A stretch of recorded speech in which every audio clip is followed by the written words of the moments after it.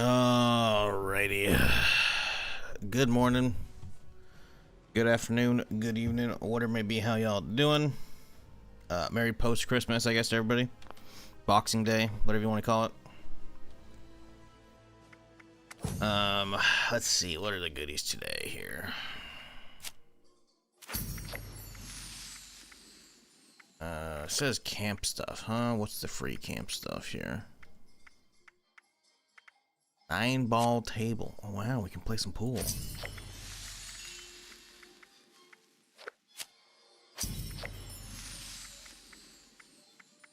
Ugh, fucking low quality gift wrap. I'm just not claiming on this character. It's too fucking many of them already.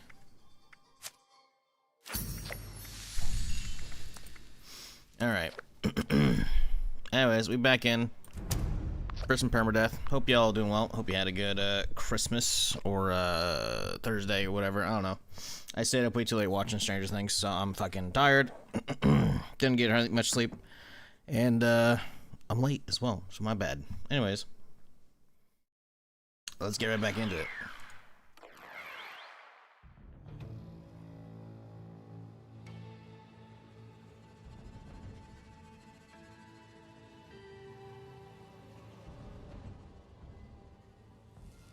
Okay, so we've done all of the content out here. I don't think I've actually done a headhunt. I think I'll save that, honestly. At least for a little bit. Let's go start doing some other quest lines.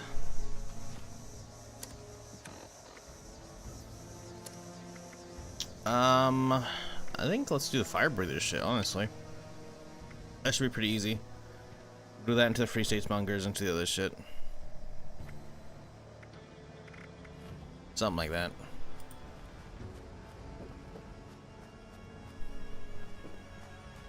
So we hoofing it today.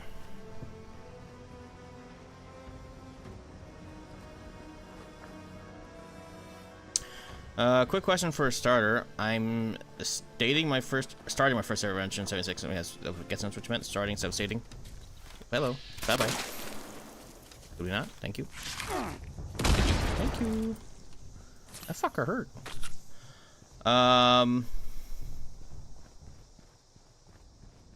Last F for me was F2. Huh? Oh, last Fallout for me was Fallout 2. Okay.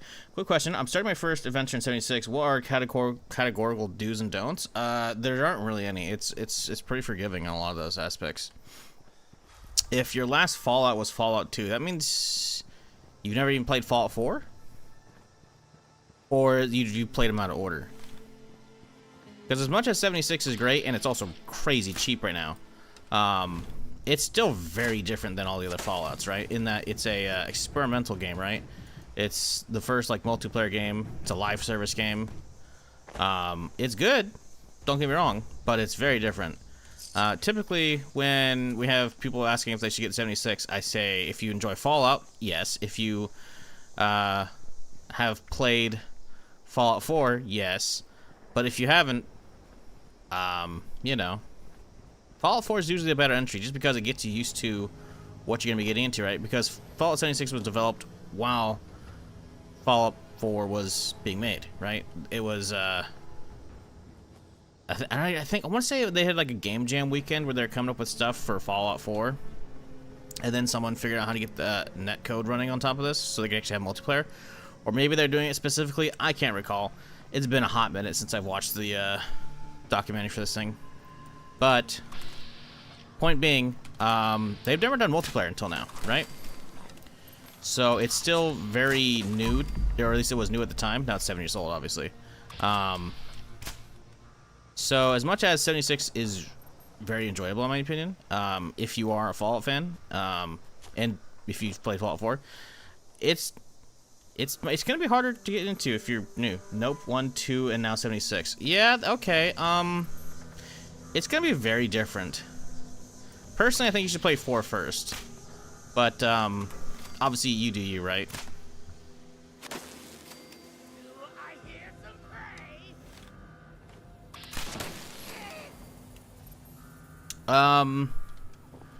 categorical do's and don'ts. I mean, honestly, again, it's a multiplayer game, right? And it's pretty chill with your time too, so you can kind of just do what you want. I'd say don't worry about leveling. You're gonna get plenty of XP from just doing everything.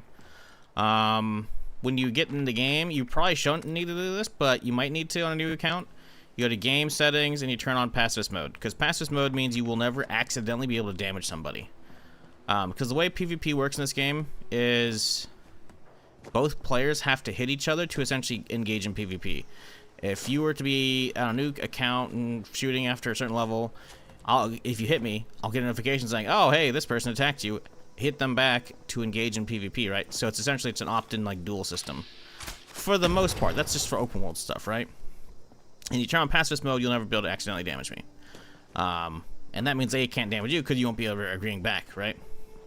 So you can ignore PvP, everyone pretty much does, because it's not really fun, it's not balanced. It was fun back when the game was new, but obviously that was, 7 years ago, right? There is other PvP stuff, right? Like there are things called workshops around the map that will basically provide a certain amount of resources if you build the extractors on top of the locations, and then you'll defend it from like monsters that'll show up occasionally and shit, like ghouls or whatever. But if you were to be capturing that when another player controls it, you will technically be flagged for PvP while you're capturing it, right? So they can come back and defend it if they wanted to, but I can't imagine there's a lot of, like, workshop PvP, but I'm not going to say it doesn't happen just because I don't see it, There are, like, grief bases, because players can build their own bases, right? And they can have, like, vendors at them and shit, and they can customize them how they want. But there technically are traps they can make that could try and, like, trap you in there to kill you. The worst thing that's going to happen if you ever get killed by another player like that is you're just going to drop your junk. Junk is the category of, you picking up a desk clamp for some screws in it, I guess I can't even say that because you don't know that, because I don't even know if that's a thing in Fallout 1 and 2. But in 4, and actually I think in 3 in New Vegas as well, that's the thing, right, for crafting resources. So the only thing you'll lose when you die is your junk, which is just the random crafting resources. And then it'll fall in a little baggie on the ground, and you can come back and pick it up, assuming another player doesn't see it and grab it, which, for the most part, they usually don't. But it's possible. What else? If you're in another player's camp, don't lockpick their stuff. You'll get the wanted status, which means there'll be a small bounty on your head, and then anybody could attack you for that bounty. And then the bounty will be paid off from you, because it'll come out of your pocket, right? I don't know. Just enjoy it. There's a lot of content. Like, the game has evolved a lot over the years, but they never really took any content out. The original storyline from when you exit the vault is still there. In my opinion, still worth doing. I don't know. See, the answers are very different because you haven't played any of the modern Fallouts, right? Like 1 and 2, I'm sure are good, but they're isometric view games. Obviously, this is a immersive, first-person shooter. I mean, technically you go third-person, I guess, if you want, but it's kind of weird to do so. Watch Fallout Season 2? No. It's not all done. I've watched the first 2 episodes that are out, so I'm caught up, but yeah, I can't say I've watched Season 2 because it's not all finished, right? But yes, it's good, and no, I'm not going to talk about it because it's spoilery if I were to do so, because, a lot of people probably aren't watching it until it's all out.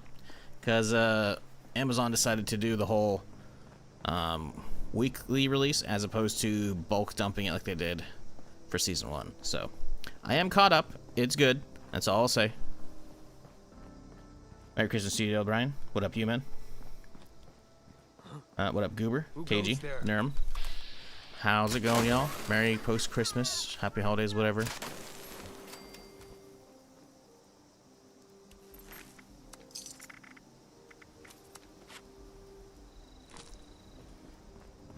Any way to screw your character forever? Nope, you can respec very easily. There's respec machines at every train station. You can build your own respec machine inside your house.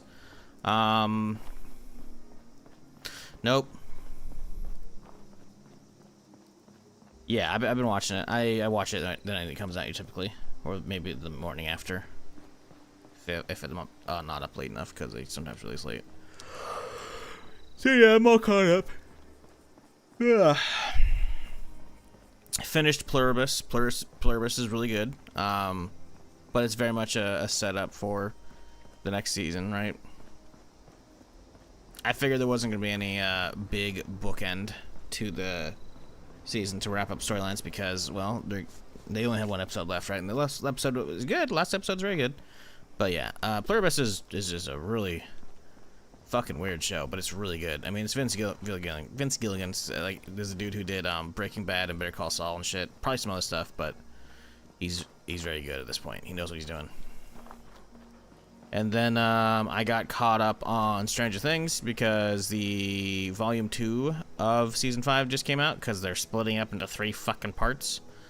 Volume 1 was the first 4 episodes, and then Volume 2 was episode 5, 6, 7, and now episode 8 is going to be on New Year's Eve.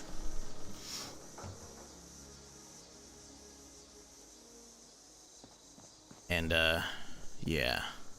It's good. It's good. I liked it. But they're definitely going to have like at least an hour and a half or 2-hour episode for the final one.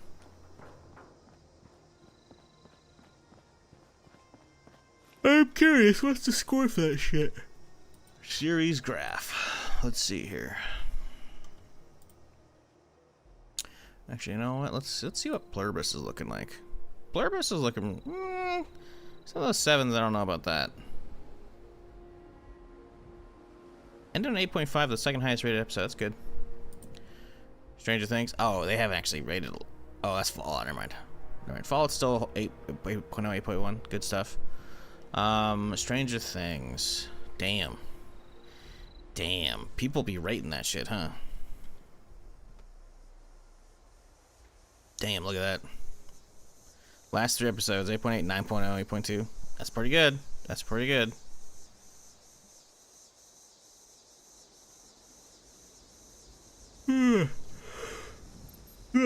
What up, Finn? How's it going?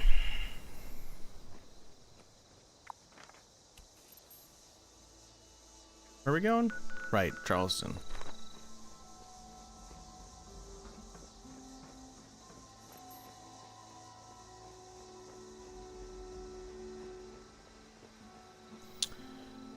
Stranger Things, I haven't started at all. Like, you haven't watched the 5th season, or you haven't watched the show at all?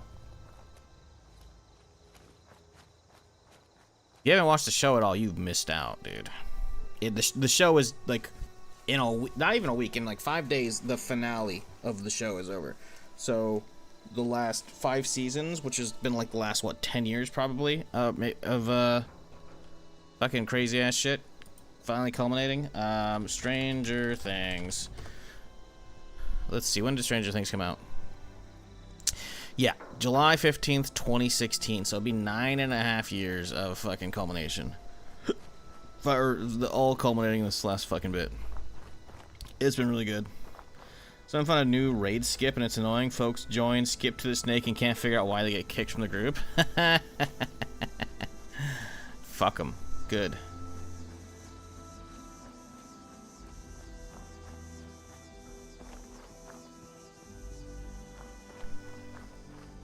Good binge watch? Oh yeah, Stranger Things is really good.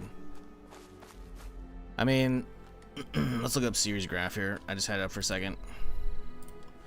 Like, this is the ratings for the show. I don't know how accurate a lot of these are, but I mean, the show's been really good. I don't know if I can't remember if I agree with these lower rating ones or this one. Actually, that was, yeah, okay. Looking at the title, yeah, okay, maybe that was not a great episode, but like, still, the entire thing is worth watching. It's so fucking good. I mean, look at these ratings, dude. It's all fucking 8.0 plus, except for a couple episodes. The show's good. The show's really good.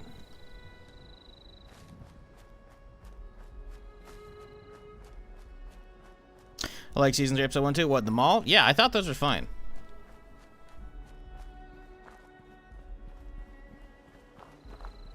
Just finished Ragnarok, a Norwegian series. Oh my god, never seen a more bad ending. That's funny. What up, Pseudo? How's it going?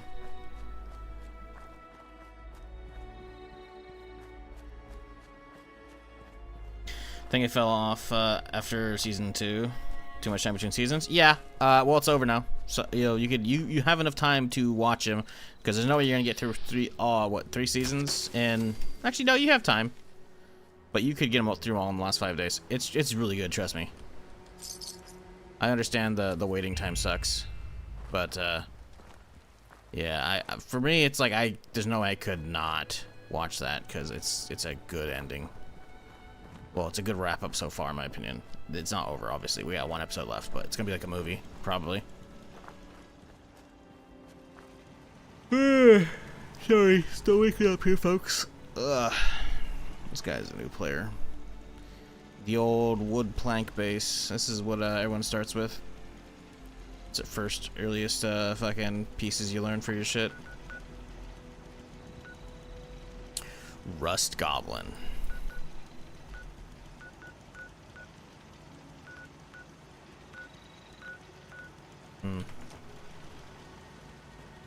Anyways.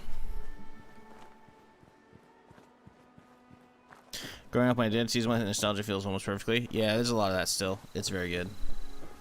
It's so worth finishing, in my opinion. Unless they somehow flop the final episode. It seems like they're gonna stick the landing though. It's definitely worth finishing.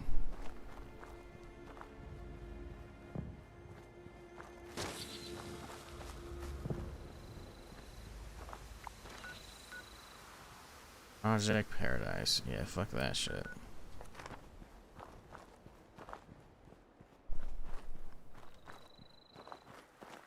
Morning, I got 76 yesterday for Steam and became a ghoul.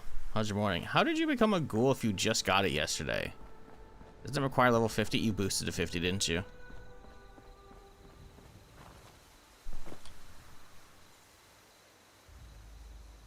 I woke up and I turned on the stream. That's my morning. I'm tired as fuck. And shit, dude. Stayed up too late watching Stranger Things. Levels from bounties? You leveled up that much from just grinding bounties? Okay, shit. Cool.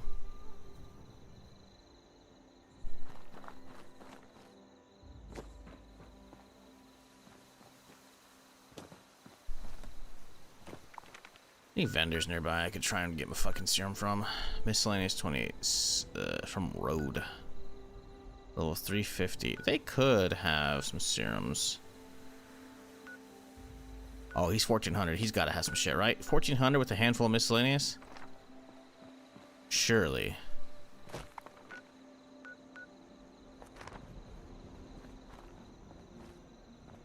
Almost 100 from bounties? Jesus, fuck. Were you popping fucking lunch boxes? Would you have a friend that's playing, or are you just... I'm gonna last 64 grunt hunts and then I'm done with them until I run it again on a different character. What do you mean last 64?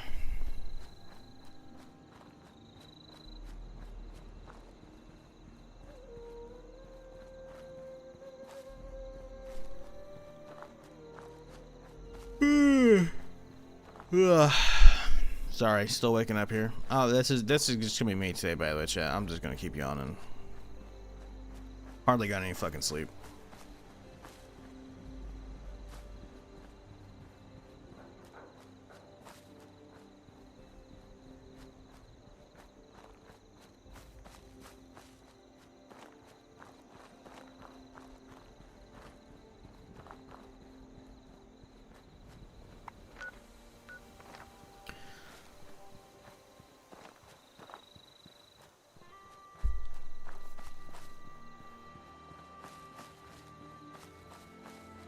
To get the plan from doing 250, what's the plan?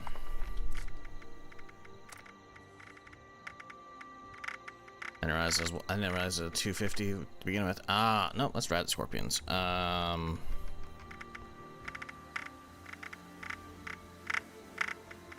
Where's the 250? Oh, this is gonna keep going up probably. Okay, never mind. Okay. I guess I can't see the plan then, because I haven't gotten that nice character. A generous again, it's the one that floats by the highway town. Oh, the balloons, right? Okay, gotcha. There's an entire server yesterday doing only bounties the entire day. Ah, yeah, I've had that happen. If you get lucky, you can snag them. I went for like 2 hours on one stream once, and it was just fucking nuts. Did the 5 raid weekly goal yesterday in the same server, gave me like 20 levels. Jesus.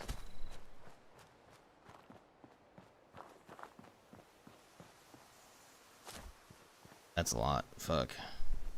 Yeah, I gotta feel like someone probably popped XP boost around you. I mean, they know they give a lot of XP, but I don't know if they give that much. If you're new to the game, you're not really gonna know what that is, but you'll see like a little lunchbox open up and then some confetti and shit play. That means someone just gave you a 20% XP boost because you're within range of it when they opened it. Because it'll just be like an AoE buff for everybody, and you can stack that up to 100% from 4 boxes.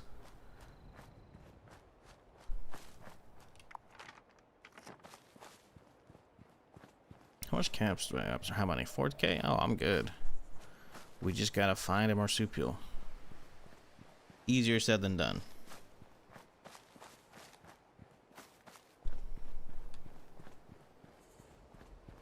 They didn't last like 5 bounties. Lunchboxes? Unless they popped them like way before. 5 bounties is like 15 minutes, dog.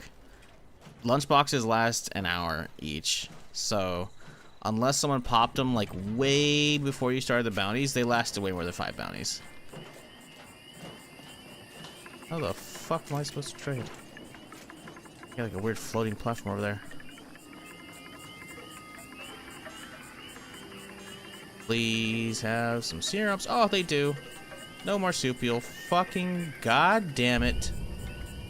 There are even cheap ones too, man. That's unfortunate.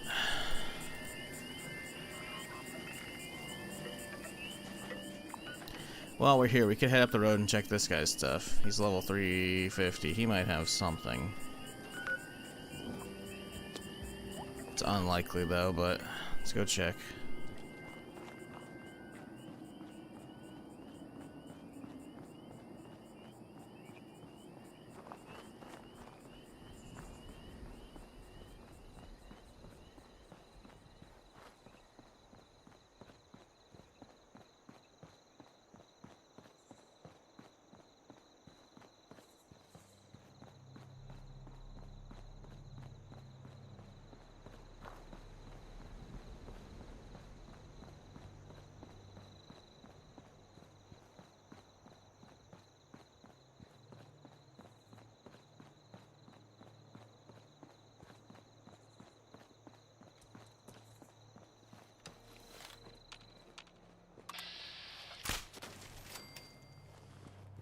Already goddamn Mirelurk.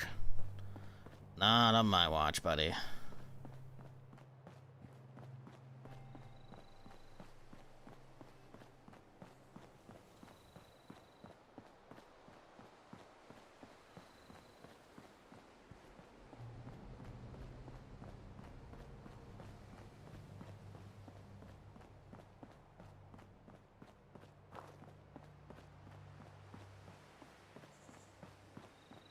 I've got 48 wanted posters stockpiled my stash. Really wish I could trade them off to a different character.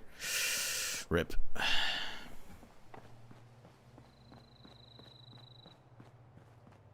Yeah, I think I've only got like 15 or something like that on my main. I do want to run them kind of soon. Get everybody together who's been saving them up and just start cramming them out. I don't know when though. That's gotta be it, right? Yeah, probably. I don't know what's blinking red though. It's kind of weird. Actually, the base is over there. So what the fuck is blinking red over here? Oh, that's the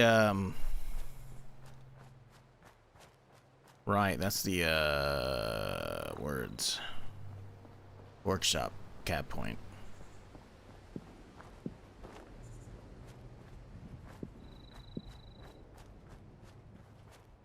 Morning, Shroop. How's it going? This unit will not be accepting requests to sit on Santa's lap. We apologize for the They got that little bounty board. Huh? That's cool.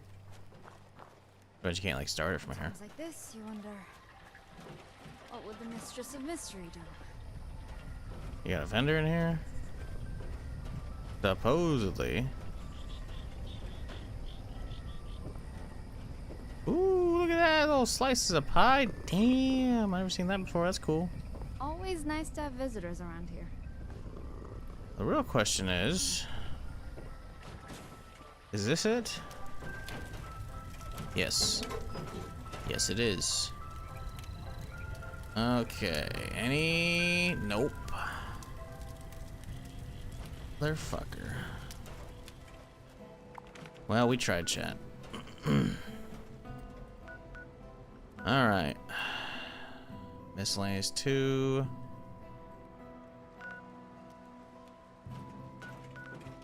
I think it's a... Ooh, miscellaneous 400 and something. Shock and Lull. Who is Shock and Lull? Are they in a team? No. What level is Shock and Lull? Mad Blunder's 590. He could have serums, I would think. He was like, what, over here?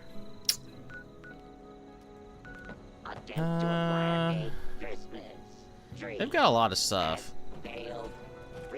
But the fact they're selling junk, I don't know. Am I allowed to let those as perk cards? I do, yes. I don't really use too many, though. If I wanted to, some of them are kind of OP, like this one that heals up rads. I don't use that shit, right? I usually just use quality life ones. Like, obviously Master Infiltrator, so I don't have to bother with that fucking hacking skills and shit. I grabbed a couple int for some damage, but then I just usually get like a couple points of far-flung fireworks. Usually only just one, but it's not even that much damage, to be fair.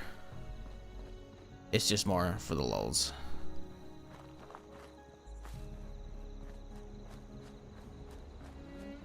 Excuse me. What up, Kurt Sloth? Morning. Merry Christmas to y'all, or post-Christmas, or whatever. I don't even know what to say now.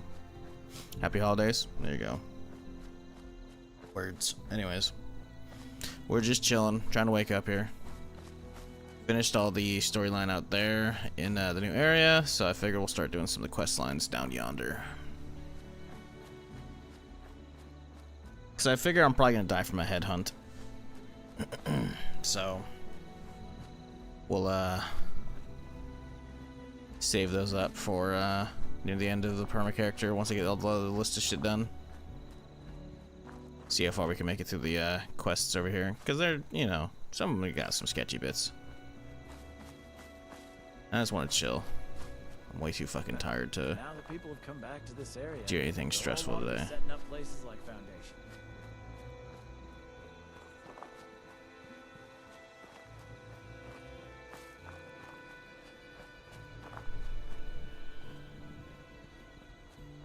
Yeah, that's the idea, Finn, is I want to try and get everybody together. So that way even the chatters who don't have a ton of them can still get some shit. So probably sometime this week I'll do that. Maybe this weekend. Because today's Friday, right? So maybe this weekend we'll do that. The Pioneer Scout motto. Say it with me. Ever upwards. Ooh, ooh, ooh. Very good. I don't know. Either that or we'll save it for like, I don't know, Tuesday. Like, what's a good day for people? That's a real question. I figure it's gotta be the weekend to get the most people, right?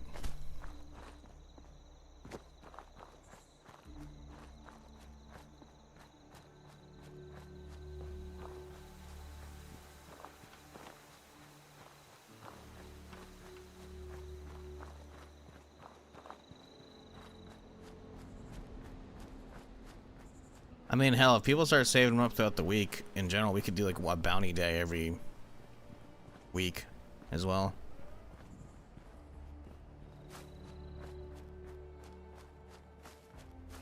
Just get everybody into the same server and then just fucking crack those bitches out.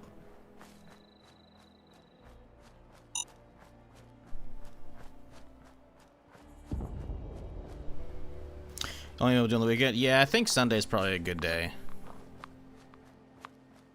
So I'll tell people to start gathering them. This is a Level 2 nuclear alert. Wow, that's cool. Anyways, fuck off. Level 2 nuclear alert. The Poseidon Energy Plant WV-06 has suffered a critical failure. Hazmat teams are en route. Please remain indoors and await further instructions.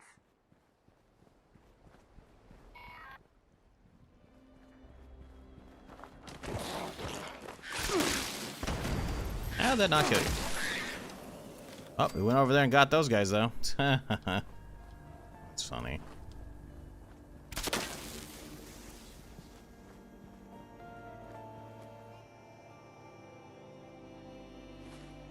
Am I wearing my regen piece? Yeah, okay. Let's get a little right away going here. I'll heal up over time.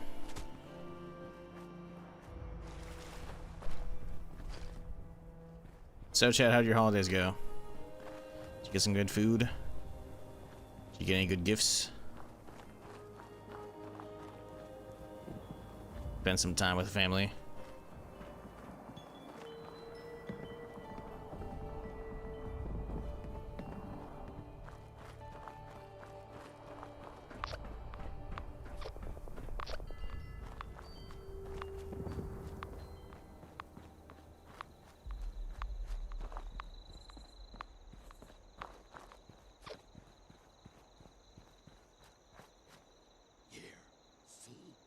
Edge of the fucking mouse pad. I was wondering why this shit's acting funky. Edge of the mouse pad.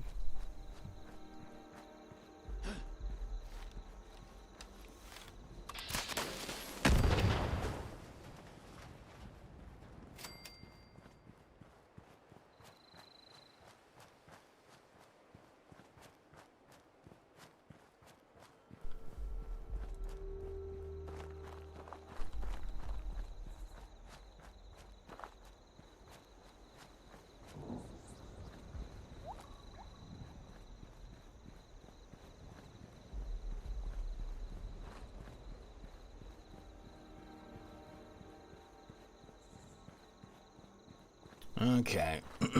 God, I hate this fucking quest line. It's not as bad as Roses, though, so I'll take it.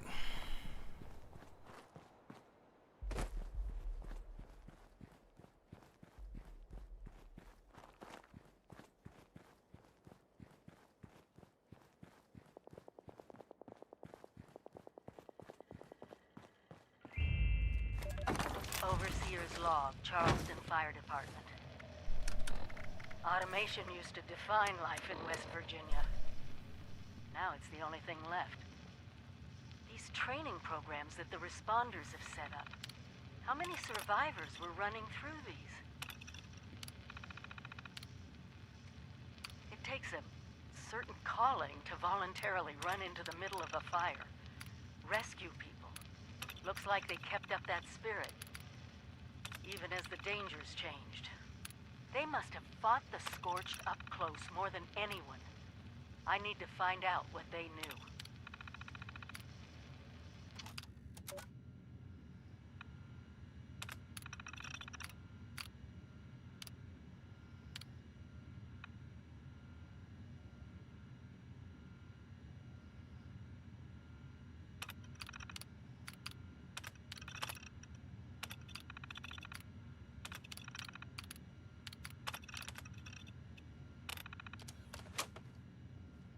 Alright, I still remember the fucking quest. Or the test, I should say. 7 out of 7. Easy.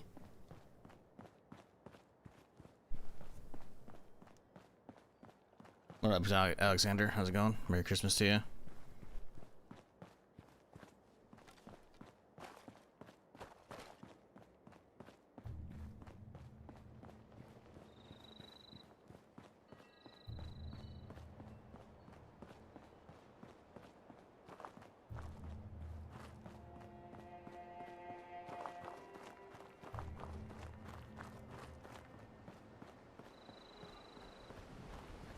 Okay, was it Knowledge Gem and then the fucking thing? That should be pretty easy. Hello, a little scorched there? A little holiday scorchy? Goods from you?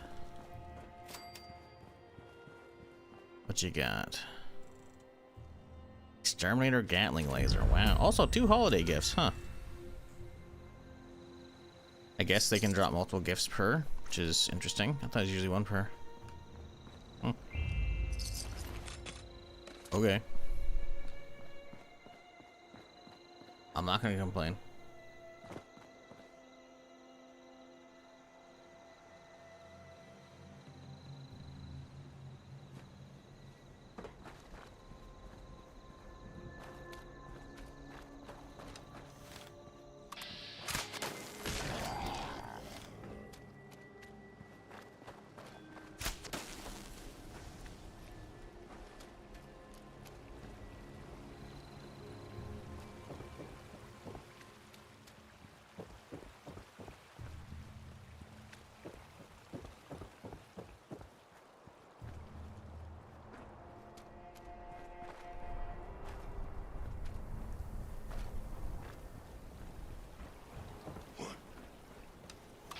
Hello, lads. Don't mind if I do.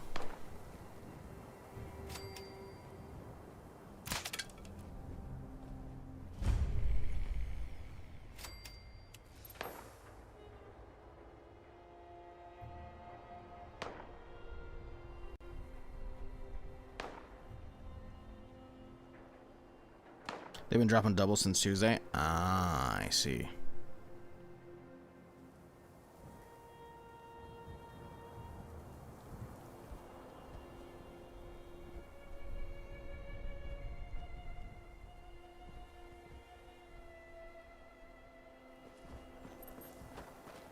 I'm hungry for human.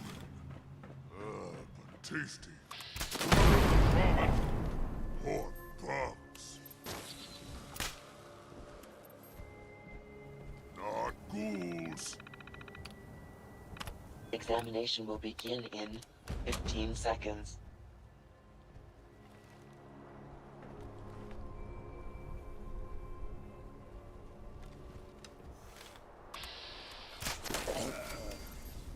Exam initiated. Activate initial checkpoint.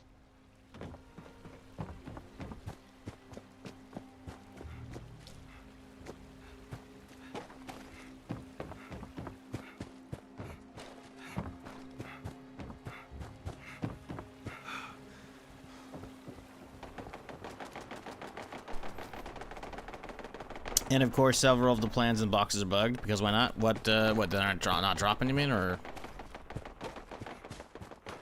just dropping stuff that it shouldn't be dropping in it, or Activated. Return to start. I just really don't pay attention to any of this holiday shit. As far as the gift boxes and shit, I see them, send my inventory, I open them. That's about it.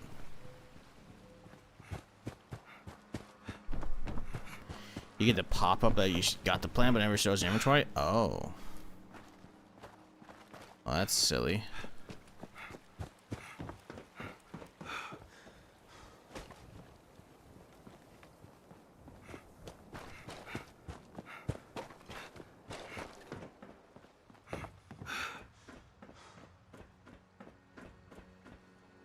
Congratulations, applicant. Please access terminal to initiate final examination briefing. Greetings, applicant. This is Melody Larkin, Fire Breather's captain. Congratulations on your progress thus far. Until recently, we'd now be moving you on to our final exam. A nice, easy run through an active mind burn. But these days, we got bigger fish to fry. The scorched creatures have been pouring through Big Bend Tunnel. Someone has to stop them, and the fire breathers are the only ones with the tools and the know-how to get it done. So, for your final exam, you'll be running a course cooked up by our very own Lieutenant Madigan to get you up to speed on dealing with these scorched. Head on over to the Belch and Betty shaft when you're ready. Our handler bot, Bernie, will get you oriented. Come back alive and human, and you're in.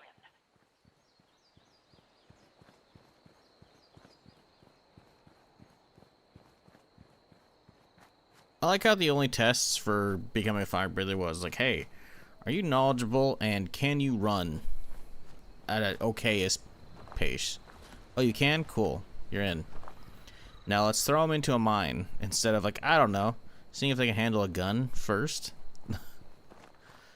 Because it's like, you can have knowledge about, like, falling back and shooting scorched in here and then doing a sprint, but if you don't actually have some kind of guns and shit, like, they're going to give you a gun up there, sure, the anti-scorched one, but, like, they got to make sure you can shoot, It needs to be like a shooting range test. Where the fire breathers pre-post, they're pre, or they're post-bomb pre-dam getting blown out, right?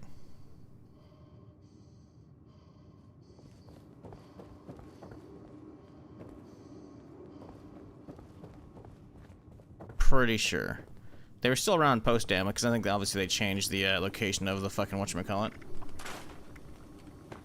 They changed the location of the running course, but I don't know. pretty sure they were pre... Damn. They were definitely post... I mean, fire breathers... Why would they call them fire breathers? It'd be just the fire department. No. No. It's definitely someone repurposing the fire department post-war.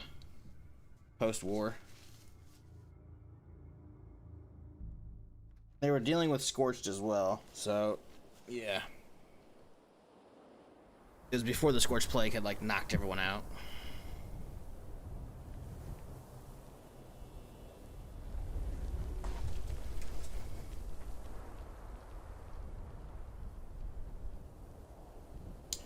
Responders? Well, I'm pretty sure responders are also, again, post-war. I don't know why you think responders are pre-war. I don't think they have anything from that. Responders, I'm pretty sure, is like a bunch of, like, EMS and shit, getting together to, like, you know, have a group that's gonna help people out.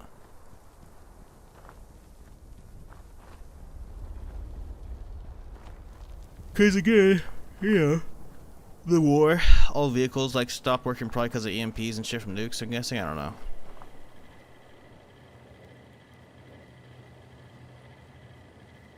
Fire breather.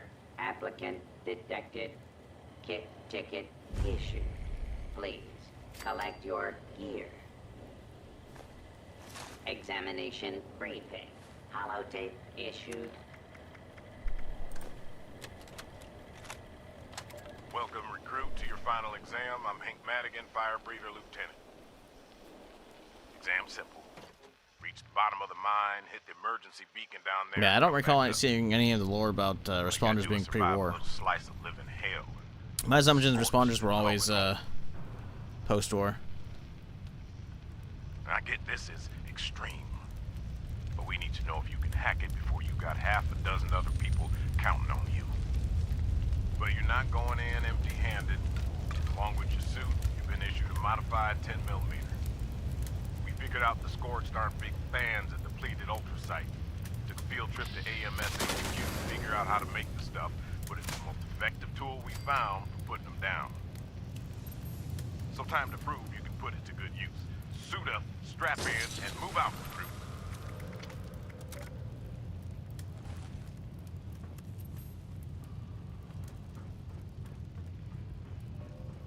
Yeah, Fire Breathers is very much them repurposing a bunch of firefighter gear and shit because they realized, oh shit, we need some actual, like, real help.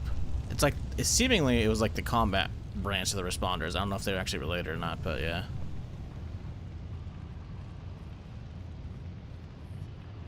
What's the end of that boat? It is a plasma-tipped arrow. Because you can get a bunch of different stuff for your bows or crossbows in this game, right? By altering the type of arrows or the frame of the crossbow that you use. So this one shoots plasma damage. So if we were to actually look at the bow,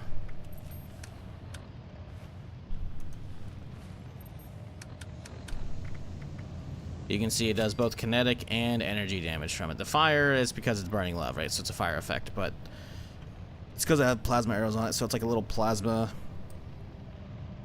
grenade thing. I don't know what exactly that would be. But yeah, plasma projectile of some kind. Basically adds a ton of extra damage. A little bit extra kinetic and a lot of energy.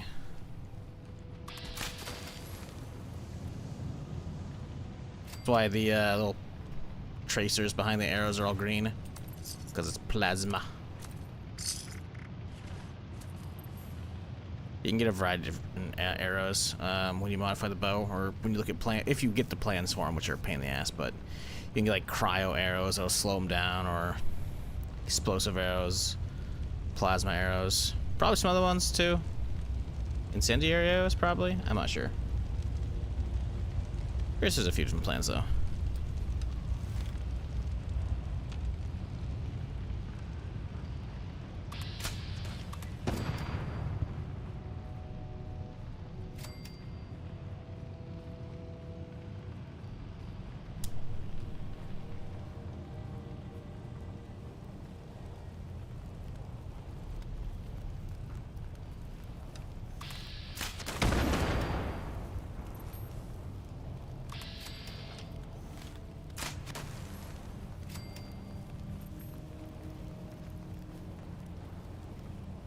Anybody else watch the latest 3 episodes of Stranger Things last night? Obviously, don't talk about it because of spoilers for people, but yeah. I'm wondering if anyone else did and what they thought.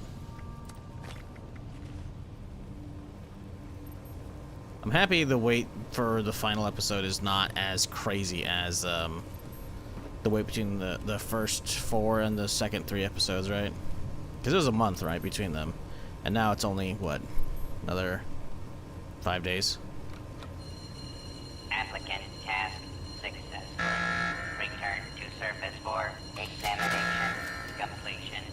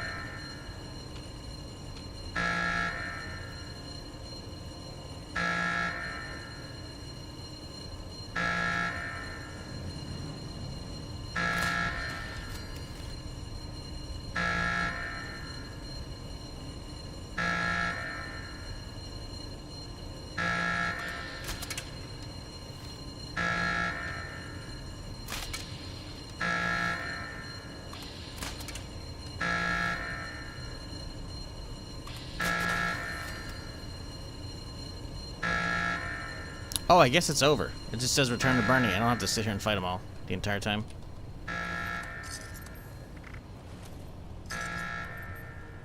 It's been a minute since I've done this. I forgot.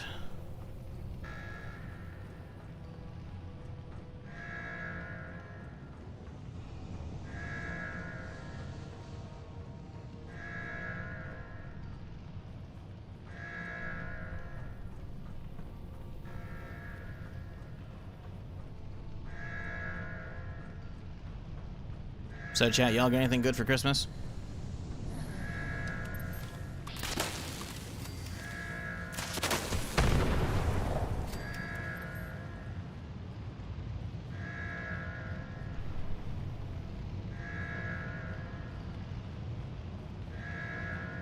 What up, Plushie?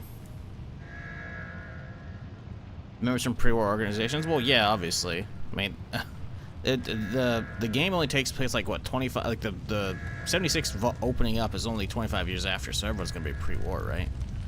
But yeah, hope you had a good Christmas as well, Plushie.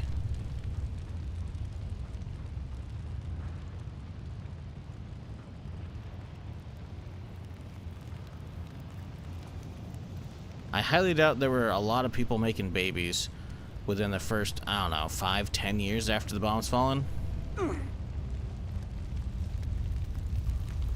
Like, eventually they start doing that, you know, but I can't imagine there's that many early on.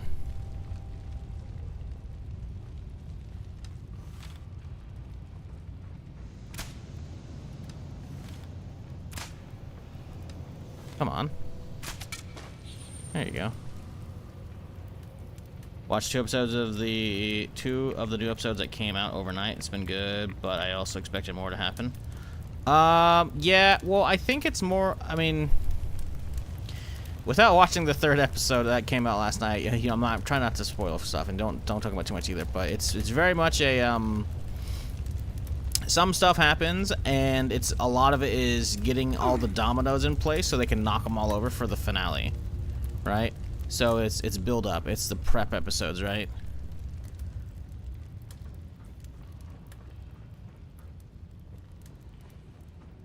So yeah, you got to finish that. Do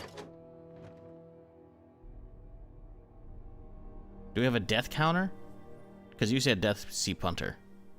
I haven't died, so there's no need for death counter. And if I die, well, I'm deleting the character, so there's no need for a death counter.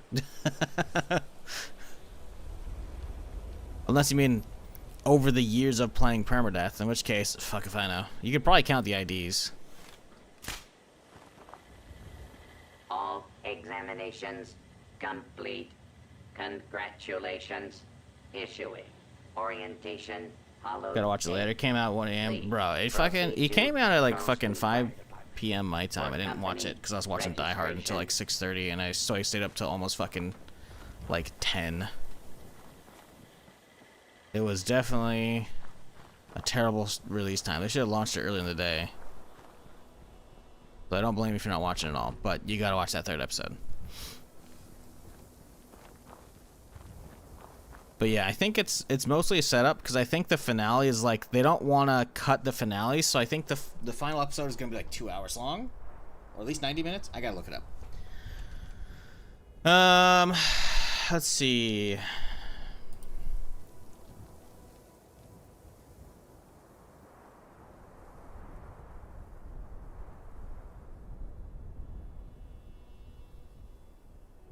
Final 4 episodes run times. Yes, the finale is huge. That's what she said. 2 hours, 8 minutes. So yeah, the next episode next week, or you know, in what, 5 days? 6 days? 5 days. It's gonna be 2 hours long. So it's a movie. An actual movie. 2 hours, 8 minutes. That's a bit.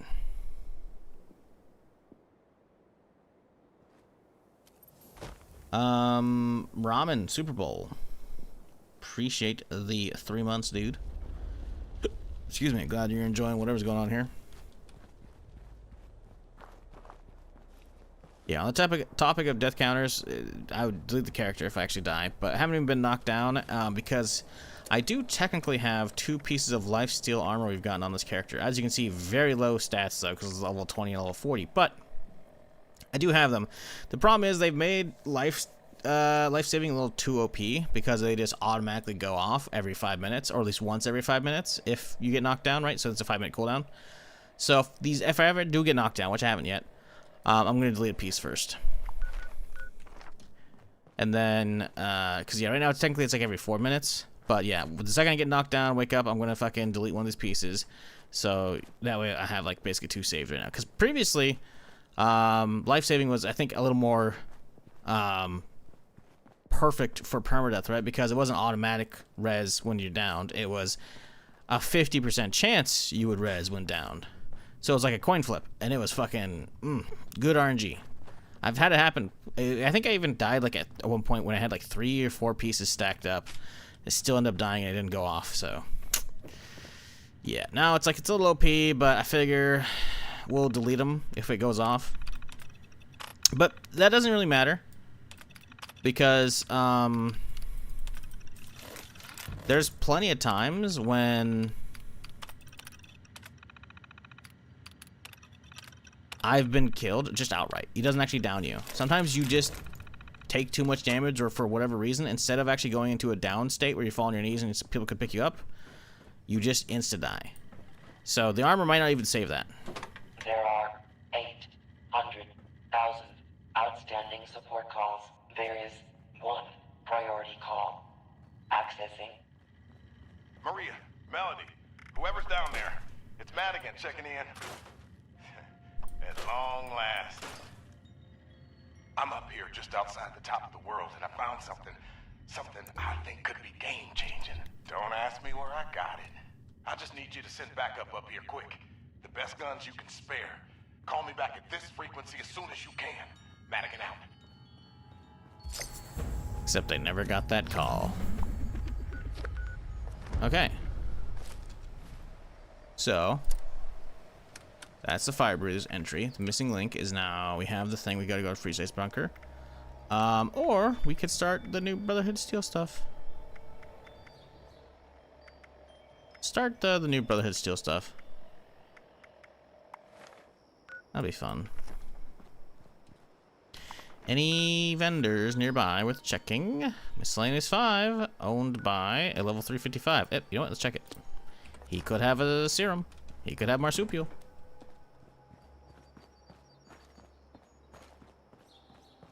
Life saving so good it's on my everyday armor build for event hopping and burning sands. Yeah, I mean, I guess. I don't know. To be fair, burning sands had some fucking tough mobs, so I don't blame you.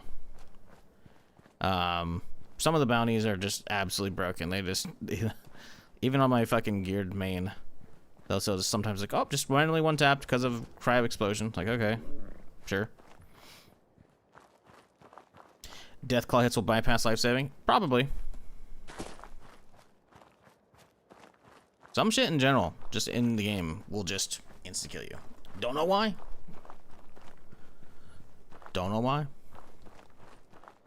Like, I'm pretty sure I've had, back when Assaultrons used to be OP, pretty sure I've been instigated by I-beams, but I've also been only knocked down by I-beams, so I don't even think those are consistent.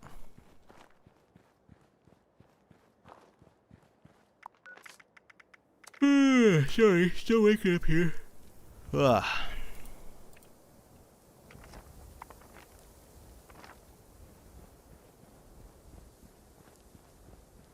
Oh yeah, we got I got some dailies done yesterday. We get anything?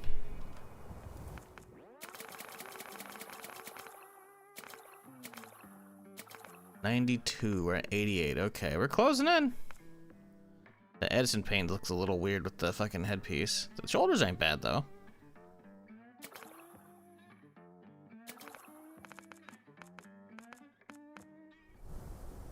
Okay. Burning Springs Deathclaw's actually scary like it? Yeah. No, they're good.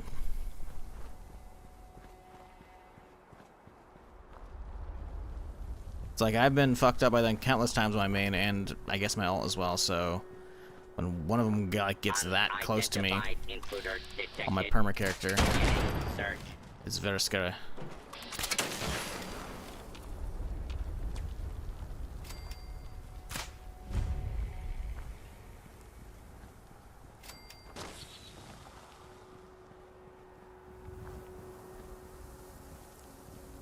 What up, Jerry? How's it going? Merry Christmas to you and everybody chat. I hope you had a good one yesterday. Did anybody get anything good for Christmas? I asked earlier, no one answered. Did y'all get anything good? This is not a terrible looking base. It's just about time to eat.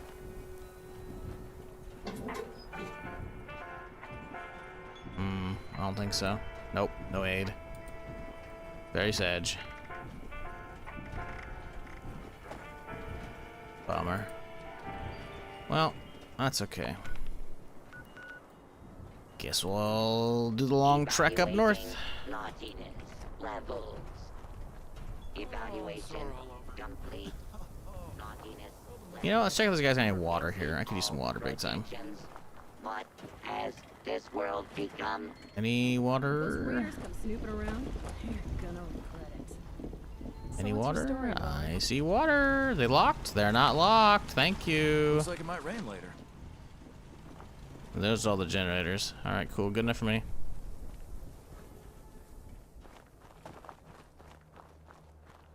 Got the DF work. Yeah, that's pretty good. Air fryer and manual tool set. Hell yeah. Air fryers are sweet. Got a Revo internet radio I was asking for. Retro look. Good dynamic range. Can connect pretty much to any service or music or baseball game audio. Can also play my audiobooks on it. Oh, that's sick, dude. Hell yeah.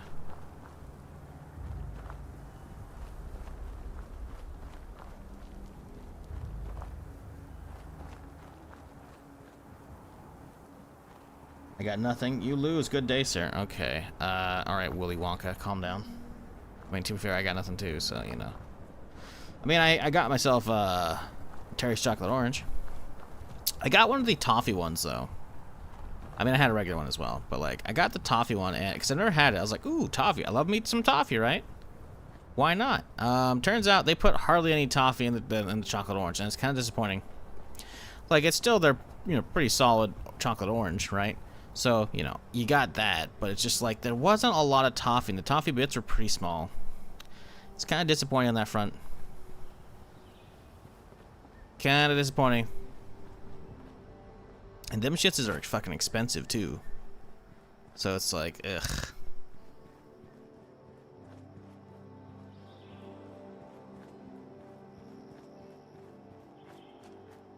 Bit annoying, but oh well.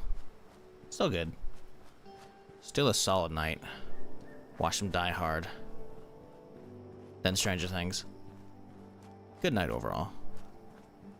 I'm definitely still fucking crazy tired, so don't be scared or don't be sad, chat, if it's a short stream today. I'm lower energy than normal, which is already pretty fucking low energy. So you know it's bad. I mean, I started a bit later than usual as a result of waking up a little bit later, but yeah, my shit's fucked.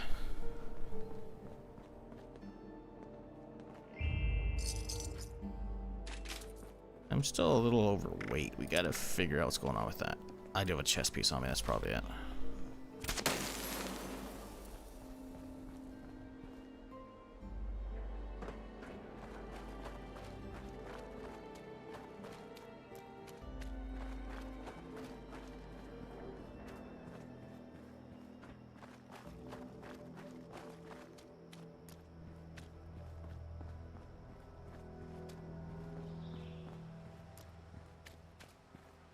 What do you think about Oblivion Remastered? It was good. I liked it. I wish people actually wanted to watch it, but they didn't, so I only streamed like 5 days of it or something like that.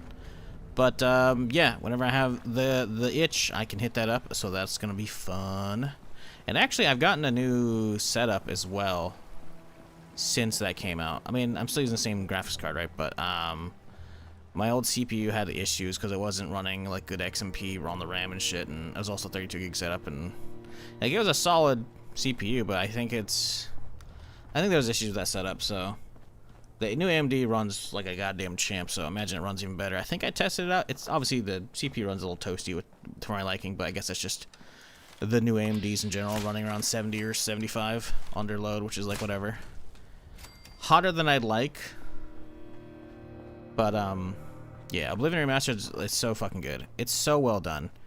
Virtuous absolutely fucking killed it with it. It looks great. Runs pretty solid.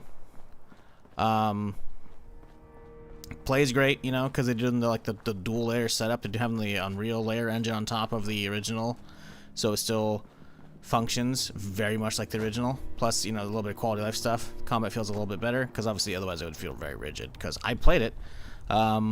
Obviously I played it when it came out back in the day, but that was on a 360, right? I played it only a few years ago on PC with a handful of mods. Why's this guy limping? Oh, right, because this is the sheep squatch encounter where he got fucked up. He's the only survivor from a sheep squatch encounter. Because we look at all these bodies, look at mysterious quills. Yep. That's always funny.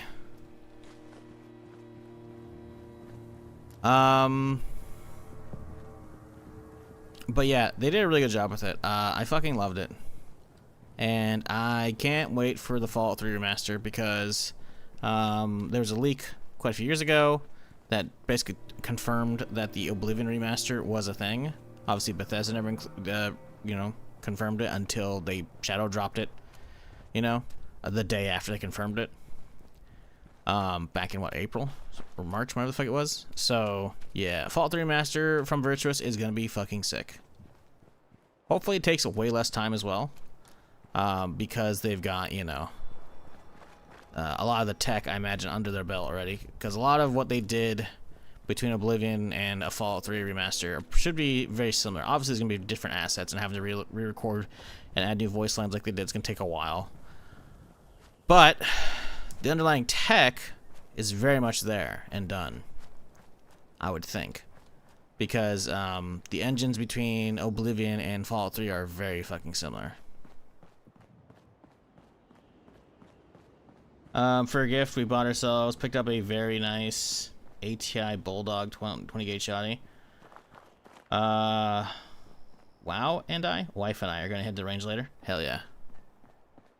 Like, you were taking World of Warcraft to range and you're gonna shoot a box of it? That's fucked up, man. I mean, that's one way to test it out. Yeah, Oblivion Remastered is very good, though. Very good. I imagine it's probably on sale as well right now, right? Also, didn't they only launch it for 40 bucks or something like that? Or 50? Oblivion. Yeah, they only launched it for 50 bucks, which is a really good price point in my opinion. But it's obviously even cheaper right now. It's only 33 bucks. 33.50. It's like a damn good game. It's damn good.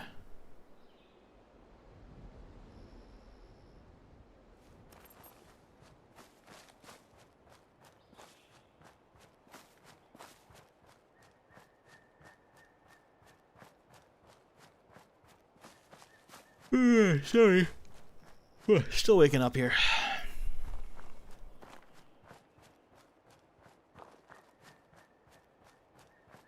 Yeah, hopefully we get some good shit this year from Bethesda with Starfield update.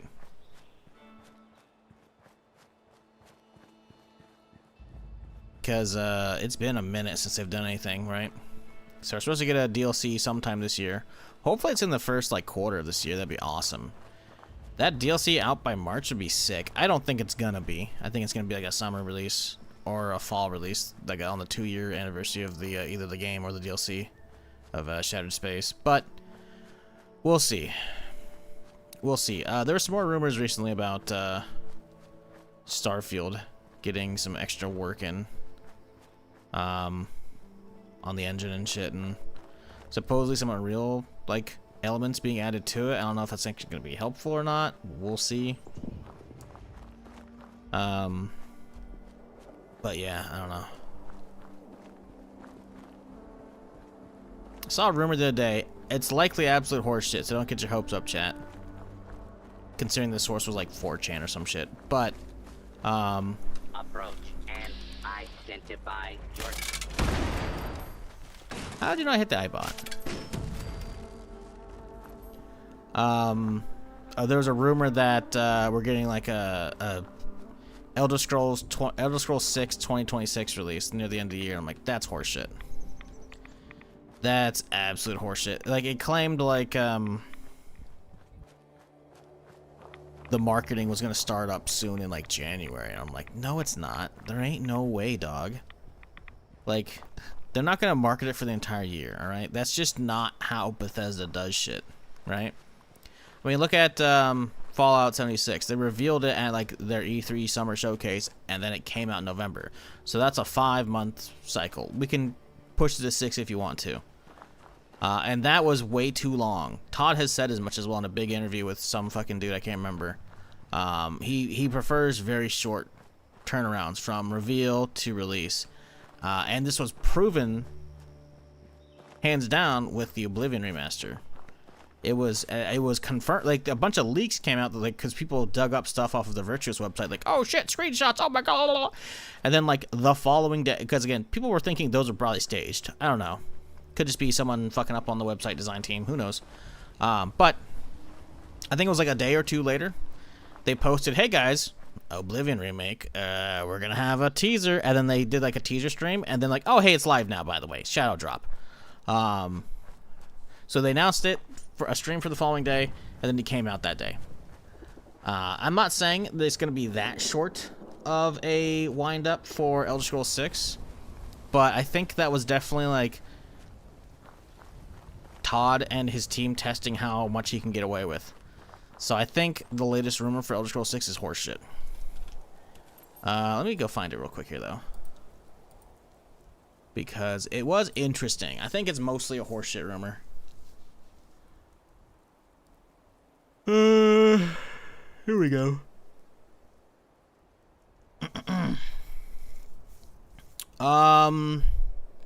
The alleged name is Elder Scrolls 6 Iliac. The setting is supposedly Hammerfell and coastal High Rock. Supposedly it'll have 11 major cities, fortress cities, shipbuilding, which we've kind of heard about maybe in other rumors. I don't know about that one. I mean, it makes sense because they have base building plus the ship, like actual spaceships from Starfield, so maybe that could be like a fundamental, you know, like, hey, we figured out the system, let's use it for the ships. I don't know about that one. I think that one still seems a little weird. Settlement building, procedural generation only for Iliac Bay. I don't know about that. Thieves Guild, okay, it talks about the guilds, etc. Imperial Cult, which is not joinable. Temple of Three, I don't know about that. The biggest thing is, it said, let's see. Game is currently further along than being reported. Marketing to start ramping up in January 2026. Full announcement Summer Game Showcase. What? That makes literally no sense. Why would you... marketing ramping up in January and full announcement? That makes no fucking sense. It really doesn't. Release window depends on how much will be paused by the end of May. Currently shooting for holiday 2026. Yeah, I think it's horseshit. I really do. The source is 4chan, so it's probably just idiots making shit up. Like, it doesn't make sense to, quote, ramp up marketing before an actual announcement in a summer showcase. There's nothing. Like, Todd has said as much numerous times in interviews. He says fucking revealing Elder Scrolls 6 when they did, which was now 7.5 years ago, when they announced 76. Like, announcing Elder Scrolls 6 then was a mistake, he said, because it was way too far in advance. But they wanted to do the whole, hey guys, we are working on Elder Scrolls, you know? So, I think that's horseshit. But yeah, that is one of the latest rumors, if you were curious. Unless, yeah, I mean, listen, you know, give me all that new stuff I care about. All day, every day. I'll take it. But, yeah, that's... I think that, like, latest post by whatever on 4chan, I'm guessing that one's basically just, like, taking previous rumors and then adding a handful of bullshit to it and trying to, like, look, you know, credible as a result. Because there's been other rumors about, like, shipbuilding I recall reading about probably in the last couple years. Oh, that's a holiday scorch I just missed. Doink.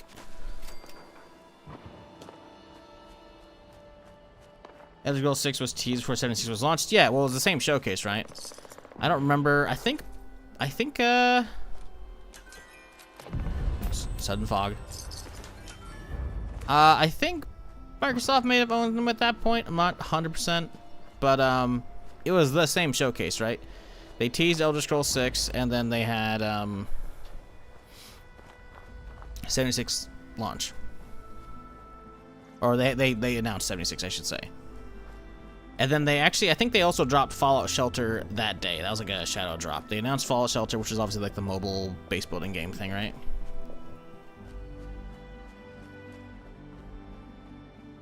I was streaming that one. That stream's obviously long gone to the, you know, the sands of time that Twitch makes me delete VODs. But yeah, I watched that shit live.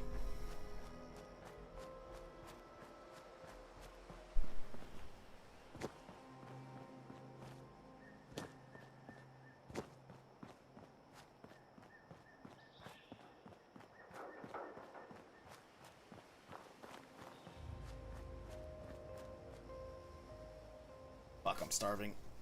Oh man, we're so early in today's stream too. Fuck.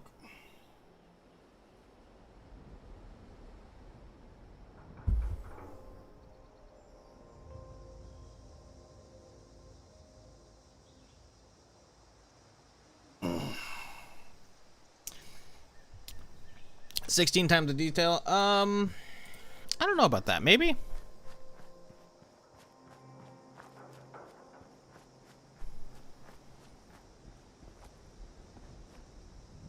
I think it was more the map size shit, right? I do remember 16x the detail. I don't know what that was. That may be talking about like fucking lighting shit. Who knows? That's just marketing bullshit speak. Shelter was shadow dropped during the Fallout 4 announcement. Was it? Oh, shit! It's been that long. Fuck. Okay. Yeah, I knew it was shadow drop during a Fallout announcement. I guess out of 76, but I guess it's 4. Okay. I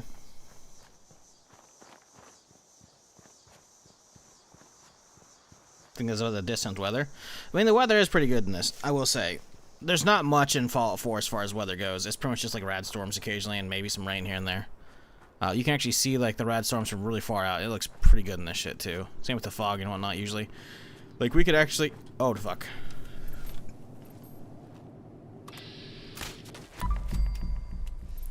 Another Flatwood monsters. Dude, fuck off. These things are trying to kill me. Was this a Fabled again? Yep. I want to say there's supposed to be another variant of the Flatwood monster that just runs away like a Mothman, but I could be wrong. But the Fabled ones are fucking hostile and they'll fuck my shit up. Away at night or during a dust storm feels super comfy. The dust storms are loud. How is that comfy? The Ahoy at Night's though. Ahoy at Night's good because it has like the Aurora Borealis shit going on. That's very sick. The visuals? I mean, I guess. I don't know. I just think it's just too loud. I just don't like it because it's just... It's like fucking someone having... God damn it. Shut up. Power plant has experienced an unexpected failure. We apologize for the inconvenience. Rest assured that our maintenance crews are working hard to minimize the outage and safely restore power. Based on current projections, most customers should expect power to be restored by... It sounds like you're in a fucking Xbox Live lobby, waiting for a game to start, and someone's got their mic open, and it's their fan is just going. That's what the fucking that's what the dust storm sounded like, and I'm like, dog, I'm good, you know. I just hope for one thing that's not MMO or online game or required some launcher that I'm out. What, Elder Scrolls 6? No. Just because 76 was a multiplayer game, don't expect that for 6, except for Elder Scrolls 6, right? It was very much experiment, and you can tell so by the name, right? It was not a Fallout 5, it's Fallout 76. It's an experimental game, you know? So, while I agree, even though I love the formula of 76, and I would love an actual Elder Scrolls game like that, I think they have Elder Scrolls Online for that, so I don't think you're ever going to get anything like 76 for Elder Scrolls 6, purely based off they don't want to cannibalize their Elder Scrolls Online audience, right? Even if obviously that would be very different. Like, an Elder Scrolls 76 would be very different than Elder Scrolls Online. Still, I don't think they'd ever make that just because, again, cannibalizing their audience.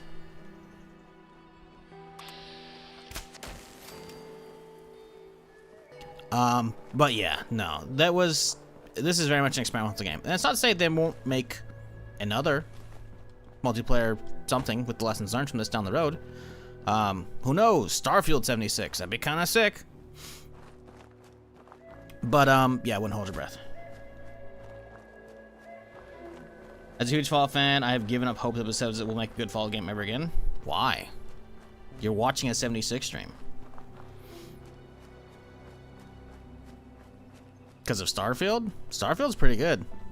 It's got issues. I think the biggest issue stems from them adding too many planets and hoping the generative tech would cover that up. And while the planets look cool, as far as like they look like planets, they're very empty between the point of interest, and the point of interests repeat themselves, and there's no variation to them. Once you've seen one, you know, space drilling rig, you've seen them all, you know. Starfield 76 out in 2076. At the pace they're going, yeah. That's a problem as well, is all these Bethesda RPGs, as much as they're fucking amazing, they take too fucking long to come out. I mean, look how long Elder Scrolls 6 has been, you know, between titles. It's been 14 years, man, between Skyrim and now Elder Scrolls 6, and it's gonna be longer. Even if, somehow, 4chan's right, they're probably not.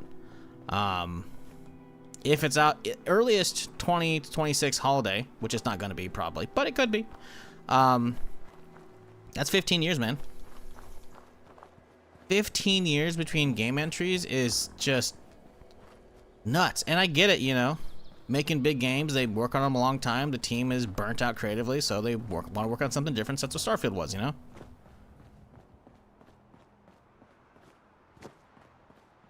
I feel the big difference is not having one big map and new procedural stuff they focus on. Yeah, well, that's the thing, right? Like, I think that was the big thing, is it was them working on procedural tech.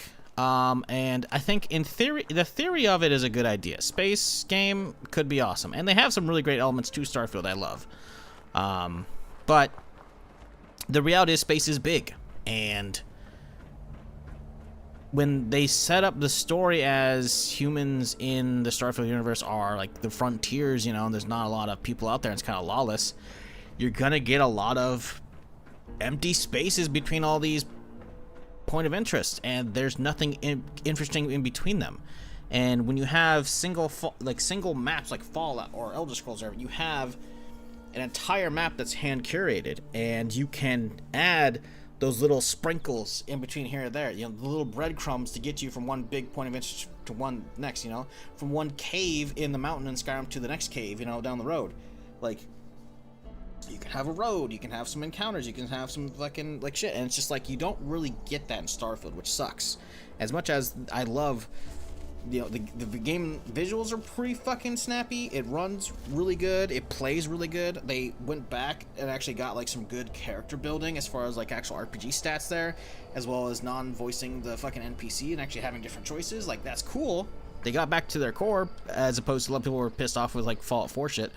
But they went away with the one big handcrafted map, and you can tell, right? And I think they could have gotten away with it as well if they had, which again, I've said since Starfield came out, they needed more point of interest diversity. I'm not even saying you can't have multiple drilling rigs on moons or on planets. It makes sense that they'd have the same layout. Literally, just everyone's gonna be using a blueprint to build shit, right?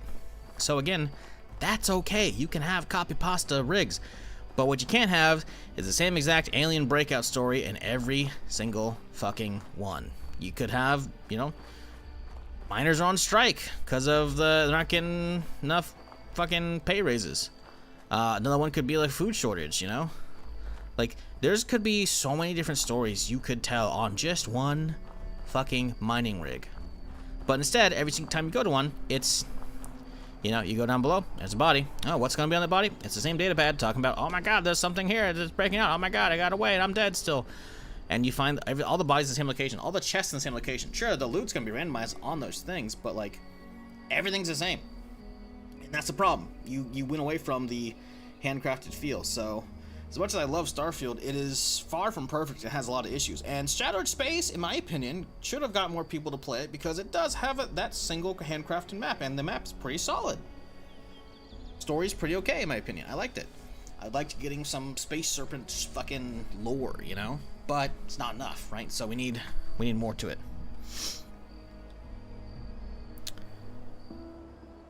The aliens did it, plotline gets old. What, the main story? Yeah, the main story is not great. I'm not gonna pretend it is. It's okay, it's passable.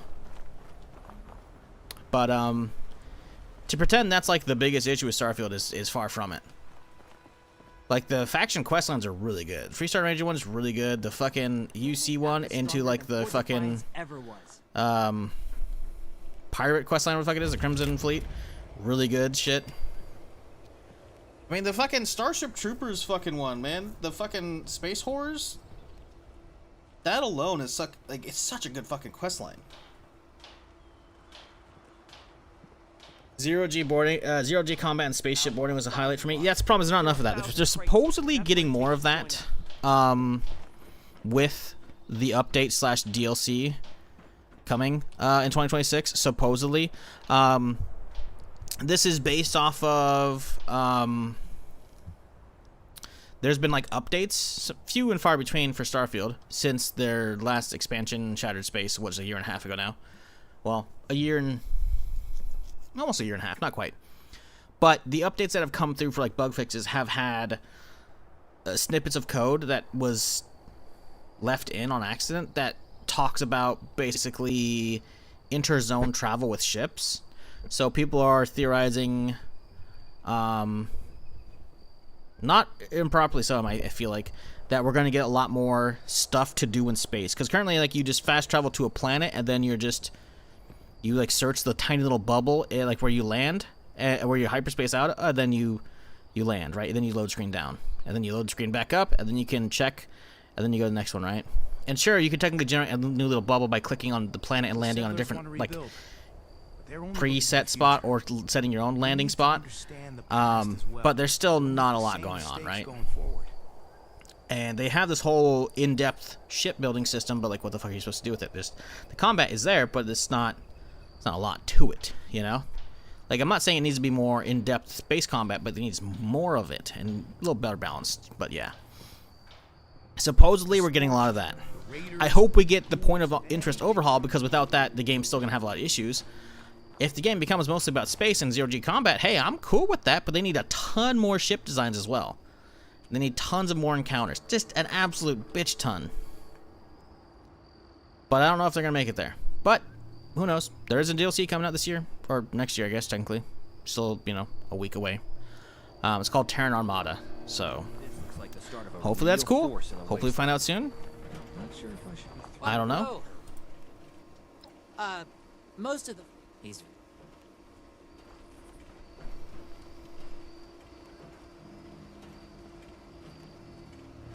I want them to do a hybrid system where there are random areas of farm but big consistent maps. Yeah, that's what they definitely need.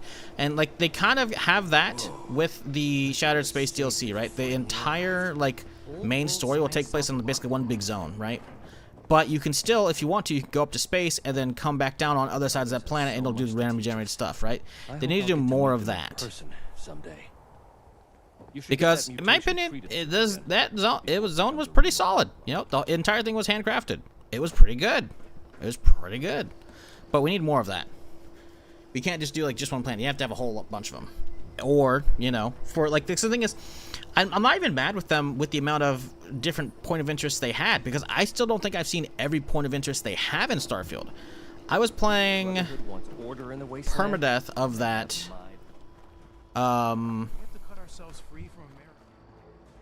Just before I started, so a little over 2 years ago. It was just before I started streaming on YouTube, because I'm pretty sure I have the hard VODs saved, but they're not actually on YouTube, right? I had like manually pull a download of them from Twitch because they wasn't dual streaming yet, because it wasn't allowed. So, and I remember in those last couple sessions, I actually saw a handful of new point of interest I hadn't seen yet, which is like, oh, okay, there's more, which is awesome. The problem is, I don't know how many more I haven't seen. Even if it's only another 20 or 30, the fact that it's going to take me potentially hundreds of hours to see all those is stupid. They need to have it set up so whenever you're generating areas, it will start spawning those areas you haven't seen, right? They need to prioritize those. So even if they don't come out with a ton of new point of interest to like overhaul that system, they need to overhaul how they're generated. And they need to have a way to check those off the list. So even if, like, say if I land on a planet and it generates all point of interest I haven't seen, or mostly point of interest I haven't seen, they need to, and if I leave immediately, because I just maybe mine some rocks and that's it, they need to do that again on the next planet until I actually start hitting those off, because you need to make sure that people start hitting the ones that you haven't seen, because otherwise, it's just like, well, hey, I landed on like 20 planets looking for some rocks. One of them actually had a new POI. I didn't see it though because I wasn't stopping. Like, they got work ahead of them still. I want that game to succeed. I need it to succeed because I fucking love space, and I do like a lot of what Starfield does, but it's not perfect at all. Dog's really bad though. Can't handle how it's written at all. I don't know, man. Hard to disagree. Some of the fucking shit in some of the main storylines for the big factions were really good. The main story itself was not great, like I said. Getting rid of the dialogue camera and having the option to turn that off is huge. I like that a lot. And I really like the fucking, was UC, I think? The UC storyline is fucking awesome, dude. It's so fucking good. And the Freestar Rebel one is pretty fucking good too, in my opinion. Maybe I should join up.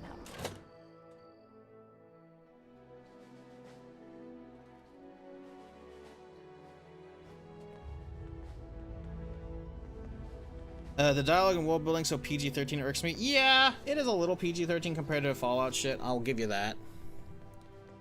That was a little weird. He shows I'm a big Fallout fan, but I've only played Fallout 3 in New Vegas extensively. I also played 76 when it came out, but didn't like it that much, so I never touched it again. But you can talk to real people now, not just terminals. As I've seen, you could talk to robots as well, but yeah, you get in holotapes. Because you got to keep in mind, the story in the game initially came out was very...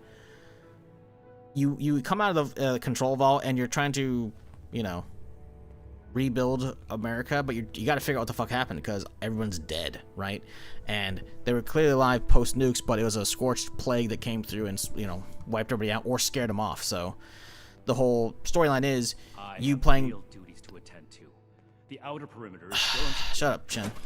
You playing like the murder mystery game of like what happened and going across all the different factions and then finding out what happened and then getting inoculations for yourself and shit.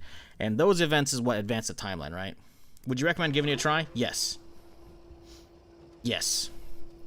76 has gotten so much better. Like all that original like murder mystery content, all the terminals, all the robots you talk to, all that shit, all that's still there, right? So you can still get your Fallout lore for 76, but the actions of the players that played the game when it came out advanced the timeline a year and a half, so the Wastelanders update happened, and as you can see, NPCs are here. Settlers came back to Appalachia, Raiders came back, new people showed up. There's a whole quest line for that shit. It's very good on getting you introduced to everybody as a new player experience now. They've added in whole new areas as well. Skyline Valley, excuse me, got added about a year and a half ago. And then a few weeks ago, they added Burning Springs now, which is crossing the river to Ohio. Very cool, deserty area. Very New Vegas /3 inspired with how fucking desolate it is, because most of Appalachia, as much as it's fucked up, right, it still was spared the actual nukes. It didn't get hit somehow, right? So it's kind of, it's a pristine fucked up, not a desolate fucked up. And this is very much Fallout 3 desolate, New Vegas, deserty kind of shit vibes to it, and it's very good. It is very good for what it is. But yes, there's a lot of story here now to be had. Because if you already own the game, if you didn't refund it, then yeah, why not? There's no reason not to. And if you're still looking for that and you're looking for some Fallout to play, I mean, it's only $4 if you refunded it from back in the day. It's literally only $4 right now. And all that I just talked about, that's all free, by the way. They're just gonna keep pumping out updates for free. They don't make you pay for them like big old DLCs. Are there some good POI mods from now for or is it all Star Wars reskins? I have no idea about POI mods. I haven't looked them up. Star Wars reskins, I mean, let me be real. I'm okay with Star Wars reskins. The big Star Wars overhaul mod that I played before, that wasn't even like remotely finished, because it's had like now like a year and a half of updates since I played that.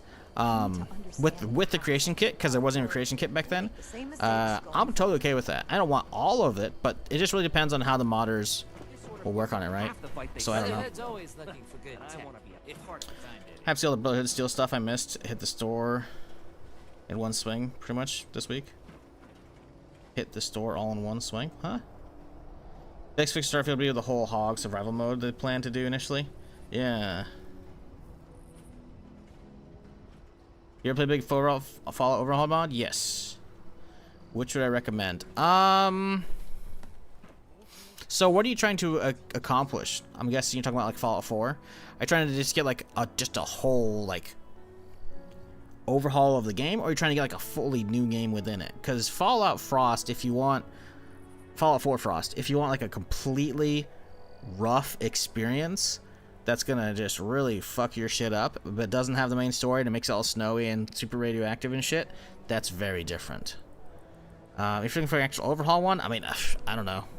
I don't know any of them are these days. I played We have to cut ourselves free from America I can't remember what it's called. I have to look it up on YouTube because I have like the full YouTube series saved from my Twitch thing, but I haven't actually published it because I forgot to.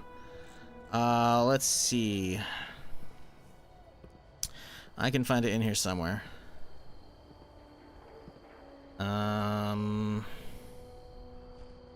Okay, so this was... It doesn't say what the mod kit is. Life in the Ruins, maybe?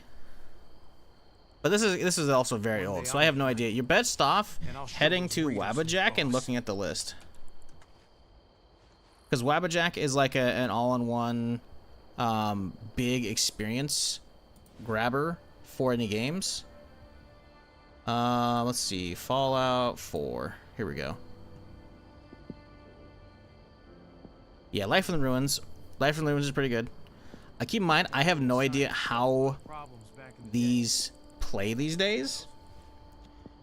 Because shit might be broken because of like the next gen update and whatnot. But I play Life in the Ruins, which adds a bunch of shit. So if you just go to Wabbajack and then go to like game things and then pull down here, you can check out. You can also flip some other stuff to add like non-featured stuff if you want as well. But these are like big, like, you know, overhauls if you're looking for easy ones to get into. Beyond that, I can't really help you because it's been a hot minute since I've done that. But Frost was fun. If you want like a really hardcore experience and it's also just like a snowy nuclear winter shit and there's not the main story there at all, its own stuff, Fallout Frost is cool. I have some videos on that if you're curious on my YouTube channel.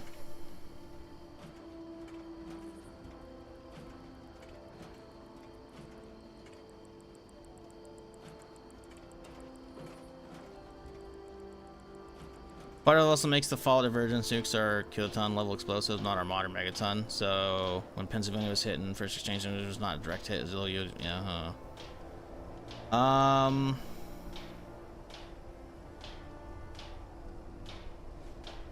The desolate stuff bothers me kinda. It's like they forgot how to clean after the apocalypse. Brother, most people got fucking killed. What do you mean? Who's gonna clean? People just trying to survive, you know? I mean, sure, there's, 200 years sometimes, but that's just assuming any given settlements have been around for 200 years, since the nukes. I did do a Fallout 4 Sandland run for a good while. That's on my YouTube. I don't know if that's still available or if it runs well at all on the or on Wabbajack, so I can't really comment on that. But Sandland's cool because like it overhauls Fallout 4 into like a deserty aesthetic with a bunch of new weapons and shit too. That was cool. I need here. The If fight you're here, is just beginning. did he? Stay disciplined. Are you? What? Normally, but we've had people are civilian. If you do this right. Military-grade hardware, more common amongst the ones. Something I can do for you. Hey. Yeah, you. We'll make You don't Atlas stronger Speak than Fort or Defiance Shit. ever was. I do not tolerate. Yeah. No, all the time. First. All this concrete, places like a Why not? tomb. Oh, it's pretty. Each. Throwing nukes left and right. What? Me? People Oh, of Appalachia think a bomb is a yeah. The California members show no signs of it. Yes, I am waiting to. The severe gentleman. I had heard my reason. I came, given the state. Thank you. Well, now, you with. Well, so. A fat for the. So, in return. Fair There's enough. so much to teach us. Where's the other one? Are they upstairs, I guess? Okay. You better have something. Oh, all right. The prop? Now I'm a piece. Never understood. I came. At least they don't. Hey, Have you finished? The old world has Good. so much to I have the teach list. us. Why didn't I see it before? The Brotherhood is, unless the doc. That shows. That appears. Next report. We are not murdered. That's enough about it. No. There was never. Moving on. Impossible. Greetings, civilian. That's our people did. That's everything. Against my, you need to lose. Should you go to our scribe? Be vigilant. Radiation levels low. Strange readings from somewhere. I'm glad Starfield's the first engine creation engine 2, so we can iron things out for Fallout 5 Elder Scrolls 6. Yeah, I kind of agree. Kind of agree. Robots everywhere, but hello, As much as I enjoy civilian. Starfield, yeah, I definitely care more about Fallout more. Elder Scrolls, yeah, probably still. Probably. Starfield's good, but I'm definitely not as attached to it still, because it's still like, it had a rough landing as like the first of the franchise. Assuming it's going to be a franchise. The first of that IP, I should say. Definitely a little rough. But hopefully they get it fixed up in 2026. Because there's potential there. There's definitely potential. I mean, at a minimum, for those who actually want to keep hanging around and modding it, there's definitely some good potential there. Which, to be fair, I said as much back in the day. The procedural tech definitely lends itself a lot to that, which is awesome.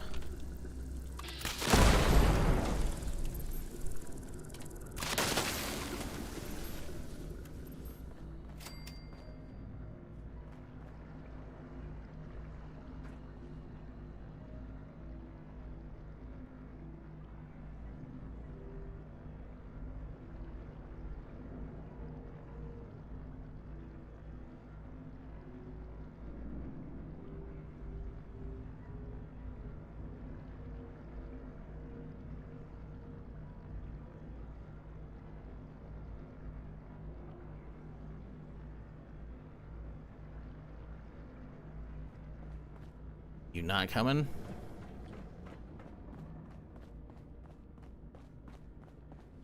Good. So, are you trying? But enough about. Skip.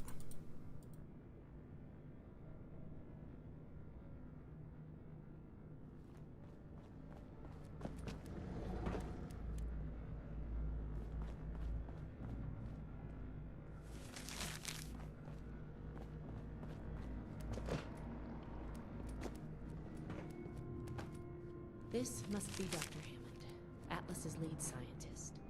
We recovered some of his holotapes and logs in our initial sweep of the area. This tech down here is his handiwork, and he couldn't give it up. Even after the war, I should make arrangements for a proper burial. I think this is good. Let's talk for a sec. Here's one. That should be enough to... Atlas decommission. Wow. That's a... There's only so... The military... I did it. Now, there's probably... The report... Finally. Should be a... Take note of the detail.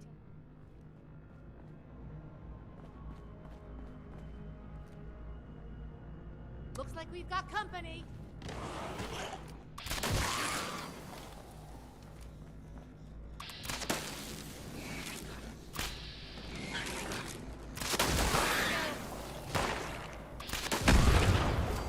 Close one.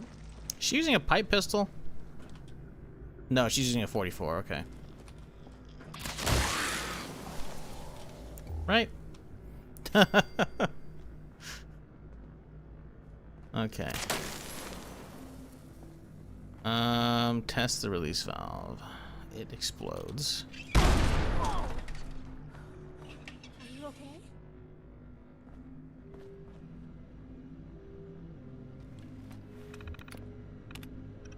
That does it for the inspection. Let's talk. All right, let's go. The diagnostic. Flux disrupt. Misaligned. Next, we have the... It certainly did. Last but not... Yep. Okay, well... No, if you can. I'm worried there's a lot. I want to take each, any... I'm counting.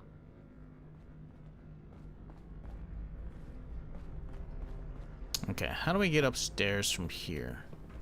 Side, I think, right? Yeah.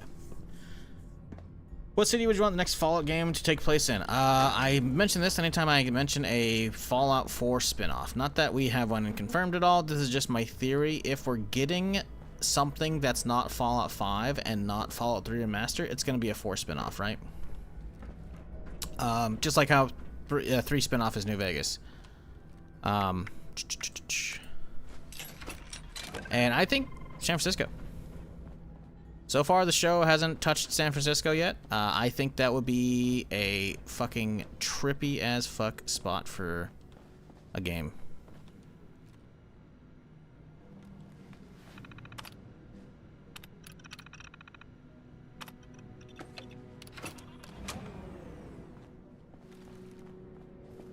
Think New York would be cool? So the problem with New York is it would be sick. New York and I think San Francisco would also be good, but I feel like New York is pretty much all just like they're probably gonna do like Manhattan, right? Which means you have to have an entire game of just skyscrapers, which Manhattan is probably gonna be fucked. So that's a lot of just big interior buildings, a lot of height stuff, and while that would be amazing, that's more of like a dream lofty goal. San Francisco, they could keep it kind of like Fallout scale and have like big, like the Bay Bridge, you know, or the fucking Golden Gate Bridge, you know. I want to see a fucking fucked up post 200 year apocalypse fucking Golden Gate Bridge. I think that'd be amazing. Like you can have most of San Francisco be actual like just a crater, have some of the big buildings on the outskirts, and have the bridges and shit, and then have a bunch of other stuff across the bay and whatnot. I think that'd be fucking amazing. But I don't know. New York is, I feel like there's not, I feel like the only real logical choice for them to do would be is, you know, Manhattan. That doesn't sound good. Hostile target detected.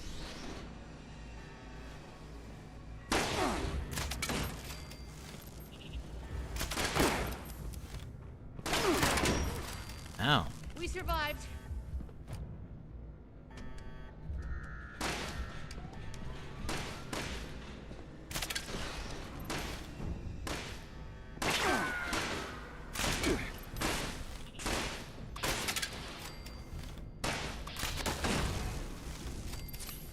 Markers are kind of hurting.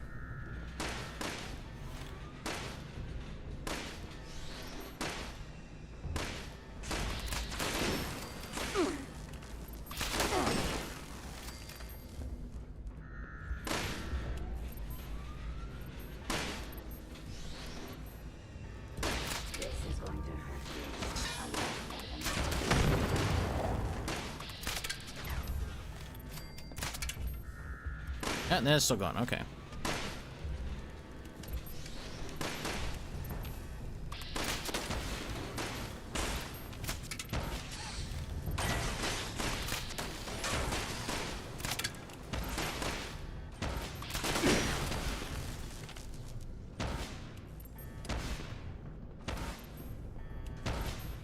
I'm a much better tactician than you. It's all in the brain, you see.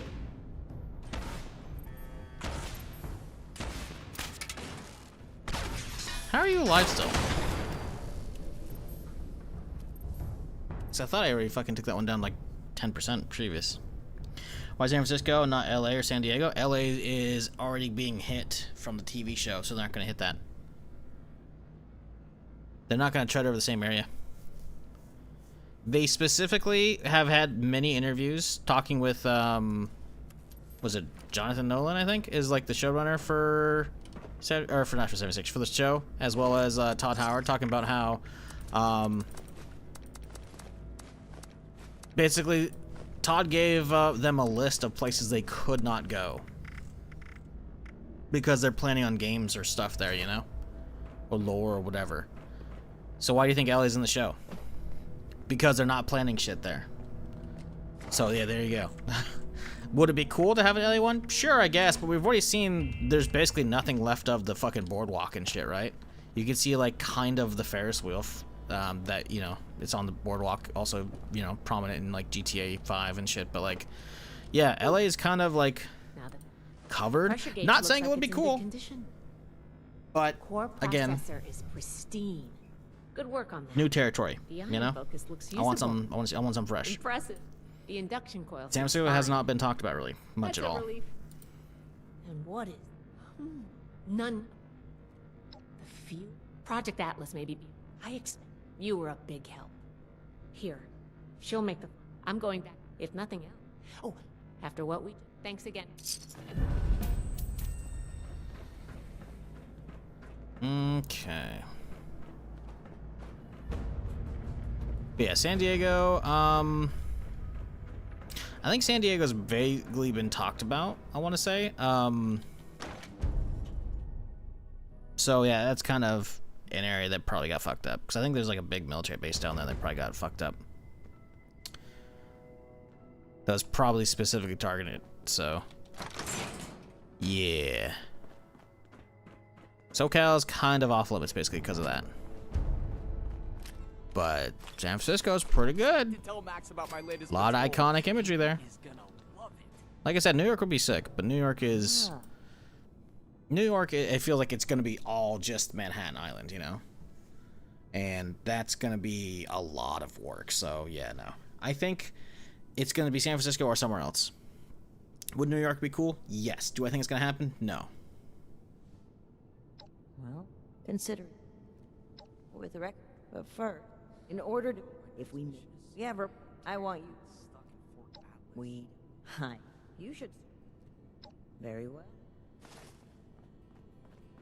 Okay. What's my carry weight looking like? Ooh, it's not looking great. Now, the settlers want to rebuild, but they're only looking to the future. Go by lore, it'd have to be something really remote and or geologically sheltered area like Zion was. What are you talking about?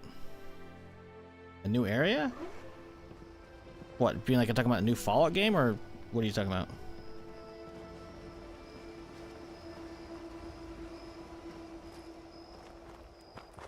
Because there's so much of the US that has not been talked about at all, like in lore terminals or anything. There's tons of spots they can hit. But based upon the fact that they told them where they couldn't go for the TV show and they started in LA, they definitely have no plans for that shit. Because at that point, they'll be stepping on the toes of the game. or the show, I should say. Like, they don't want to have anybody stepping on each other's toes, right? And they try not to, like they said, they try not to canonize an ending of New Vegas, so we're probably not going to get a whole lot of answers. And because it takes place still like 15 or 20 some odd years after New Vegas, when the show happens, you're probably not going to see that, get like a real definitive answer on what actually happened over there. Would be my guess. But new areas, there's so many places they could go. There's a handful of places they can't go, and that's wherever the TV's show has basically been hit.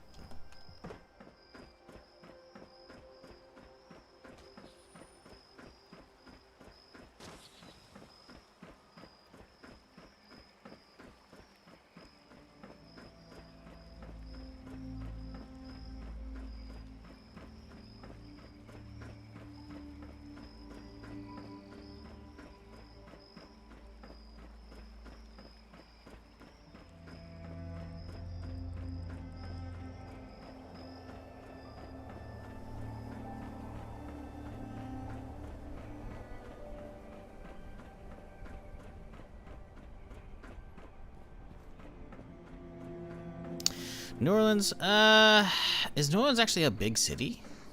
I think they want to go for like big cities, you know? And New Orleans feel like it's kind of like a stretched out city, no? Are there any big skyscrapers there?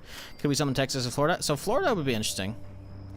I believe there's a big mod project. I think it's still being worked on. It's called Fallout Miami.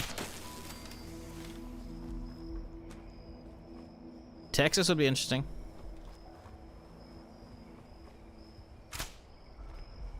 Texas would be very interesting because we already have so much parody on, you know, American capitalism and shit, you know, with Fallout, right? So doing it on Texas would be like, ooh, shit. There's so much potential there. New Orleans, population-wise, isn't really that big. There's no reason.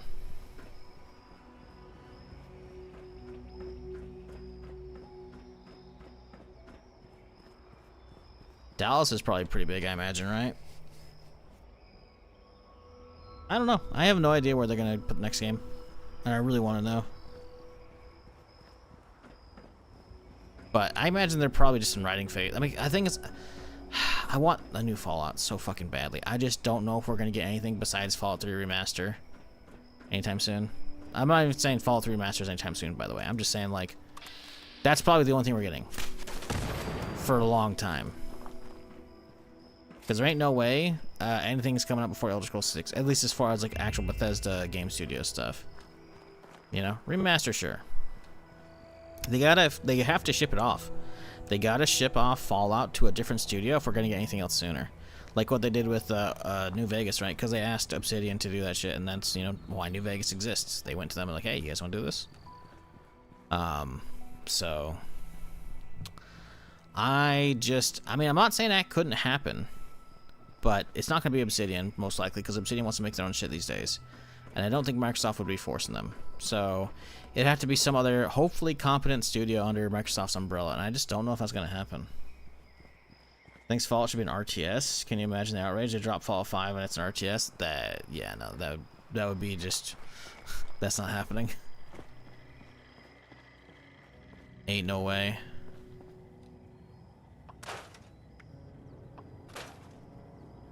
As a April Fool's thing, sure, you know.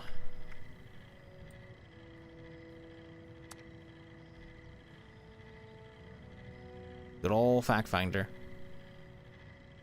The fact that AP cost is only 17 is kind of crazy.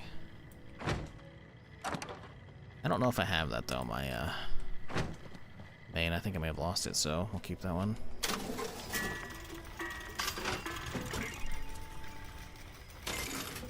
I feel very encumbered right now. Reminder, any attempted 5-finger discounts will be reclaimed and paid for with said fingers.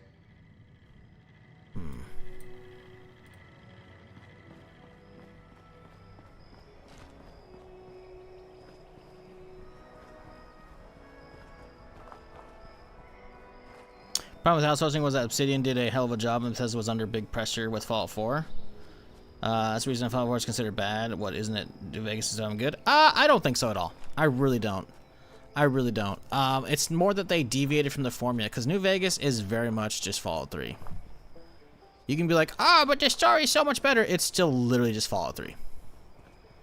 With it, I think aim down sights, I think, was added. That's about it. It's literally like fundamentally in core, like it's the same, right? It's a different location with a different story. You know? That's it. 4 changed a lot, and sure, you can be like, oh, they're under big pressure.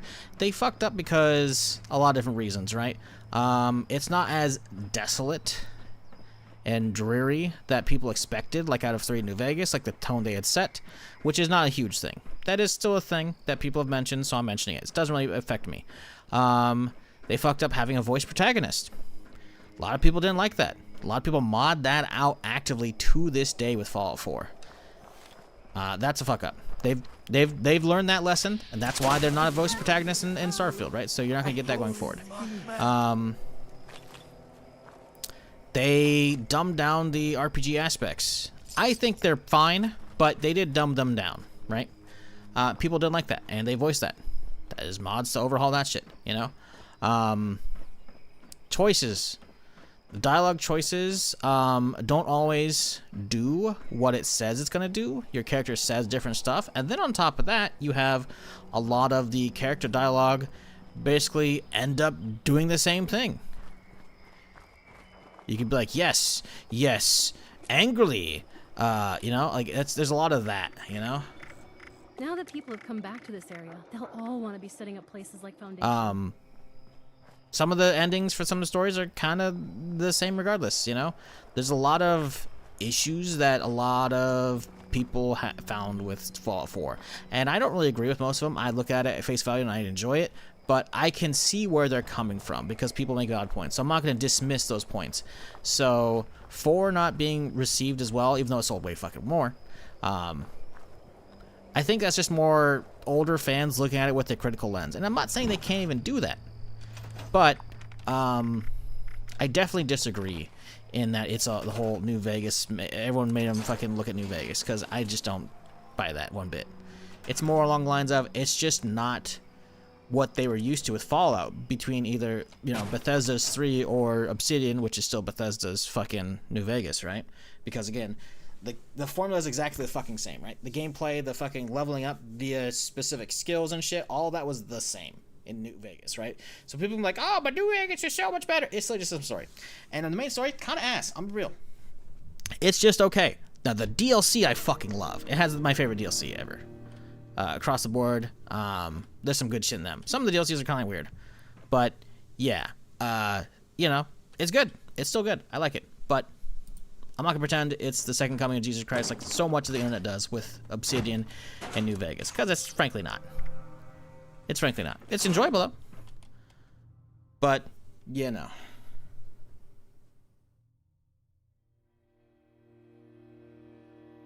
But yeah, I don't think a lot of people consider Fallout 4 bad at all. I think most people that consider it bad are just New Vegas purists.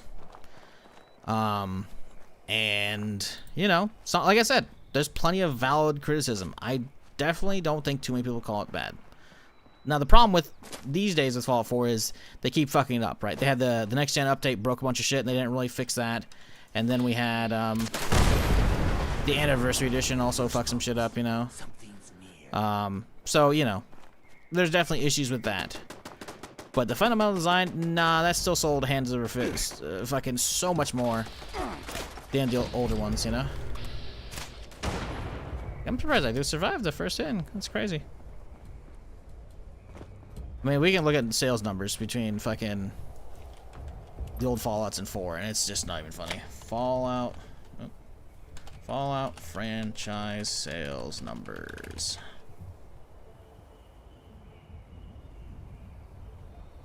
Fallout 3, 12.4 million. New Vegas, 11.6. So it didn't even outsell Fallout 3, by the way.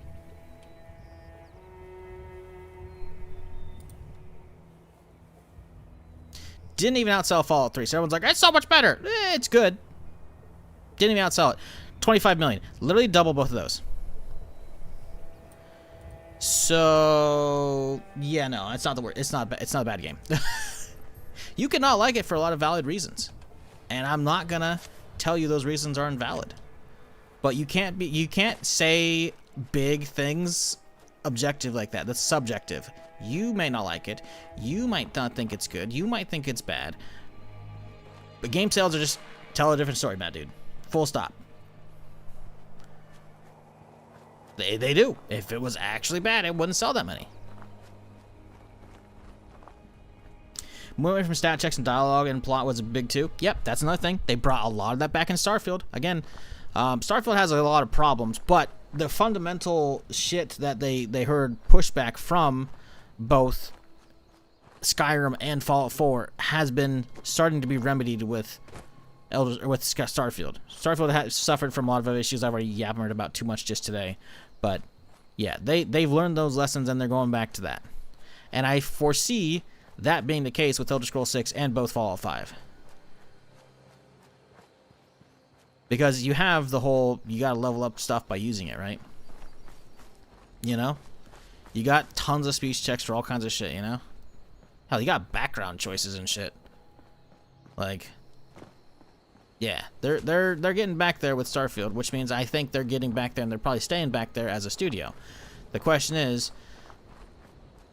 when's that shit coming out? Because none of us have a time machine. So, we don't know.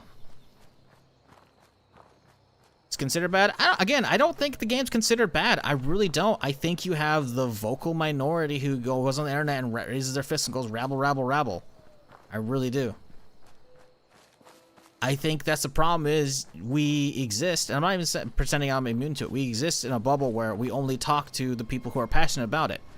And the people who just enjoy it for what it is, just quietly play the game, you know, and just chill.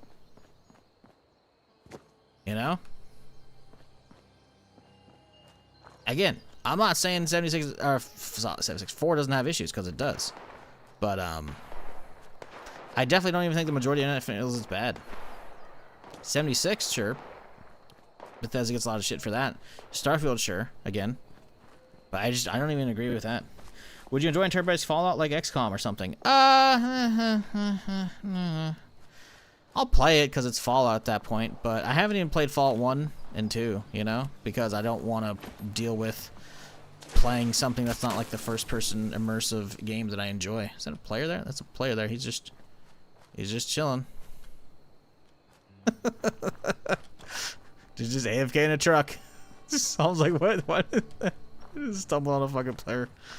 I mean, listen, it's Fallout. I'll play it, right? I'm not gonna play a mobile game like Shelter, but you know, if that's the spin-off they come out with, you know, if that's the hey, we need a new Fallout game out and we're contracting one of our many Microsoft studios to make something different, yeah, I'll play it. It's gonna be weird. But I'll play. The thing is, when XCOM came out, I did not play much of it. XCOM 2, actually, I didn't play XCOM 1 at all. I played XCOM 2 a little bit on stream, and it didn't really hit with me. And this is February 2016, so I wasn't like really on the whole, oh, it's not getting views. I was just complaining anyways. I only have 12.4 hours, so it's either one long stream or 2 shorter streams. Or 2 average streams. And that was it. Didn't really connect with me. I will put aside my differences and enjoy one of those games when Star Wars Zero Company comes out, because it's going to be Star Wars, right? And I think I could do the same for a Fallout game.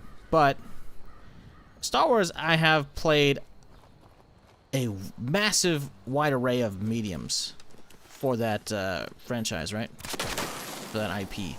Fallout, I've only ever played the immersive first-person sims, you know? The Bethesda games, you know? And as such, it's gonna be weird if they were to do that. Obviously, you're just posing a hypothetical, but yeah. I'd still play it, but it'd be different. My biggest concern is how bland and samey some of the companions are. Yeah, no, valid. Very valid.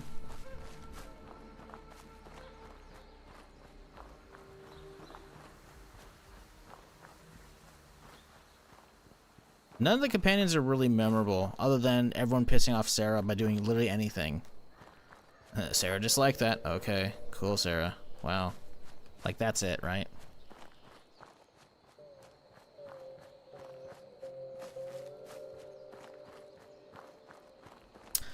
Sal doesn't tell you anything. Unless Claire Obscura be most game with ourselves. I'm pretty sure Claire Obscura already sold like a fucking ton of shit.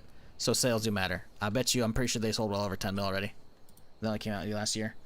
Claire Obscura copy sold. Pretty sure they broke already 10 mil. 5 mil. Sorry. Oh, that's 2 months ago. Yeah, no. You gotta realize also, those Fallout 4 sales is over the last decade. Claire Obscura is selling a fuck ton of copies. So, yeah, no. Sales do matter. You can't become like, but this game that hasn't even been out a year. Otherwise, it's selling a fuck ton, dude. It's selling a fuck ton.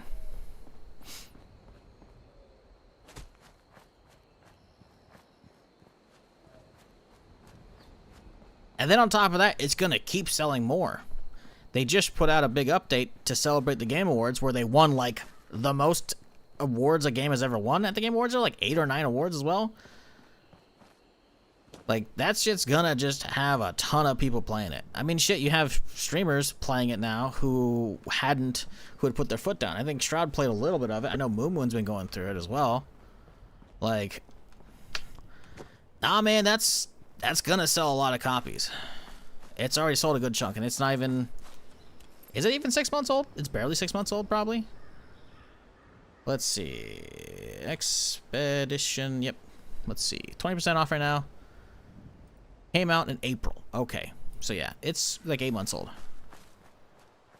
Nah, that's pretty good for a small company. No, that's pretty good. No, copy sold. It definitely matters, and it's doing good. The thing is, it's a new IP though, so it's not like releasing like Fallout 4. Fallout 4 definitely had a leg up because again, it's an established IP that has a lot of enjoyers from 3 and New Vegas, as well as 1 and 2 potentially still around, even though those copy-wise very small amount of players sold or bought those. But yeah, no, nope. Sorry, I'm. If we were to ask the internet at large, if we ask Fallout 4, people aren't gonna say it's bad, man. It's not. You're gonna have a lot of people who are disgruntled for a lot of reasons, you know. But I'm just, man, hard disagree. But I'm sorry, you gotta realize I'm very pedantic when it comes to this because I hear blind Bethesda hate all fucking day, every day. Anytime, and even when I'm playing like fucking Zomboid, I'll still fucking see people come in, and I'm absolutely fucking sick of it. I'm not saying you can't critique shit, but everyone just pretends all their shit is bad these days, and that's just false.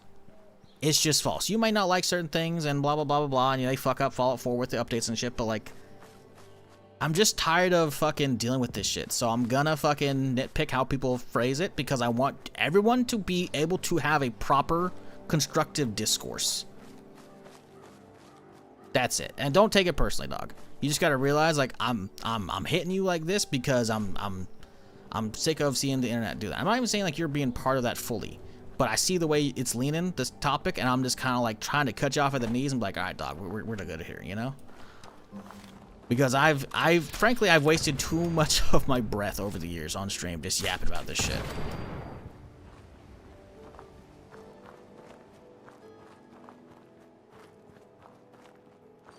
And that's the truth.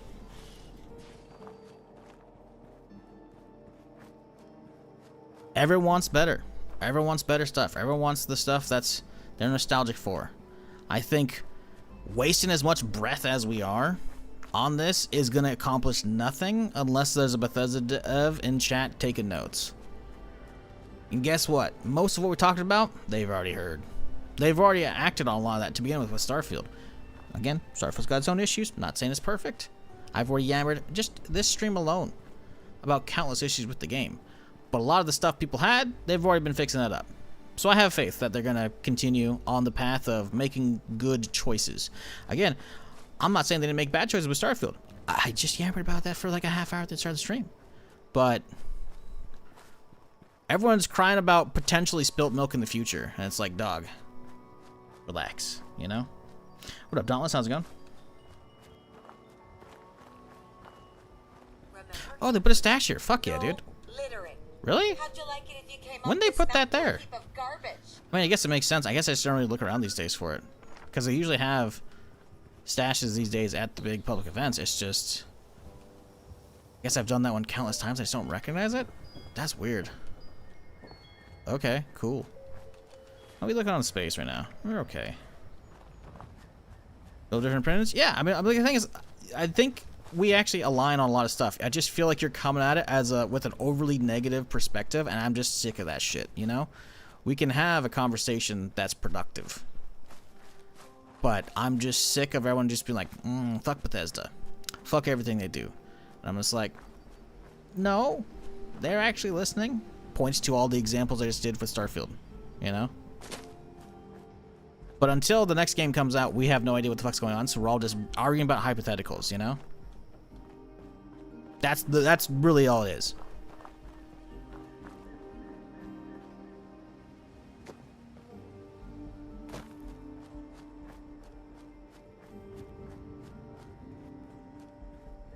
Because that's all we know. I wish I could know. Because then I could be like, But I don't think I have that good enough relationship with Bethesda. All I have is, so far, is they've given me early access.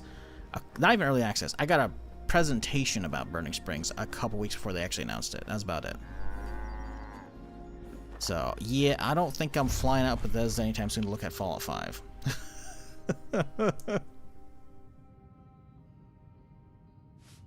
Should apply for a writing job there.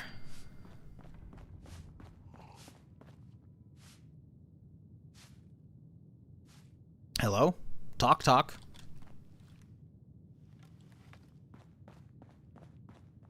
Huh?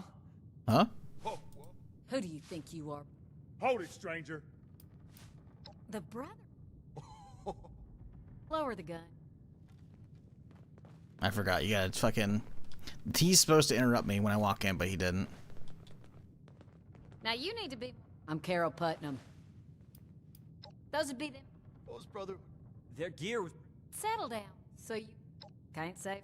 A lot of the stuff. Skip. Good. You be doing it. Safe road? Mm-hmm. Not if you're... Oh. Marty, you... Yeah, well... George! I'm just... Now, but the farm, if one of... Ooh, me! Care? You heard the one. I think I could be... Let it be. Fine. Me? There's also... It says speak to him. I think I've already got the info we need for the actual us, fucking thing. Robots and... Well, The boys. to be self-sufficient. Okay. Bye-bye. Recruit? I don't care about recruiting shit. For me, Bethesda's excellent choosing voice actors and directing the dialogue. I have a lot of fun with the game, though. If you look at Baldur's Gate 3, is sold from camera. FE? Huh? I have a lot of fun with the games, though, but if you look at... I think you didn't finish that sentence. Yeah, I mean, like I said, the dialogue, there's definitely some... Like, the bland companions comment someone earlier, like, that's, I'm not sure if that was yours or not. That's very valid, though, you know? But I'm not worried. Again, I'm not worried about that, man. I'm really not.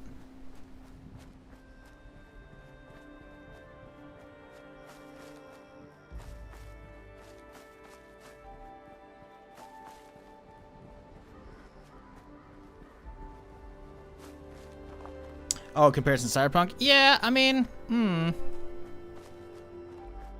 yes and no.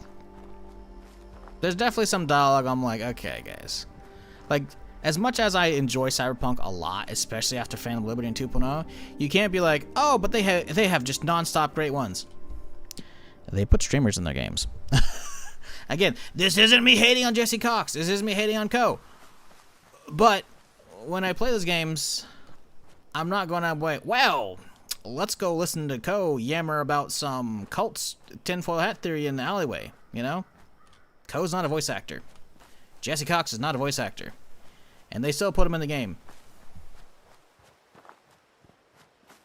And the thing is, you can't even say that as well about Bethesda or Fallout games, because guess what? I'm pretty sure Felicia Day's in fucking New Vegas. Pretty fucking sure. So, I don't know, man. That's such a... I don't know. Ko's character stunk. I don't know about that. His stuff didn't really lead anywhere. I don't recall there being much of an actual like quest line there. Jesse at least had like the whole, hey, get me to a hospital or some shit because his dick blew up. I think, right? Poor Jesse.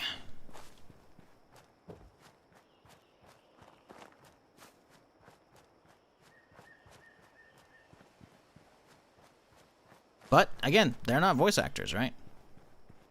So yeah, I don't know. I wouldn't even say The Witcher's got like a lot of great. I mean, they got some good voice acting. None of them are crazy memorable. Cyberpunk though is different. Cyberpunk, you have like the full motion capture as well. It feels like, and that's yeah. Cyberpunk's definitely got some good shit across the board. But yeah, I don't know. I feel like that's not really. I can't really give you that one too much.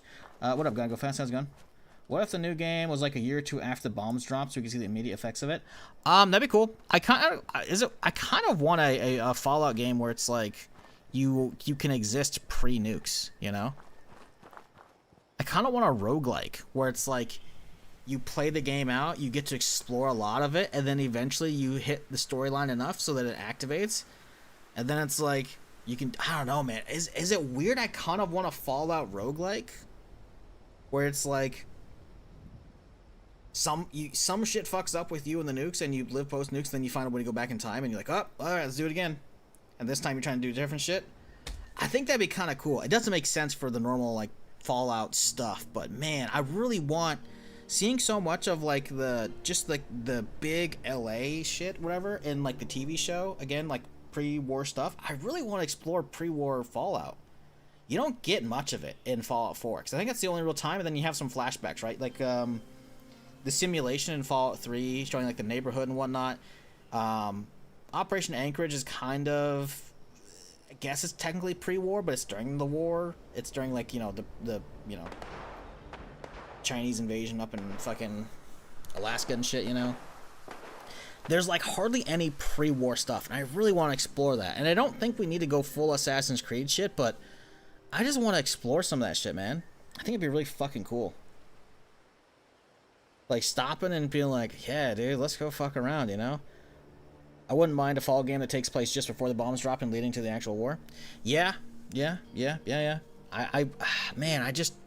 I don't think they ever want to give us an actual answer on, like, who actually started, you know, the war. Obviously, the TV show, if you watch season 1, implies that maybe Vault-Tec or somebody started it. We still don't know if it was, you know, China or the U.S. or Vault-Tec or whoever, some private entity who actually launched the first ones. And I don't think we'll ever get that, but man, I really want to exist in like that world beforehand and just like and just be able to go really deep and just explore tons of shit, you know? Oh, you're hostile. Shit, my bad.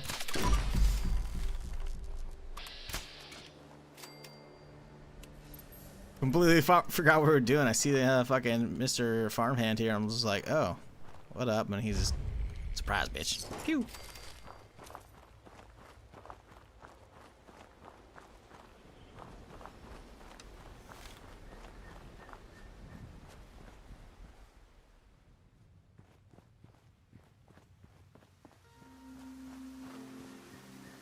I really want like pre-war shit.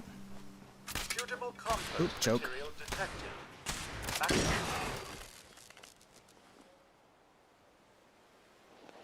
Yeah, I did that quest line. The fuck? Oh, there's someone here.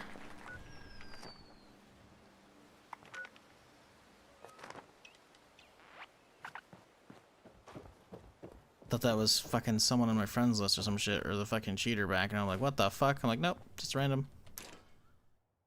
I remember doing the code stuff. I don't remember, like, it doesn't leave enough of a memory to be like, wow, that's amazing content. Like, okay, it's cool to see a coworker kind of in the game. I'm like, all right. I don't know. I feel like a lot of the time though, and I don't think this would change even if I was offered like a position, which I would still take though. I think anytime I see like an influencer in a game, it's always just kind of like, because it pulls you out for a moment. Even I remember like when I saw like Felicia Day's character, I'm pretty sure she's in New Vegas, right? Or maybe it's 3.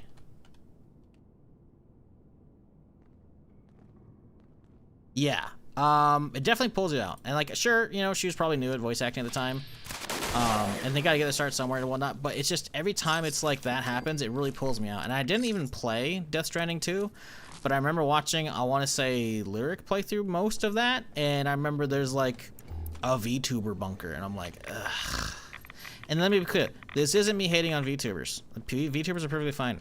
I mean, shit, I've been streaming 14 years and I don't have a fucking camera. It's not VTuber hate. It's content creators in game. It's still weird to me, man.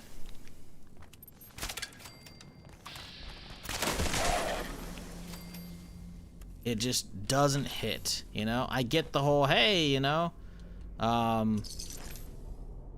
include people who helped the game, you know? Ko did like incredibly well. Like, Ko was a small streamer. I was way bigger than Ko back in the day.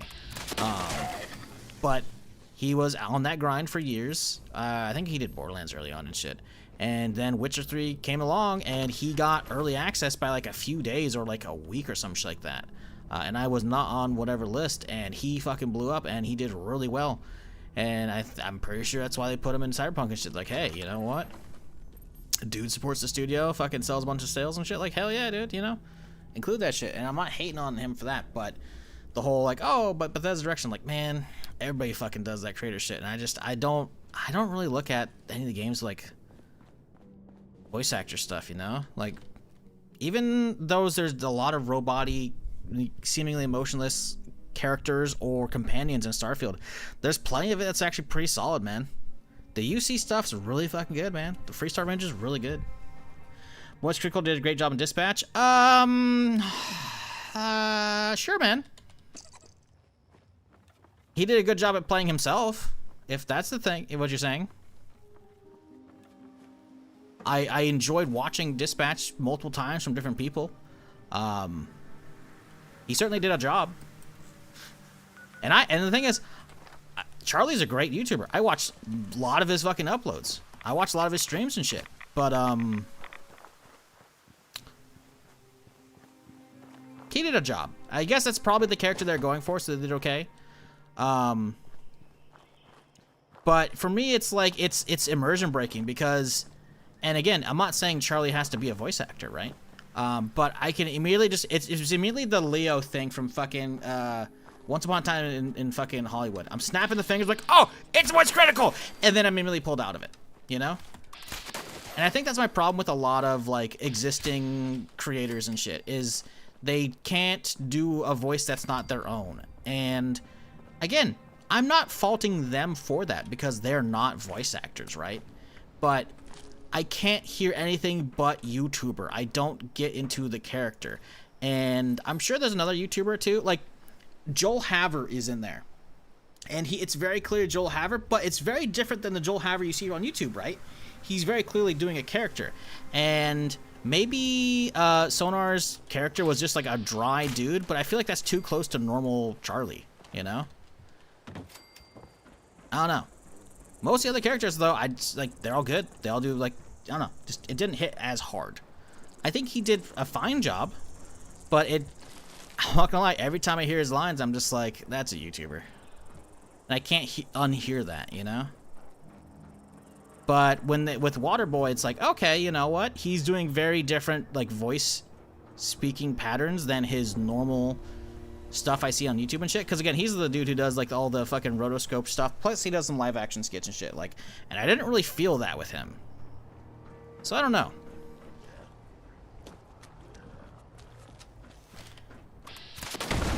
Why am I going across this bridge?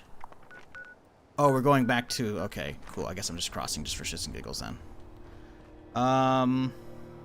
Feel the same with Young Ye in Yakuza Like a Dragon? I don't know who that is.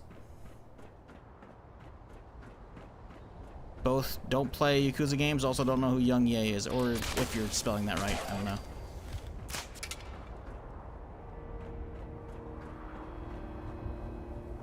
Let me be clear, chat. If I get offered a role in a game, you bet your ass I'm taking it. But also, I've done a lot of different roleplay over the years, and I have some voices. I'm not saying any of my voices are particularly good, but I can try them, you know? And again, I'm not shitting on the creators who did any of the stuff I'm talking about. For me, it's usually like it immediately pulls me out of it, you know? Because it's spottable and it doesn't sound different enough than the normal voice. Also a YouTuber? Gotcha.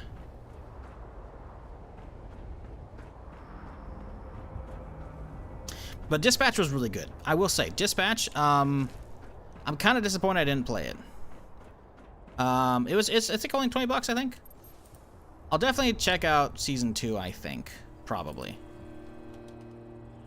Okay, no, it's 30 bucks. Yeah, it's a little much. It's on sale for only 10% right now as well. But it's really good. Overwhelming positive. 134,000 reviews is nuts. Wow.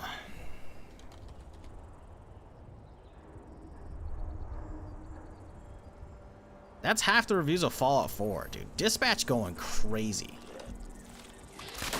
I'm real happy for them because I fucking loved the old Telltale games. I streamed Walking Dead Season 1 and 2 and whatever other one, I think. Michonne's thing or whatever, I think. I streamed those way back in the day. Hell, I technically have those VODs still available. I could publish them on YouTube, I just keep forgetting to do so. Because who's gonna want to watch fucking 15-year-old Shizzle, not me 15-year-old, but 15 years ago Shizzle playing fucking Walking Dead series. I get you. I never want to know who the voice actor is for any game because it goes immersion. Well, that's the thing, right? There are some voices that I can spot and be like, oh, I can hear fucking, you know, Troy Baker. But Troy Baker has massive range, dude. And he's really good. You can be like, oh, Troy Baker in too many things. And I'm like, yeah, okay, sure. But he's really good. That's why he gets all those roles, you know? And most importantly, fucking Indiana Jones. He fucking kills it. His Harrison Ford is so fucking insane. Like, there are so many good voice actors out there, you know? And they have insane range. Both of emotions, but also, like, just of different voices a lot of them can do, you know? And I can't like, I guess I have this thing where, like, I can pick out a lot of voices. Like, oh, hey, you know, like, what do we play in 76, chat? We hate we hate Rose because Rose is an annoying piece of shit who we can't skip. The dog went for it hundreds of times and she's annoying. But the voice actress is great because she plays fucking a bunch of other shit in a bunch of other games and a bunch of other fucking shows and shit. But she plays Rebecca in fucking Edge Runners in Cyberpunk. Really good, really fucking good, right? Again, range, you know. So I can usually pick them out if they're, you know, in a bunch of shit that I've done or watched or played or consumed, you know, content-wise. But it's like, oh, hey, that is, you know? It's when you're not sure, right? And it's when it's, oh, no, that's not only the likeness of Ko, but that's just Ko reading a script, you know? It was okay, you know? It was okay. And that's very much the same with, like, Felicia Day's fucking character in New Vegas. I was like, ooh. Ooh. I'm sure she's probably done a bunch of other stuff since then. I don't know. She's probably slipped on the radar. But I think that was her first, like, real gig, and you could tell.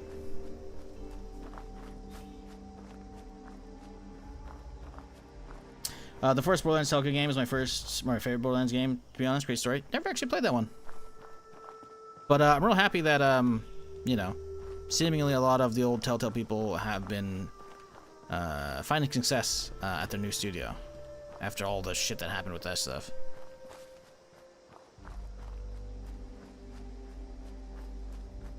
Was the Telltale Expanse game any good? Never fucked with that. For me, it was a toss-up between Expedition 33, Kingdom Come Deliverance 2, and Dispatch and Blueprints. Heard a lot of good stuff about Blueprints. Not really my type of game at all. I watched a little bit and I was like, ugh, I'm good. Kingdom Come Deliverance 2, I'll play it eventually. I don't know if I'm going to stream it. I want to, but I don't know if people are going to watch. I'm trying to let that one marinate long enough that by the time I go back to it, people might potentially actually watch it. But yeah, I don't know. Because I'm pretty sure I didn't play 1 when it came out. I can find out real quick when I played 1. Twitch tracker. Games.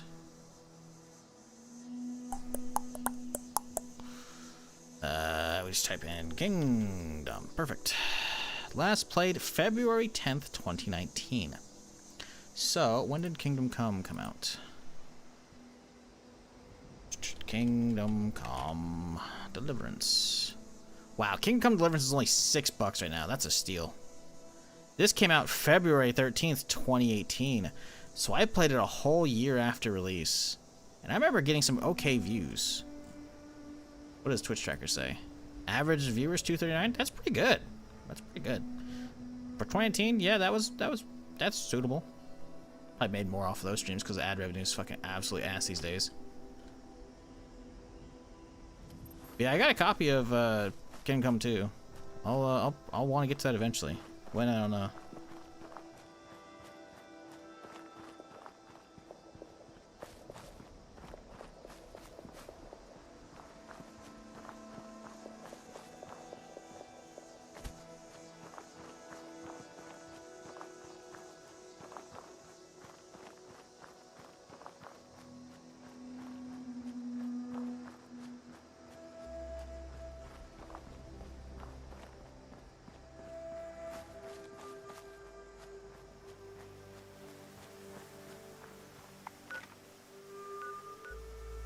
What you got, buddy? Level 48, that's his stuff. He doesn't have any serums. Miscellaneous 183. Spindle Top. Are you in the list here? No. Where is you? I need a fucking serum, man. The fact that I haven't found Marsupia is very sad. Also, I'm seeing a lot of low levels out right now. A lot of low levels. There's a lot of new players right now.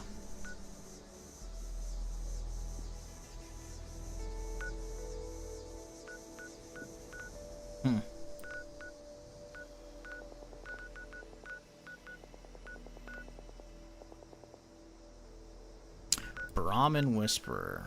800. We should probably go check out this guy's camp. I feel like 43 miscellaneous and some drinks and pearls. I feel like he's got to have some serums. It's a bit of a walk, though, but it's okay. It's not going to do anything important today. Merry Christmas, everybody, by the way. Or Happy Boxing Day, or fucking whatever. Happy holidays. Appreciate y'all dropping by on this Friday morning while we just derp around some Fallout as usual. Because I got nothing better going on.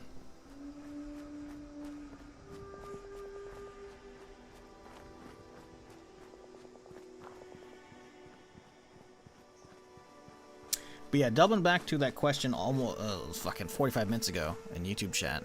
What if a Fallout game about only a couple years after the bomb drop? That'd be cool.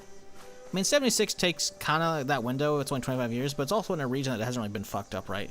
So seeing an area that actually got hit, other than like a couple years afterwards, it would be interesting for sure. Because how long does it take for people to become ghouls? You know, clearly it takes no more than 25 years because tons of feral ghouls running around out here. Is it only a year?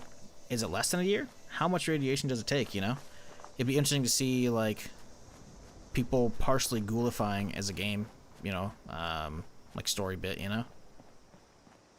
I don't know, I just feel like with Fallout, aside from, you know, having areas that they're not going to hit because all the other games have hit them or the show has hit them, they have so much real estate as far as, like, places they can explore, timelines, etc. It's like Star Wars. Like, just give me something to dig into, please, you know?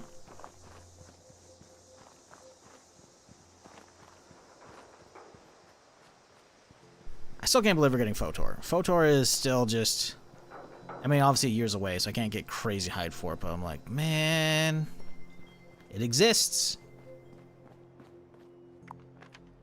And I'm not gonna say it's good enough for me, but that's pretty fucking nice.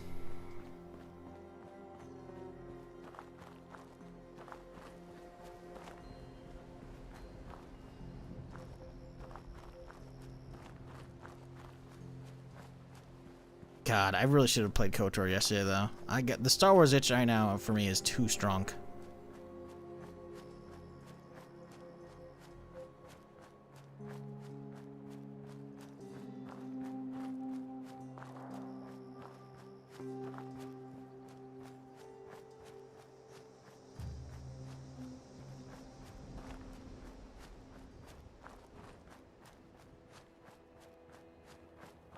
The fact that Casey Hudsy's on Fate, can't help but be optimistic. Yep.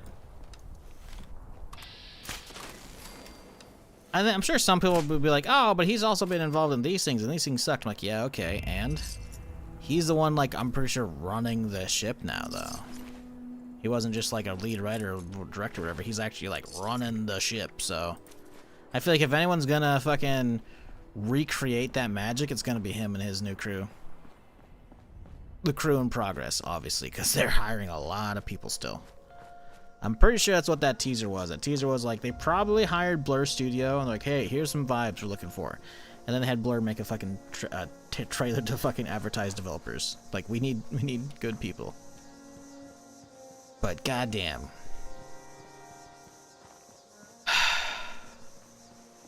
Why can't Disney just fucking start actually pumping those out, man? We need a lot of those. Because I have zero hope from EA anymore. I'm hoping to God we get Star Wars Jedi 3 this year, because it doesn't happen this year. I don't know if it's going to happen, chat. If you're not aware, the board approved fucking EA's buyout. So a bunch of fucking private individuals, some in Saudi Arabia and shit, are like buying up EA. I think they still got to get approved by the government, but like EA is about to go private, so who knows what the fuck's gonna happen with that with any of those developers anymore. So if we get Jedi 3 out before that happens, that'd be good, because otherwise I don't want that to fuck up development. So it's like, oh boy. And then Ubisoft is probably done with Star Wars. It doesn't seem like they're working on an Outlaws 2 or anything like that, even though it'd be cool. I liked Outlaws. I just don't think that's gonna happen. So it's like, we need new studios actually taking a swing at Star Wars. And the problem is, I imagine it comes down to Lucasfilm Games / Disney, whether they actually like approve people to have a swing at it. But still, it's like, fuck, man. A lot of the old tried and true studios or publishers that had good studios under are like, they might not be doing that anymore, you know? So I'm kind of worried.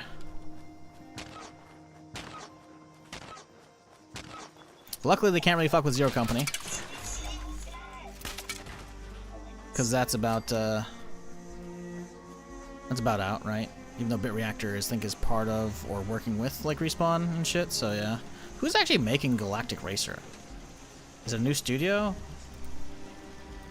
Galactic Racer. Who's this?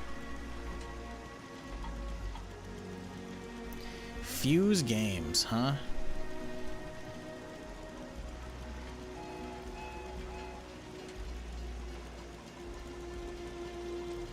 Who the hell is Fuse Games? From Fuse Games and Secret Mode. I have never heard of these companies here. They got snappy websites.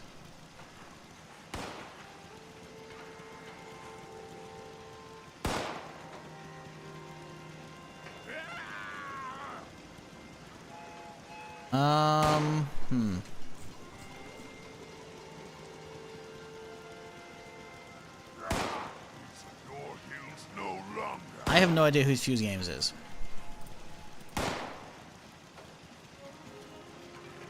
Who the fuck is Fuse Games?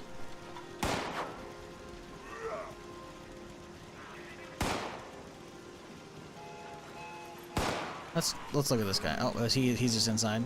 Okay. He's in the window flashing him? That's funny, dude. Marsupio, let's fucking go! It's cheap too. I knew this guy would fucking have it. I didn't, but you know, I was hopeful. Hell yes. Also, I need to get that, dude. A little fucking fridge display. That's sick. What the hell?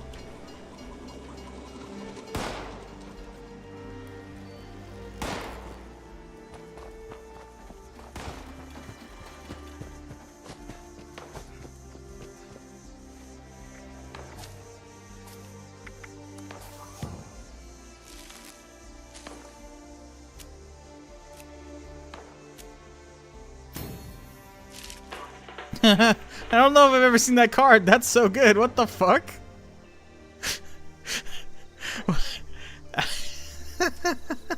That was too fucking good, man. What the fuck? Just the eyeballs? I don't know. That's fucking that's fucking just that's top, dude. Huzzah! We can jump. Life is saved.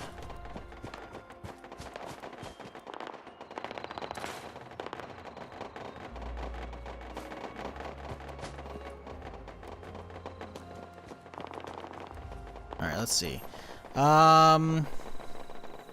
Silver Ball Studios Limited, formerly known as Fuse Games Limited, was a British what? So this ain't right.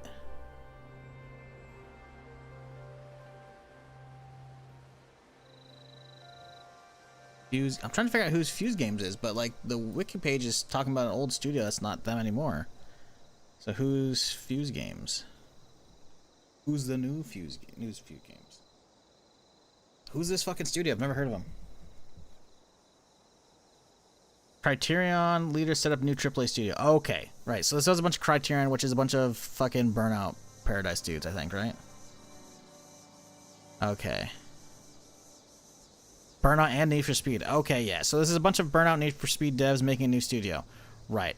Okay. So there's strong background there. Who is Secret Mode?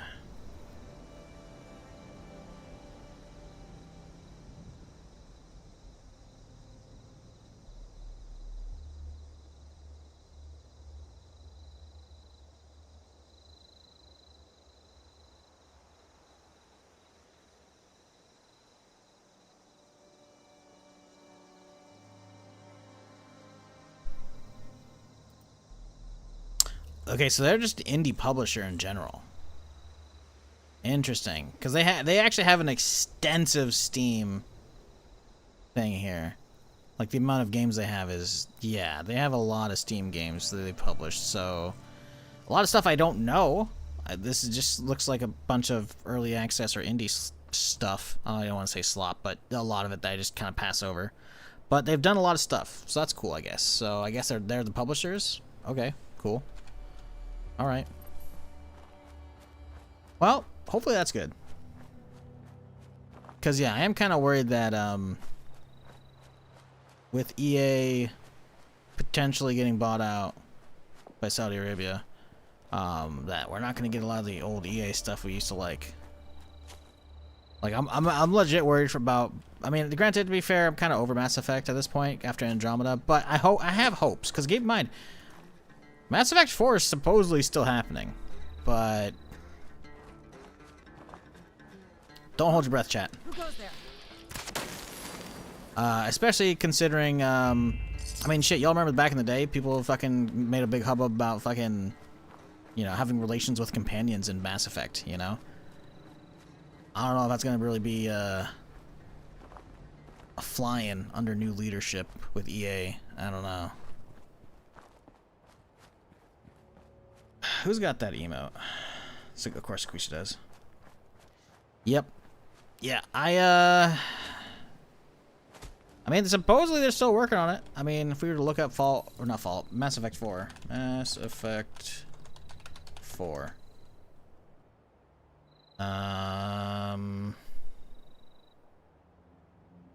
The top article is a Mass Effect post on the subreddit. The next Mass Effect is cooked, isn't it? Talk about being dissolved by EA.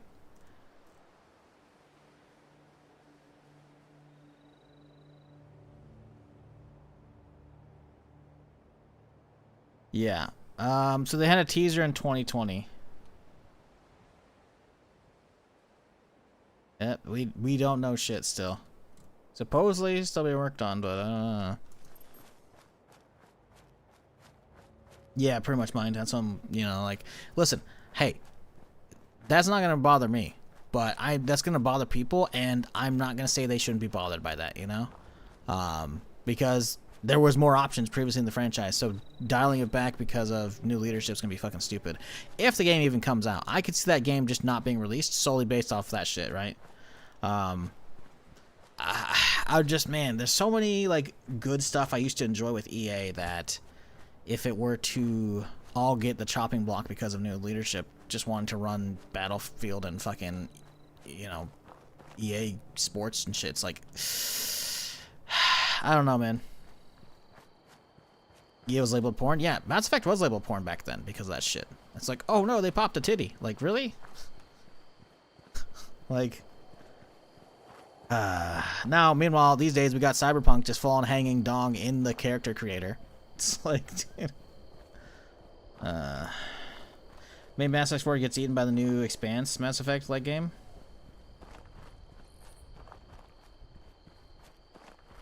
Gets eaten? What do you mean gets eaten? The new Mass Effect game's coming out. Pretty sure it's this year. I think. I think we have a date. Maybe we don't have a date.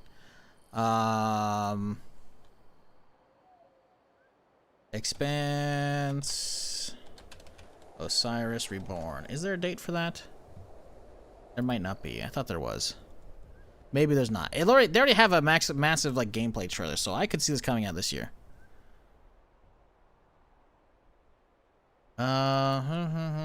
Release date. Do we have anything?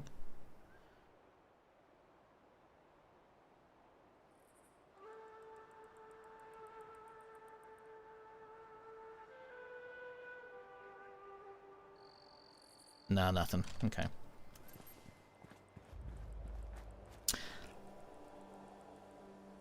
Well, no, I don't get the comment. It says maybe Mass Effect 4 gets eaten by the new Mass Effect Expanse Mass Effect like game. What do you mean eaten by? Like swallowed up by that?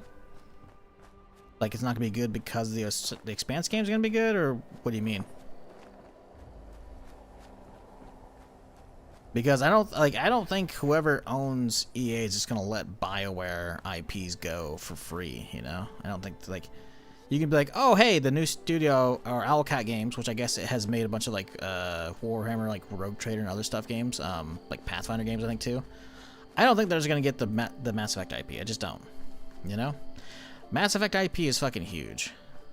Even if, worst case scenario, like, they close down BioWare, you could be like, oh, but BioWare sucks these days, blah, blah, blah. Like, okay, yeah, and, still, losing BioWare would suck. And losing their IPs to the void of, hey, we're never going to sell them off, that would suck even more.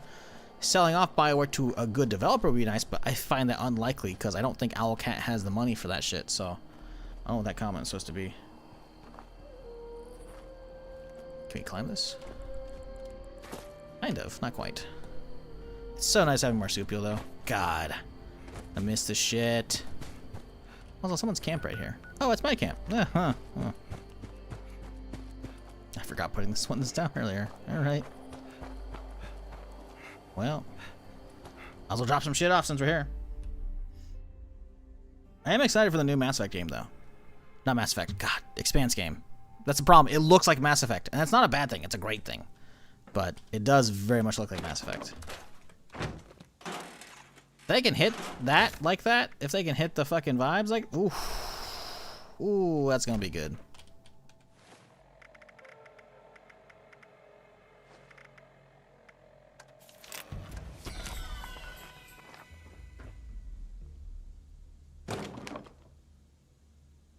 Shenandoah Visitor Center Snow Globe plan. Hell yeah. Give that to my main. I mean that the game is basically completely overshadowed by the Expanse game. Oh, 100%, right? You're assuming they're going to come out within the same time frame. I mean, sure, they technically announced Mass Effect 4 back in 2020, what it just said in an article. So yes, I think if those come out within a 6-month window of each other, they would be overshadowed. 100%. Agreed full-heartedly. But we're assuming Mass Effect 4 is going to even come out at this point. That's my real worry. Not that I even finished Andromeda. Andromeda's cool, but it has so many issues. Hell, I didn't even technically finish Mass Effect 3. So you find yourself in but outnumbered in combat. Buff out. Yeah, I'm just wondering if it's going to come out, and if it comes out, is it going to be an abomination? Because sure, there's the whole, BioWare's been losing touch for a long time, right? And who knows even who's left of the original magic-making crew, right? Because obviously Casey Hudson ain't there. I'm sure there's some other talented people that were definitely part of that. I just don't know if they're still at BioWare, so who knows what's going on there. I'm more worried about if they push Mass Effect 4 out and it's going to be just an abomination based upon new leadership, or if all the good BioWare IPs are locked away forever because they just dissolve the studios and don't make shit, you know? And just hoard the IPs like a dragon because they want it, EA solely for, you know, EA Sports and fucking Battlefield and shit, you know? That's a big, actual valid concern as well. Like, frankly, we as gamers have it good if we are in a position of, oh no, the new Expanse game overshadows Mass Effect 4. Who cares? That if one game overshadows the other, that means one game didn't get the players it deserves because the other game was pulling numbers because it's so good. That means we have two potentially good games at that point. Like, that's a good problem to have, you know? Like, sure, for the franchise of like, hey, let's make Mass Effect 5, you know, it's not good for the future of that, right? If, you know, an Expanse game comes out and just fucking completely just cannibalizes all the Mass Effect sales. But I think that'd be a good problem for us to have. I'm more worried if we're even going to get it, you know? Or if we're going to get it, is it going to even resemble Mass Effect at this point? Considering, A, who's making it, B, who's going to be in charge of it, tweaking it from there, you know? I don't know.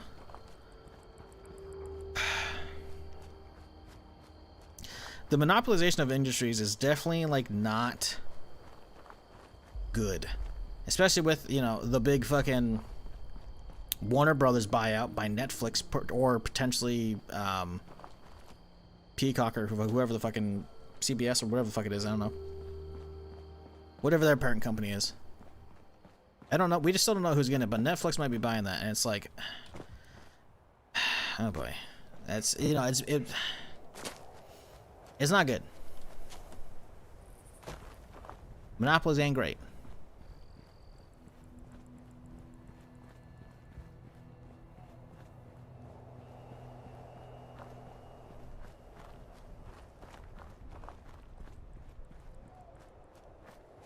Oop, a little Liberator running to the forest. Where you going, buddy? Look at him. He's just running around. Now he's hiding over there. What are you doing, buddy? You shouldn't be over there. There should be a bunch of Scorched over there. Weird.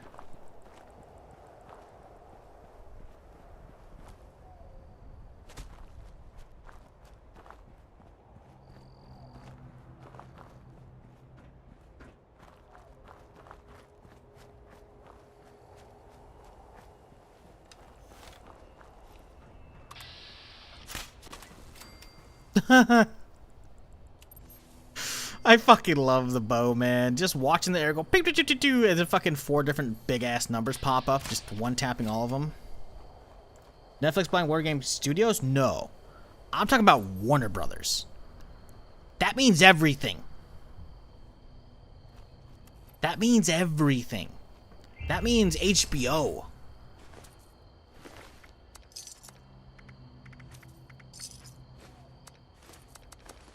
So yeah, we're getting another fucking name change for the HBO app. First it was HBO, then HBO Go, then HBO Max, then HBO, then HBO Max. Like, pick a fucking lane, dude.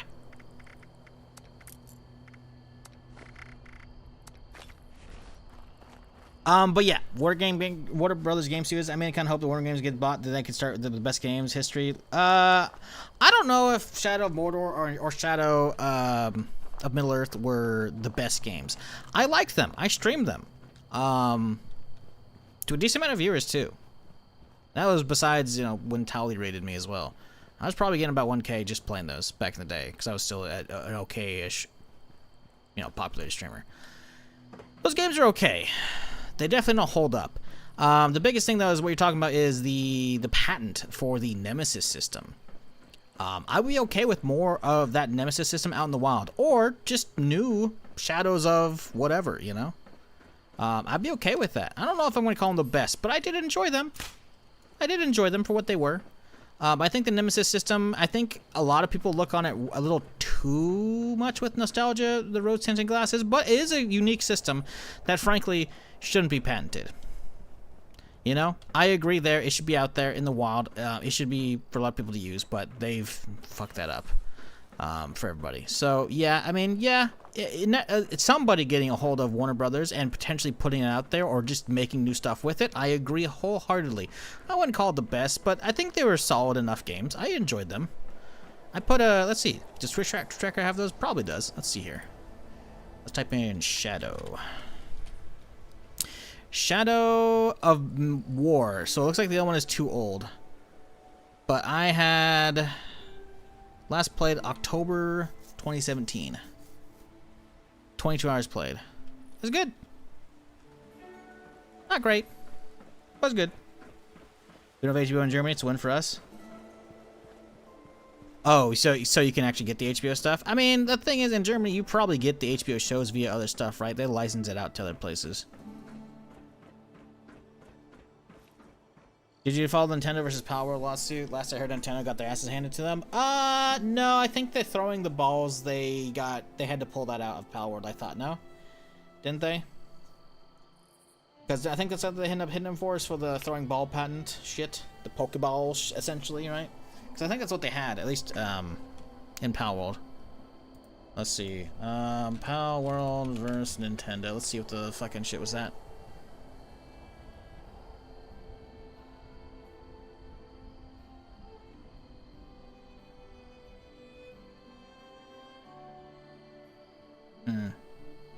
Although, as of a month ago, there's an article, Japan Patent Office rejects Nintendo application to relevant Palworld dispute, cites games like Ark as prior art with third-party submission. There you go.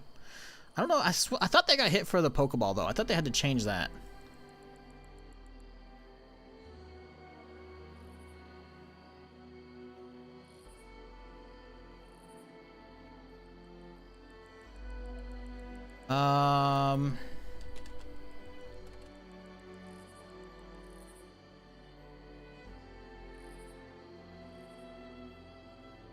Yeah, this is a year ago. Palworld ditches Pokemon-style summoning mechanic amid legal battle. Yeah. This is a year-old article. So, again, I never played the game, so I'm not sure what came up with that. But apparently they just lost a big thing with it, so that's cool. We get the HBO stuff, but on for streaming things? Yeah. That's usually how it happens, right? If stuff isn't there, it usually goes across. Like, I know, like, Sky is, like, a big thing for, like, the UK residents and shit, I remember. Because I think that's where I got, like...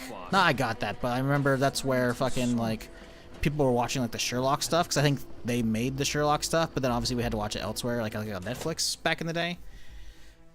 Back when we were still getting Sherlock. Don't get me started on that.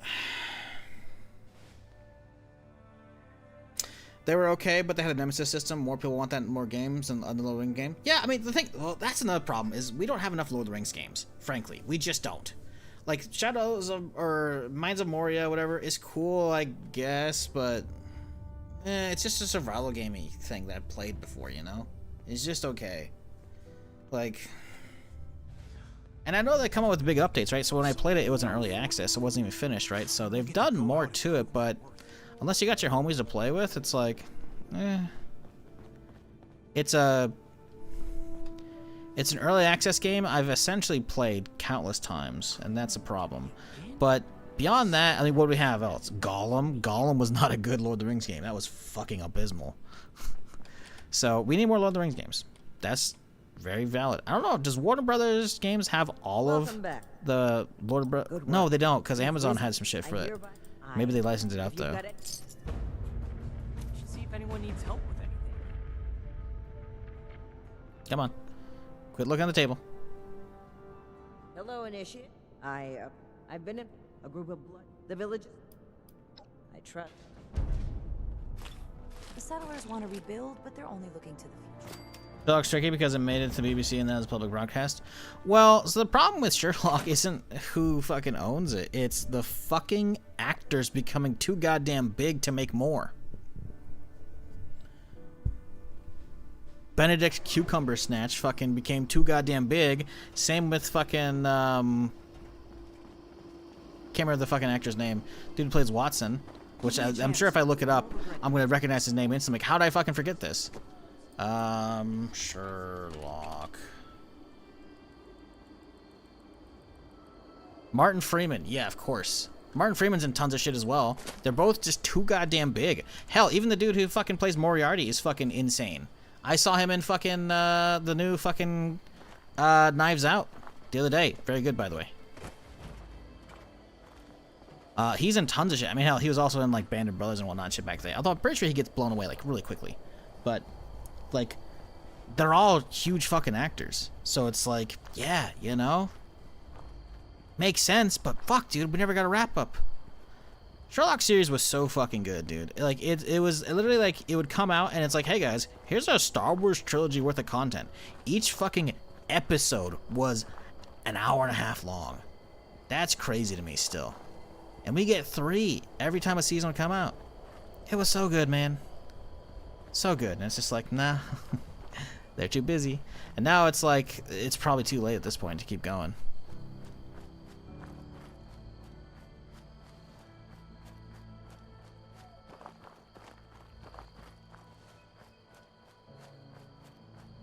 Fuck, that shit was so good.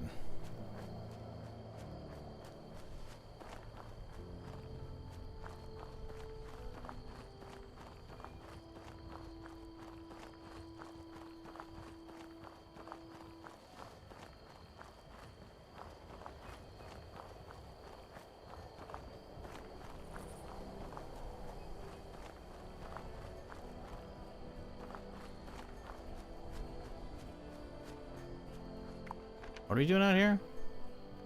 Oh, right, we're talking to the tree people with the rocket launchers.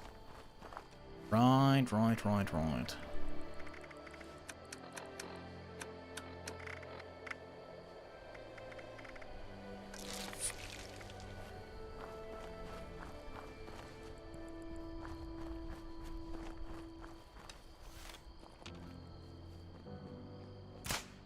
Swing and a miss.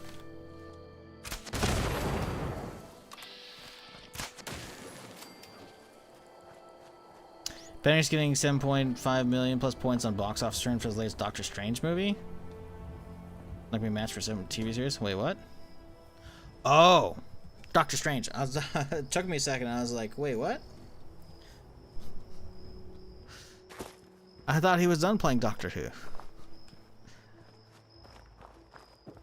Yeah. I mean, he's doing tons of this shit, right? As well. Beyond just Marvel shit, but that's definitely a big part of it, sure. But I mean, to be fair, his last time he appeared in Marvel was fucking Multiverse of Madness. That's what, 2022, 2023 film? 2021? Multiverse of Madness. That's a 2022 film. It's been a minute. I don't know if he's been in anything Marvel since then. Like, obviously, he's probably in Doomsday, right? So that they're filming that or done filming that. But let's look at his IMDb real quick here. I guess he played some voices in the What If series, but that was the last time that series was up in 2023 for him, at least. So he hasn't done anything Marvel since then. Yeah, he hasn't done, like, that's if you count What If. Otherwise, it's Multiverse of Madness was the last thing he was in. So, I don't know.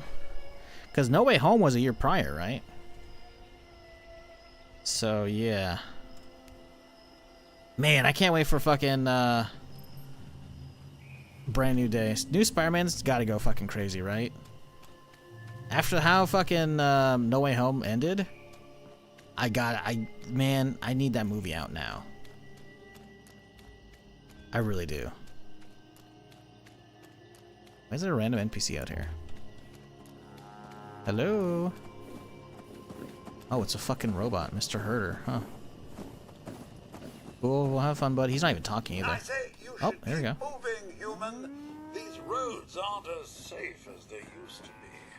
What road? Dog, there's no... Oh. Oh my god, he's got so much HP. Okay, the robot was not wrong. These roads are not as safe as they used to be. Also, that guy's got some fucking serious HP. What the fuck? As long as that thing stays away from me.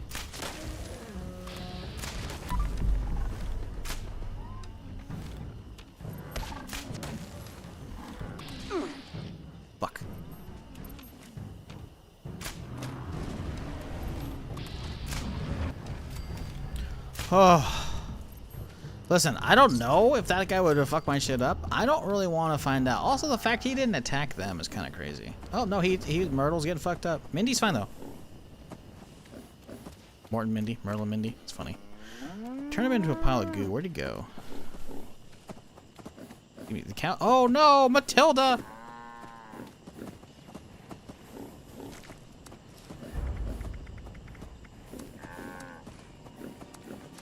Well, maybe it doesn't take the meat, right?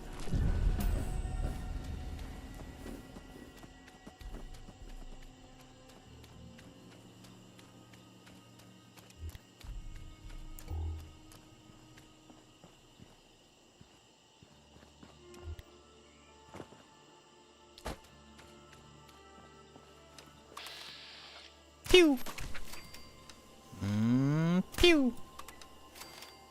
Pew! Oh, I'm gonna sneeze.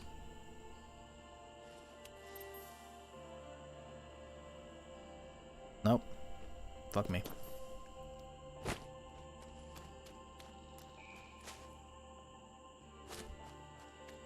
What's the weak point of the sentry bots now? Like the fusion cores does nothing anymore? Fusion core can do stuff. I've one-tapped the one at the, whatchamacallit? Robco, no. Yeah? Robco? Is it Robco? Yeah, I've one-tapped the one out front here before with the fusion core.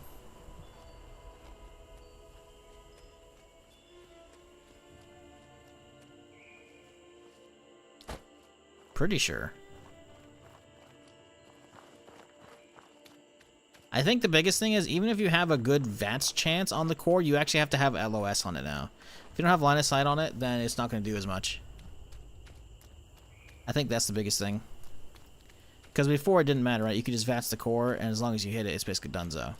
Now I think you got to actually have line of sight to do the actual good damage through it. I could be wrong, though. Because that was one of the biggest things with the VATS change, right? So you might have perks that'll give you artificial like extra hit chance to actually hit it, even though it's like obscured.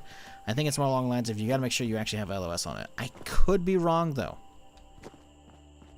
but I'm pretty sure I've one-tapped that thing at least still a couple times since the changes with hitting the core.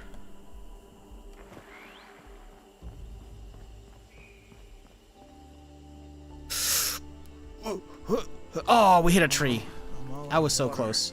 I think we hit a branch up there. Marsupial plus no fall damage. This is great. We're living it up now, man. Never thought I'd live in a treehouse. Never thought I'd find a real Miss Jenny brought us all together, and nothing will take us apart. You know, we can do some cooking. It's nice having everyone nearby. You know what's funny? Thinking about the shit they actually lugged all the way out here in the middle of nowhere. Because think about it. Where are we at? There's nothing out here. The highway's over here. This is a area that was built all post-apocalypse. That means not only did they haul these shipping crates and shit out here. Sure, you could be like, oh, maybe it's a dumping ground. Okay, maybe a lot of the wood was here. Maybe all the shipping crates are here. But these are like perfectly good stoves and shit, right? That they brought all the way out here for this place. Now, don't get me wrong. These tree houses are cozy as shit. But they had to lug these things all the way up the fucking stupid buildings. Like they had to have like a crane or something like hoist these up. It looks like just such a giant pain in the ass to do, man. Like holy fuck. Hello there. Well, my name lately you great. What's that over there? If the Scorched or the Ferals don't get you, Hey there. I know that she's got it's making daggers people. Honestly. I believe. Oh, it's just about time to eat.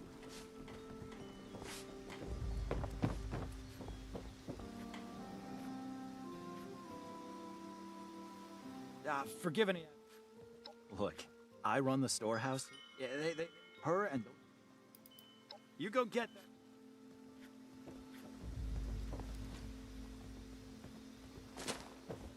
I thought that don't cause any. Whoa! Don't cause any. If the Scorched or the Ferals don't being high up in these, if you can just. My partner, we were. I went out. I lost. If you find... Please. Getting so sick and tired of those thorn bushes. There's something weird here that gives me like a weird FPS drop.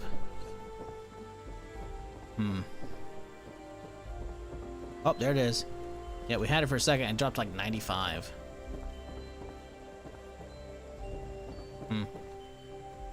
It's just Ooh, about 100. time to eat. Oh, I had it for a second as well. I looked down. I think it's just FPS is really spiky out here. I hope you enjoyed getting to... What's that over there? Spain. Please be... Alright, where are we going? Never thought I could That's feel not too so far. at home in the apocalypse.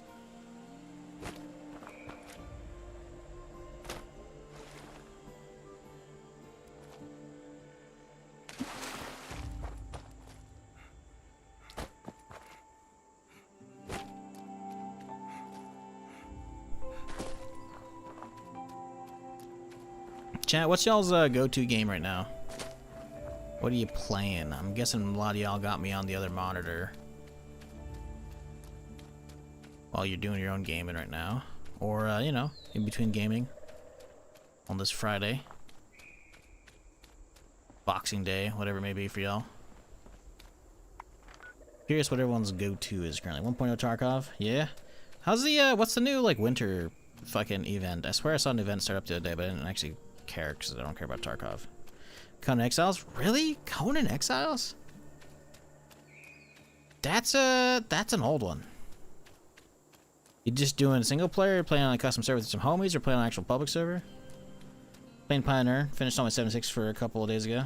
Nice. How's Pioneer? Pioneer. I saw that come out and I was just like, I don't know. I still follow that on Twitter because I was hoping for it at one point, but it didn't look like anything I care about these days. I still want to care about, but is it actually an extraction shooter? They make it more of an MMO? Like, what's going on with that? Because I don't know how it could actually be an MMO other than, like, there's lobby areas.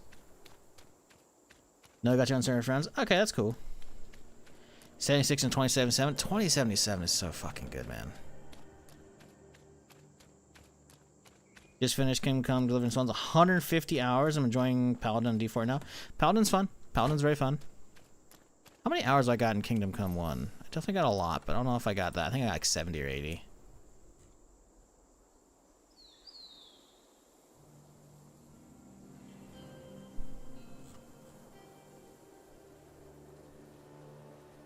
$66 hours. I did not do everything, I guess. I thought I did a pretty good job clearing it up, but maybe not. To be fair, I also didn't get the DLCs in that, though.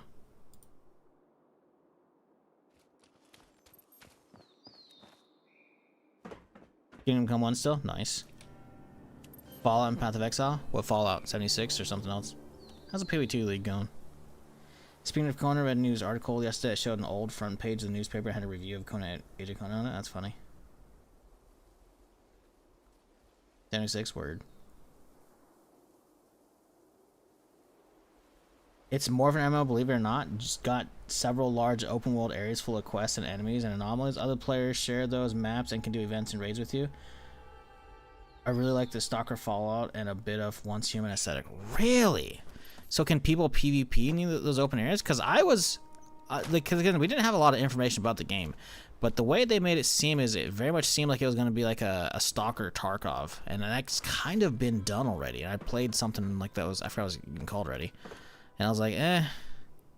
And it's not to say I don't think there's more room for more extraction shooters, because there is, but a lot of them aren't really doing enough new stuff for me to really care, right?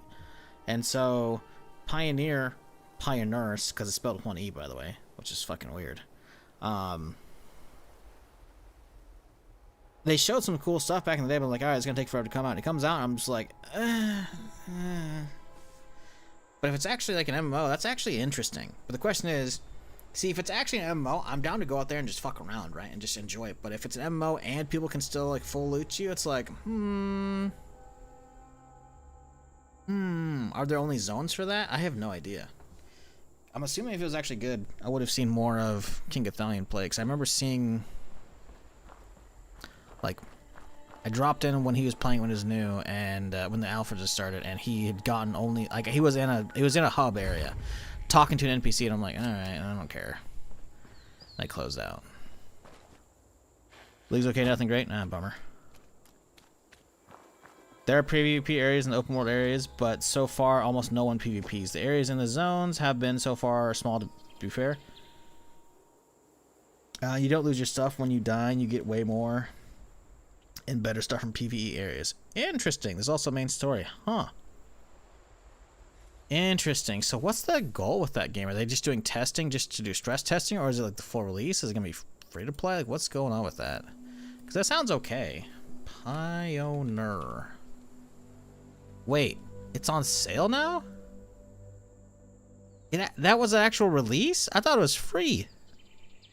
Y'all want me to pay $27 for that? What the fuck?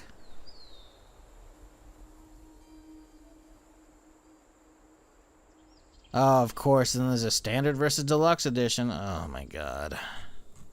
How much is the deluxe edition?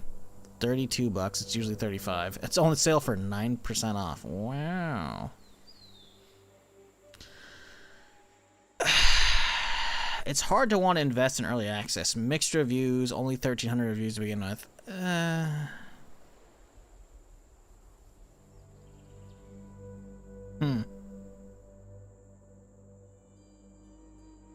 They have an early access roadmap. December, New Year event. New world event, many new themed items. January, new main story quest, new world events, new raid mission, new PvP map. February, new main story quest, new world events, to be revealed later. It seems like they're putting something out at least every month, so that's cool. The question is, how much is actually there? Because I don't know if I can feel comfortable investing $27 in something I probably won't actually enjoy, much less will do good on stream. I guess I could look at Keymailer, see if Keymailer has something. Probably doesn't, though.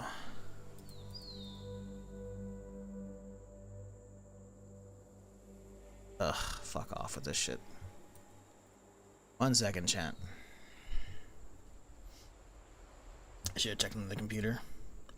Doing this one's like, up, log in, up, verification. Up, fuck you. Okay.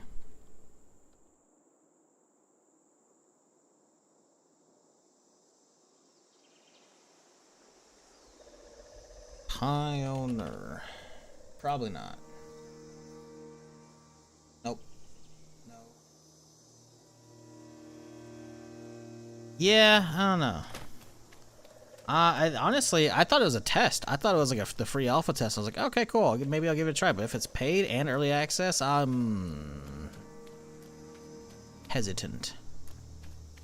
Felt the same way you did, but surprisingly good once you get into it. The price was right, and there's a huge amount of content now. Really? Both playing for days. Been playing for days and barely made it to the 4th area, even without finishing half of the 3rd area. How many areas are there?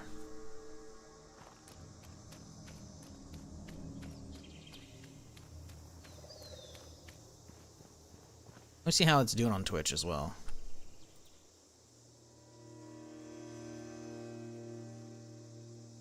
Pioneer. There's, oh boy, there's 1, 2, 3, 4, 5, 6, 18, 19 people playing it on stream. I could be top of the category, but that doesn't mean a lot. Huh. I think we have access to 6 right now, but there is more. You only have access to 6 zones, but there's more? Oh, so you can see them on the map. They're not available right now. People were pissed because Steam was under DDoS for a few days, but other than that, I have no other problems on my system that people complain about. Interesting.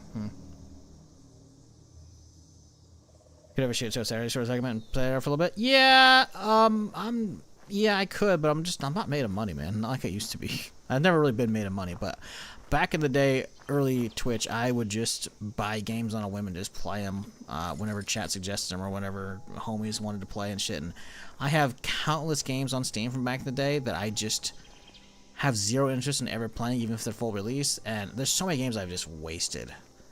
Like just so many fucking games. I gotta look at everything as an investment these days of both A, am I gonna enjoy it? And the biggest thing is B, will I be able to recoup what costs playing the game? And it's shitty to think about it like that, but I got bills to pay, man. I'm trying to stay afloat, you know? So, I mean, it's good to hear your impressions on it, and I'll definitely give that a thought, but yeah, I don't know. Because you gotta keep in mind, with how many games I used to be playing and how many games I still play, it's like, getting games for free is a huge, like, reason why I try a lot of stuff.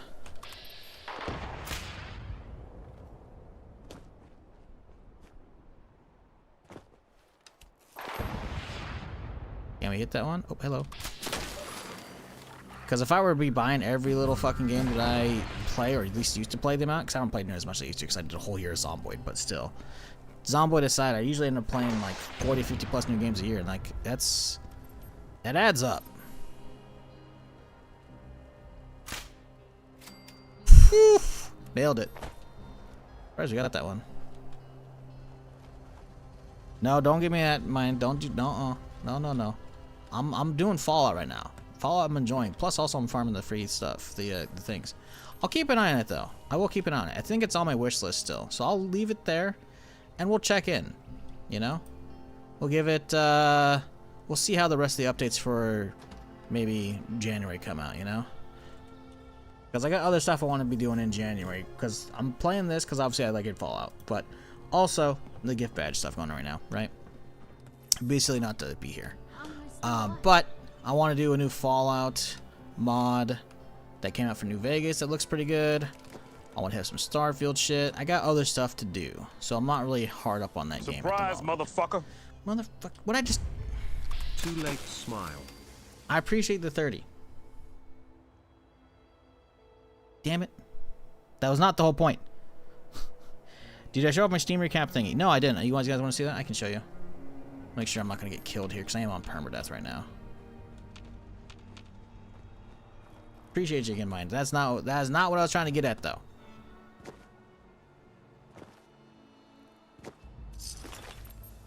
But yeah, we'll try and give it a try eventually, whenever schedule's free and whatnot. Because the real thing is, like, I don't want to jump on if it's going to die instantaneously and they're not going to update it, you know? We'll give it a try maybe near middle or end of January, see if they got some more updates under the belt, because that just came out, like, right? What, a week and a half ago, if it came out on the 16th, you know? Give them some time, see if they can keep up the work, because a lot of games get abandoned very quickly. Okay, I'm not hearing anybody on VATS. How do you see Steam recap? Is that even something we can see still, or is it over?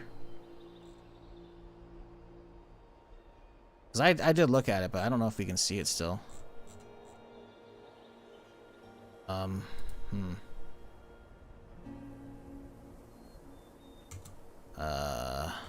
don't know how to see it. What was that? We'll just Google it, see if we can find it. Steam recap. Let's see here. How to view your Steam replay. Okay. Oh, there's an actual URL. Perfect. Yeah, my Steam replay is absolutely awful this year. I did fucking nothing. Here you go. Only 29 games this year. Wait, look at 16 fewer than last year. Because I did all Zomboid for most of the year, right? Borderlands, only 3% playtime. 73% of my playtime has been fucking Project Zomboid. Like... and this generated a couple weeks ago, so there was all this 76 playtime is pretty much off stream on Seasons. I mean, I didn't do much. This fairly accurately represents me, though. Doesn't have any RPGs in here, but like I like roguelikes. I love FPSs, love open worlds. I like survival stuff. Auto battlers a little bit. Let's see. Again, Zomboid. Just a lot of Zomboid, you know. Like me some 76, but again, seasonal stuff. Fucking with the seasons a little bit, and then now, right? Borderlands, fun, but, you know, that's about it, right? 2042, literally just grinding the fucking free cosmetics for Battlefield 6. Arc Raiders, again, fun, playtest, actual release. Playtime by month. I don't know. I mean, like I said, it was a pretty dry year for me on playing new stuff. I like that this showed up. Oh, playtests, 5 playtests. This was a sponsored stream for 1 hour. Pretty sure it was a bounty. I hope Marathon's good, because it could be good. Longest day this week, 35. Okay. Indiana Jones, man, that's such. You gotta pick that up if it's cheap, chat. Zomboid streamer now? I'm trying to give it a break. I'm trying to not play it for a while and let them clean up multiplayer so I can go back in for that, but we'll see. Yeah, it didn't do a whole lot. Like, you can see the fucking sponsored streams. I fucked around with this a little bit off stream. Sponsored stream. Play a little bit of Baldur's Gate, not much off stream. Tried Mass Effect Trilogy, couldn't really get into it the first game, even though I loved it, but not good. Backpack Battles refunded it so I could play Magicraft. Sponsored stream. A little bit of Baldur's Gate, tried, not really getting into it. It's more Magicraft here and there. Marathon, yep. Survive the Fall. That was not a sponsored stream, but it was like they sent me a key and I'm like, okay, I'll play it, and yeah. Like play like 1 session of Risk of Rain. Starfield, fucking around, mostly just probably logging in on computer, fixing some shit up.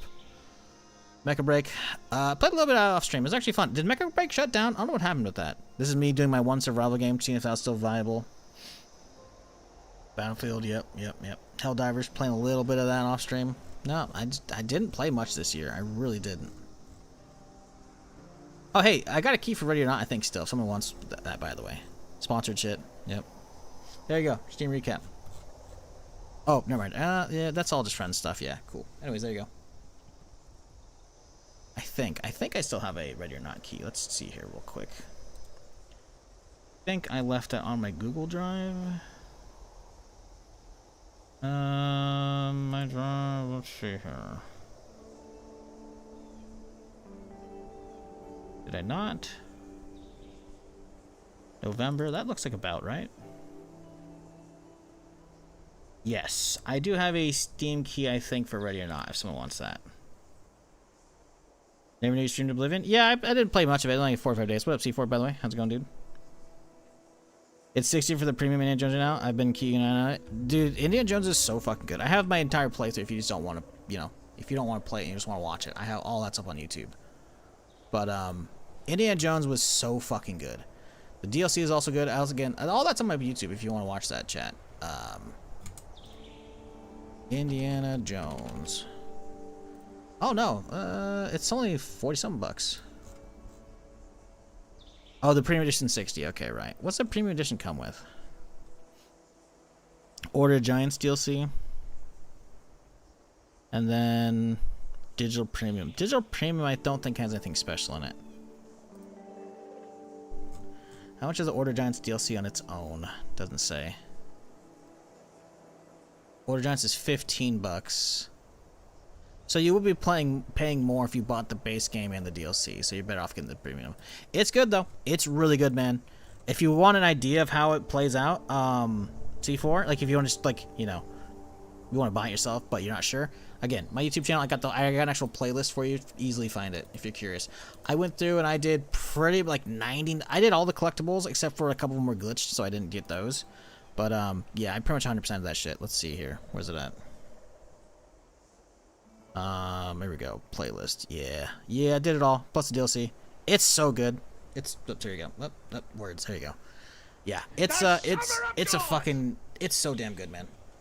Appreciate the prime. Shooters and would check out Ready or Not if you want to get rid of that code. Listen, I'm giving it to you because you're the first one who asked, not because you did the prime though. Appreciate the 4 months though. Make sure you have your whispers open. Let me find it.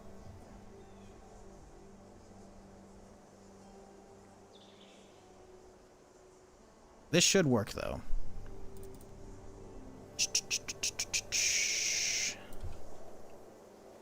Because they gave me a key as part of like the sponsored thing, but I already had the game.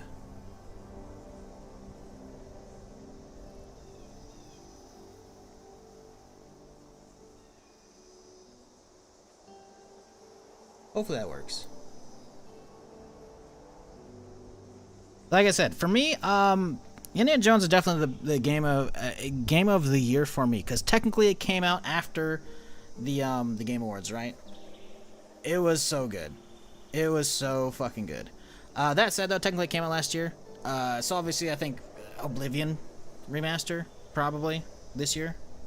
It's just so good. But also it's not a new game, so you can't really, I don't know. The Indiana Jones game is fucking phenomenal, though. Combat is actually surprisingly good. Like, you don't expect a lot of, like, gunplay from, like, an Indiana Jones game, but you expect a little bit. But when it's from a developer that has done, the new Wolfenstein games that make, very much FPS games, first and foremost, you're like, what the fuck? Making an action-adventure games? But no, they nailed it. They nailed it. Troy Baker does a fantastic job as Harrison Ford's Indy. Got the good gravelly voice going on. It's frankly, I don't want to say masterpiece, but it kind of is. It's pretty fucking good. But $60 is steep. Or the Giants is definitely shorter. You could just buy the base game and say, I'll just watch the Order of Giants DLC. Because Order of Giants is very much a single session thing. You could probably squeeze a few more hours out of it if you want to go for the collectibles, but I just kind of finished it up mostly. But definitely don't regret my time playing those games, even if they were absolutely not great on stream numbers back when that came out last year. But hey, I got those hours out right before I fucking got sucked into Zomboid, so it worked out. Nothing good out here. Great game, though. Nowhere. It's all shit. Ooh, ooh, ooh, ooh. Oh, ooh, good for you. Good for you. Too bad you. Whoop, there we go.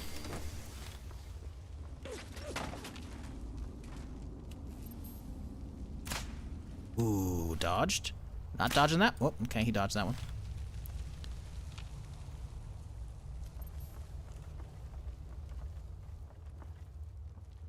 Please don't hide. Now, isn't there going to be a rocket launcher that drops out, or is that the next area? Maybe the next area. Worked? Hell yeah.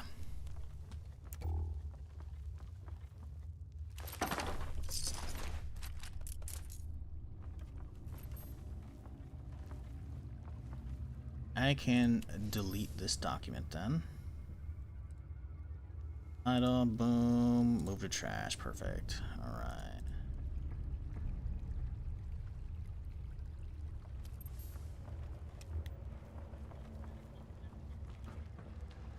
But yeah, Indiana Jones is great. Again, obviously, full disclosure, I got the key for free, but it's, ooh. Listen, it's only 10 mil. It probably wouldn't have done that much damage. It still scares the shit out of me, though. Also, just dead silent.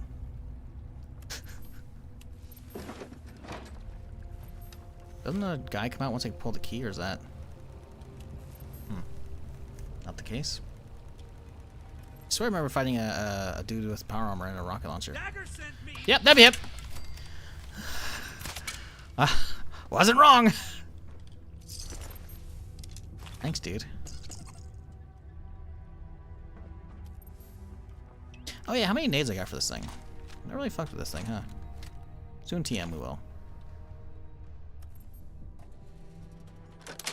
You got bodied? Yeah. You came out the door at the wrong time, man. I got full stealth bonus.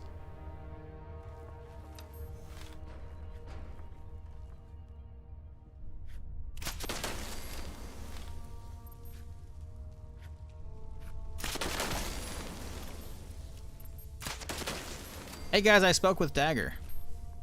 I think she's gonna give up the loot. I got this feeling. Wow, she gave me the key. So generous of her. What do I address? Do I address like the pile over her face down here or up there? You know what? One doesn't matter.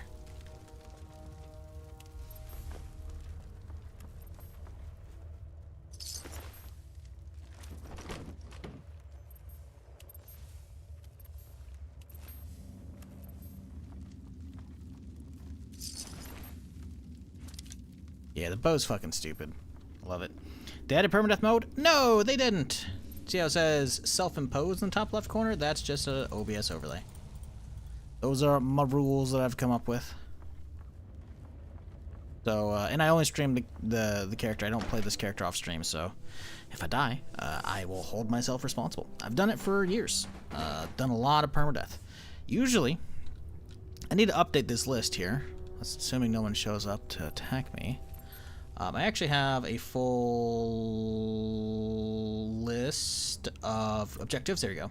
Couldn't find the fucking scene. Full list of objectives of like gotta go through all the actual main content and shit. Usually I like end up scratching them off to haven't been doing it too lazy.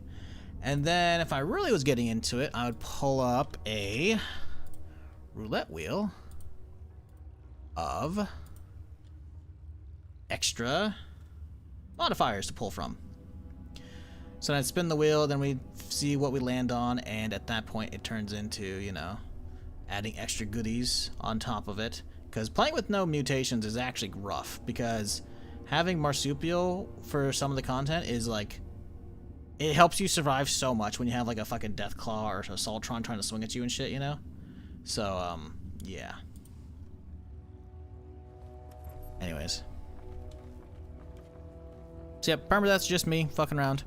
Because as much as I love 76, there's not a lot of content to keep me playing just the story and shit the entire time. Because frankly, I burn through it pretty quickly. So while they add in lots of great content for endgame stuff, for like gear grinding with like the bounty hunt system, which is really fucking cool, I don't really enjoy gear grinding too much in games these days.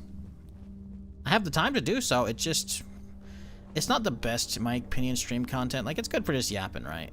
But I prefer having some kind of stakes. Not always needed for gaming and not always needed for streaming, but I prefer having some kind of stakes, and playing permadeath gives me both a little bit of stakes, a little bit more excitement for y'all in case, you know, we get some good RNG or some bad RNG or whatever. But also it's a lot of knowledge testing, you know? Which I've been playing too much of this shit for years, so yeah, it's fun. I wish they added a permadeath mode. I asked them about that when I was getting an early preview of the Burning Springs season that's going on right now, the new, you know, Ohio update all here. Back in September, before they revealed it at the end of, at the beginning of October, we had a presentation we got to see, and I asked a couple questions about that and some PvP and stuff, and the questions never got picked. So, wah wah. I think permadeath would be cool, as long as they do it properly. It doesn't even need a bunch of rules. Just take out fast travel and just make it permadeath, and you're good. You know, people can add in their own stuff.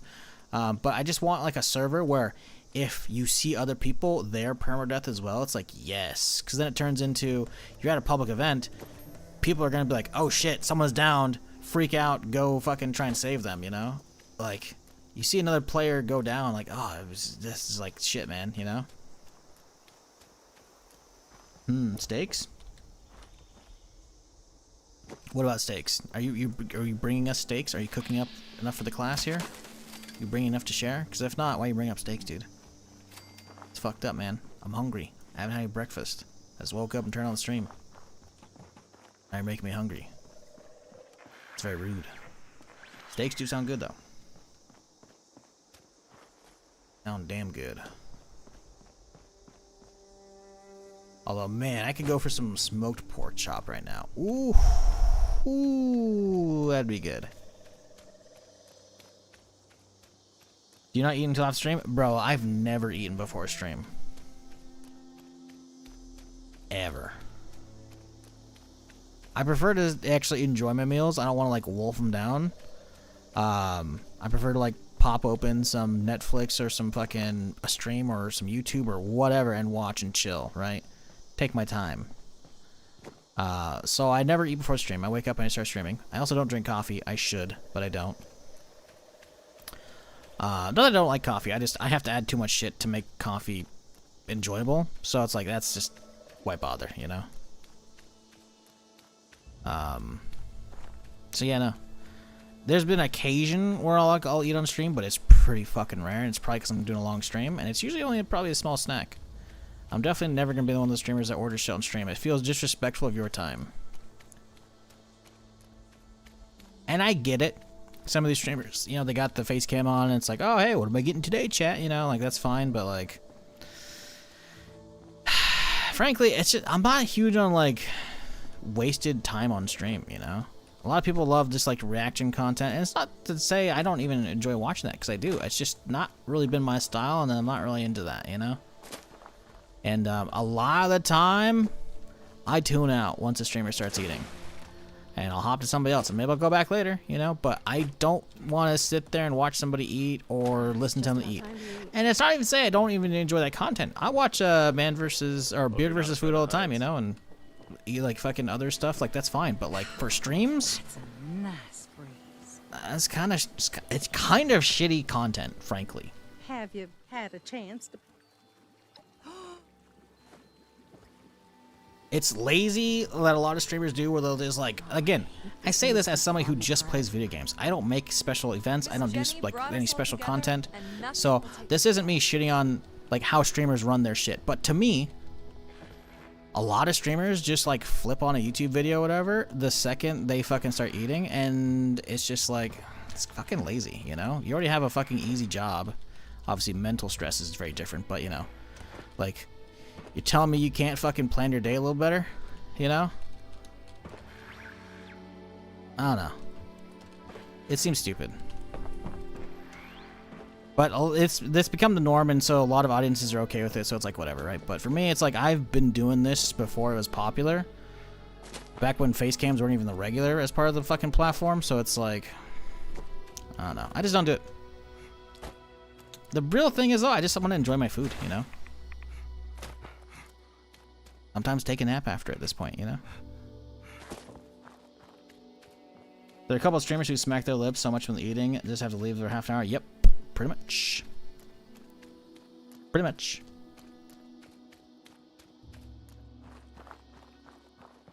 So in Costa Rica, we pour hot water for a coffee, and then instead of water, I use cinnamon tea, and I used to add some kind of chocolate. That sounds good as fuck.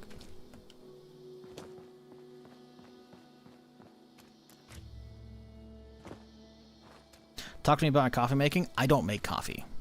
I've only had it a couple times, but it's like, oh, I'm at a thing and people have coffee. Like, okay, I'll pour some coffee. I'm like, that's too fucking strong. I don't really like. That's too bitter, too boring. You know. So I'm like, all right, add a bunch of fucking flavored creamer and shit. It's like, all right, that's cool. It's palatable. But the problem is, it ends up being too large of a ratio, and it feels like, well, I'm not even drinking as much coffee as it could be. You know. So it's like, nah, fuck that. Also, caffeine's never really did a ton for me these days. It might, I don't know, I just don't take in much caffeine, but it was never like effective enough as an energy drink or coffee that I was like, oh, wow, I gotta have it to wake up, you know?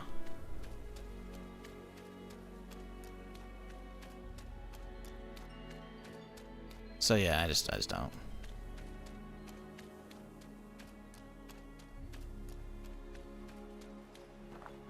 I could do tea. Haven't had tea in probably a couple decades, but tea's not bad.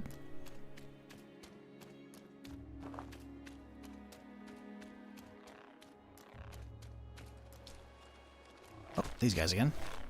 Hello. Bye-bye. Oh, I still hear somebody?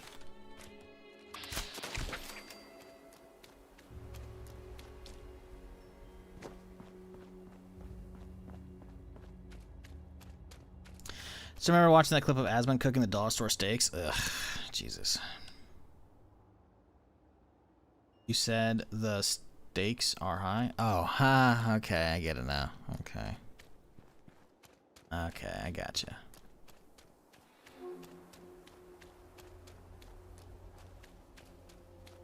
Yeah, I just don't eat on stream. I remember one time years ago, Therm talked me, this is eons ago, Therm talked me into going and getting food on stream. Like, I didn't turn off cameras or anything like that, but I left Therm to talk with y'all, and I fucking left to go get some Taco Bell at like fucking midnight or like 2 a.m. or some shit. I think it was the day where Therm had talked me into playing League of Legends with him. Because I played it like way back in the day when it came out, right? But I never really did on streaming. So he's like, oh, play some League. And this was back when League was like full of fucking throw up your donglers fucking spam bullshit when it was popular on Twitch. Like, obviously it's still popular, but you know, it was like meme popular. And I was like, all right, fine. And so he talked to me and he's like, go get some food, man. And I was like, okay. And I got some Taco Bell. And I was like, all right. And I still felt guilty about that. But yeah, I don't really eat on stream. It's just not what I do. And I'm usually fine. I just chug a bunch of water when I wake up and I'm fucking good. And then someone brings up food or my stomach starts to growl and I was like, well, that's a problem. Vengeful. Fuck you. One tap. Fuck off, bitch. The Vengeful one is what had Taxi. Same with the Stalker one, I'm pretty sure. No, the Stalker one just... Well, Vengeful definitely attacks. I can't remember what the Stalker one does. I don't remember if the Stalker's an attacking one or not, but... Yeah, fuck that. I'm not sitting around and letting him attack me. I've been killed by one of those before, so fuck that. Just got through some great chorizo, potato, and egg breakfast burritos, but now I can think about his pork chops. Hey, fuck you. How about them apples? Talking about goddamn breakfast burritos. God, breakfast burrito sounds so good. But it's okay, chat. I'm gonna make some tacos after the stream. I got all the goodies. I don't think I have any lettuce though. That's okay. They'll end up being more burritos at this point, but that's fine.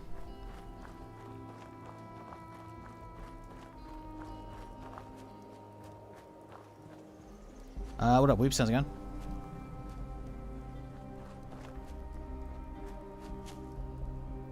Probably. I'll probably make that today. I don't know. We'll see how I'm feeling afterwards. Might just make some quesadillas and just call it.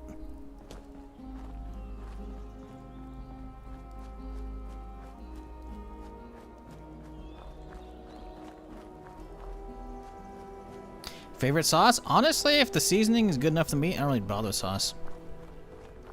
I know some people are sauce fiends on some shit. You know, that's fine. But I don't really need it.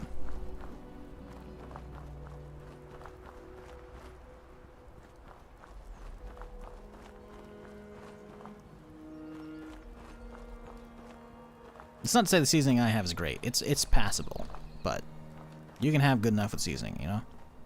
As long as the meat isn't like incredibly dry.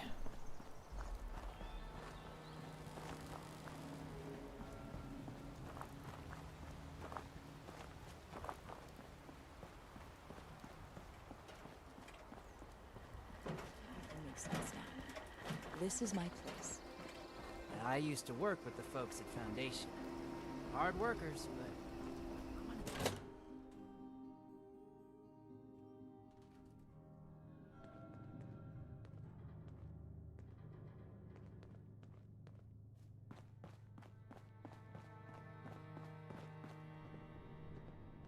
I have news from our patrol. They must have seen something quite interesting for you to come to me about it. Interesting is not the word. Concerning, yes. Go on, Shin. One moment, Initiate. Knight Shin is in the middle of his report. As I was saying, they were chased. Those crazy. Since that battle. We have yet to... Are you serious? Let's discuss. Were you able to help? Very un... Them? Don't speak. The bloody... If our the initiate... I hope... If we address... Which is exact... Good work, Initiate. I hope our next mission is soon. I'm tired of being stuck in Fort. You're here. To review the current... Your assignment, but given this... One last... I find it, if any... That will be... Science solved a lot of problems back in the day, but look what else it wrought. I'm glad we guard our tech closely. Stay on your toes. The wasteland is merciless. The old world has so much to teach. Fuck, man, I need something to watch. I've already watched the weekly Fallout. I've watched fucking Stranger Things. I'm all finished with Pluribus. I'm out of shows to watch, chat. Not until, fucking... What? When's the next Fallout episode? Honestly, it might be when fucking Stranger Things airs next week as well.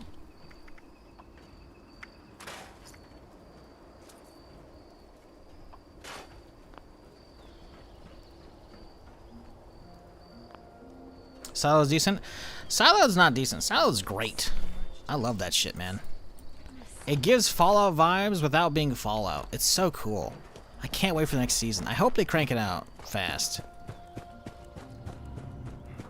I love that shit. It's so good. You're done with the new Stranger Things episodes? Yeah, they dropped last night. Yeah, I watched all of them. That's why the fucking stream started a little later today. Didn't get much sleep, but yeah. Yeah, I watched it. It was good. Let's like see. Did Silo... One of them come out at the beginning of this year, I want to say? Let's see here. What did they begin this year? I don't know. Yes, they were. They started at the end of last year, and they came out and they ended in January. So the first season was May to June 2023, and then it was November to January 2025. So a year and a half. Silo Season 3 release date.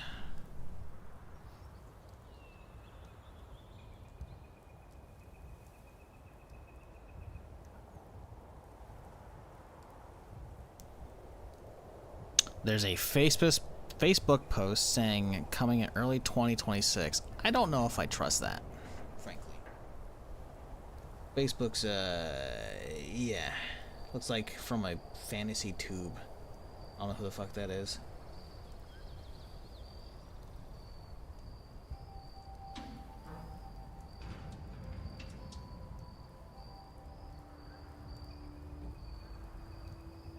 It said they wrapped up filming in May. So yeah, that could be any day now. That could be any day now. We can hope.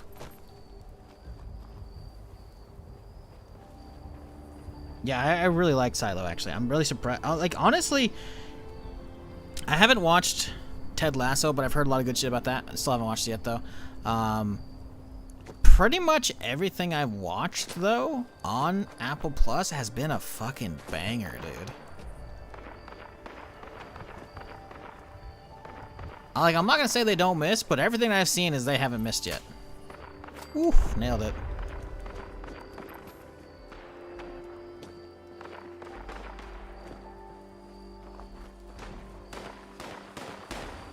Joe Pickett seems good. I haven't even heard about that, I don't think.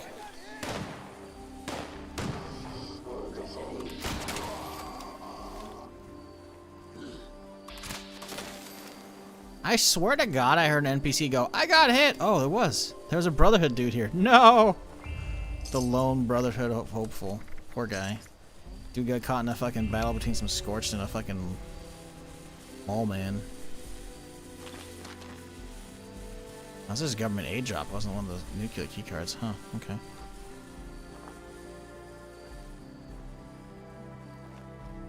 I've been watching all the Walking Dead spin-offs after finishing the full main series watch. Turns out needing surgery on my soldier was the best thing that ever happened to my Netflix viewing list. How's the new season of Daryl? I watched only like one episode of it. And I stopped. I need to continue with that. I guess I could do that. But yeah, I did a Walking Dead kick at the beginning of this year when I started doing Project Zomboid. I was like, alright, we'll go through it finally. Because I watched up until Rick left the show. And then the subsequent following episode, I was like, ugh, this shit's bad. And then they do start off with a rough landing after Rick leaves the show. But, you know, some of it gets pretty good. Excuse me. And obviously, the Rick and Michonne spinoff is fucking phenomenal, in my opinion. I got all the answers I wanted. I want to know who the fuck that Chopper was from the beginning of the show. I want to know what the fuck happened to Rick. Got all that. Good stuff. I watched Book of Carol and the Daryl show and the first season of Dead City. I was like, okay, solid. I've heard Dead City season 2 is awful, so I don't know if I'm going to do that. I would like the first episode of Daryl until Stephen Merchant, you know. I was like, damn it, man, I like that character. So I didn't continue watching. Also, this place, Radbury, that means this place got nuked at one point, so I guess someone had done a, Earl on the server. That's funny. Waiting to binge season 2 of Landman. Word. The Lowdown Disney came out today. Watch later. Yeah. Oh, okay. Dude's walking a hostile group of doggos. Hello there. Oh, okay.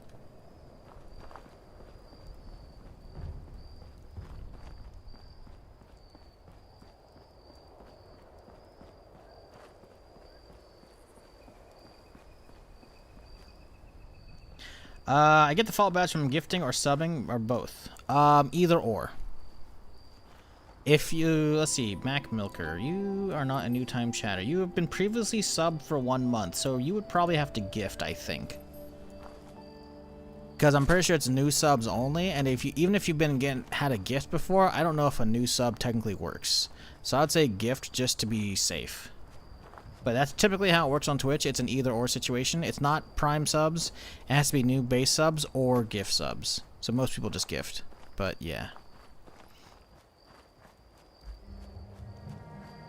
I resubbed and got it. Interesting. Interesting. Maybe it's because your sub had lapsed, right? And so the sub was like a reactivated paid sub and not a Prime sub. Prime subs definitely don't work, sadly. It only works if you aren't currently subbed. There you go. That's it. So yeah, so I guess technically a resub. So I guess it could work, Mac. I'm not gonna pretend like there isn't a sliver of possibility, but that could work, I guess. That could work. It was rough towards the end of the main Walking Dead, yeah, and I'm only on season 2 of Daryl, so I'm not sure. Okay, gotcha. Been kind of rough to watch. Yeah. No, see, the problem is the Daryl show starts off really cool because it's like, ooh, early Fallout vibes. Hey, Mac Milker, gifting us up. Appreciate you, dude. There you go. That'll definitely get you the badge for sure. Appreciate you again, dude. So the problem is the Daryl show is I really like the character Daryl, right? Them getting him to France was kind of stupid, like how they did it, whatever. But the early vibes for the Daryl show were really cool, like fucking immaculate, man. Big new town, very desolate, fucking creeping around, seeing like new areas. It's awesome. I love that shit, man. I love seeing the pre-zombie apocalypse and then post, right? And they hit that, you know, and like the whole traveling sequence of him traveling through Paris initially on it, or wherever the fuck it was sick. I fucking loved it. And then they kind of just spent the rest of the fucking show in the countryside. It's like, And the problem is, that's really like one of the big appeals to me of The Walking Dead is the big cityscapes, you know, the big, like, seeing the before and after. And that's why I was so interested in Fear the Walking Dead initially, right? I was like, oh, we get to see the actual fallout of, like, shit hitting the fan? Hell yes, sign me the fuck up, you know? And in LA as well, big population center? Fuck yes, because we don't see it in the main show. The main show is it time skips. Rick goes in a coma from the fucking gunshot wound, and then he wakes up fucking talking to Ghost Shane who ain't there, and he's fucking hallucinating, and he's fucking dehydrated and shit. And it's like, oh, and you get a handful. Oh, ooh, what the fuck? You get a handful of flashbacks here and there showing some of it, you know. Like, you see, like, the night, like, fucking Atlanta gets, like, bombed when you have, like, the flashback of Shane and Lori and Coral out on the freeway, you know? You get a handful of those, but you don't get a lot. And that's what I like a lot of. Like, it's not the only thing, but it's, like, it's a big enjoyment factor of The Walking Dead, right? And we don't get enough of that. But you get some in the Daryl show early on. But it's only the first episode or two, you know?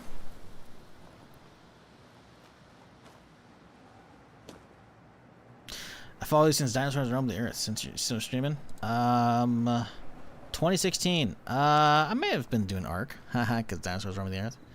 Either way, hope you're doing well, dude. Merry Christmas to you. Hope you had a good one yesterday. Or it's a good Thursday. Who knows? We're just out here chilling. Derping around some Fallout. As you do. Where the fuck am I going? We're going all the way over here, huh? Okay.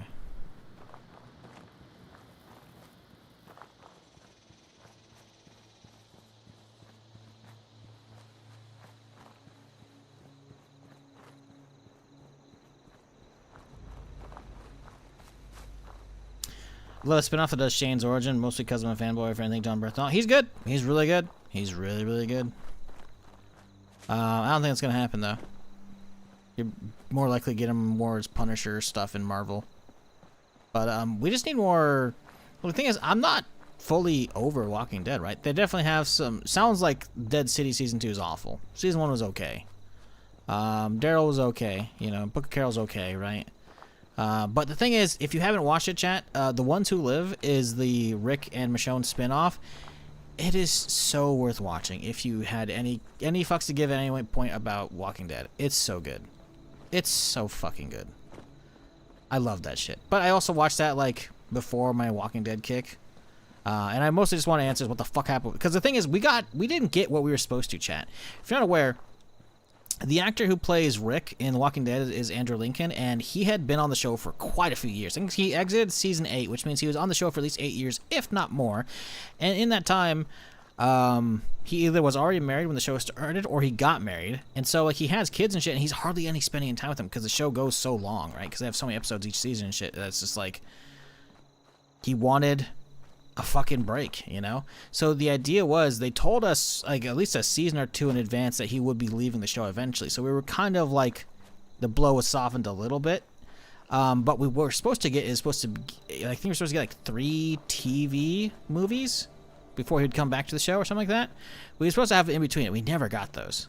Shit fucking changed, right? So dude just fucking disappears for like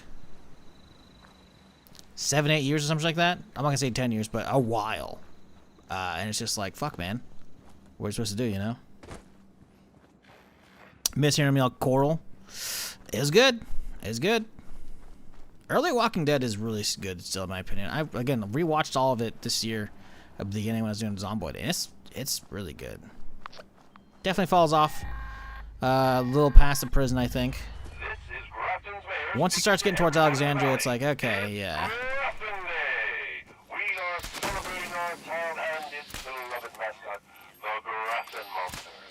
He may look scary, but I assure you his robot handlers have him completely under control. Come, join the parade, spend your money, and make sure to donate to my re-election campaign.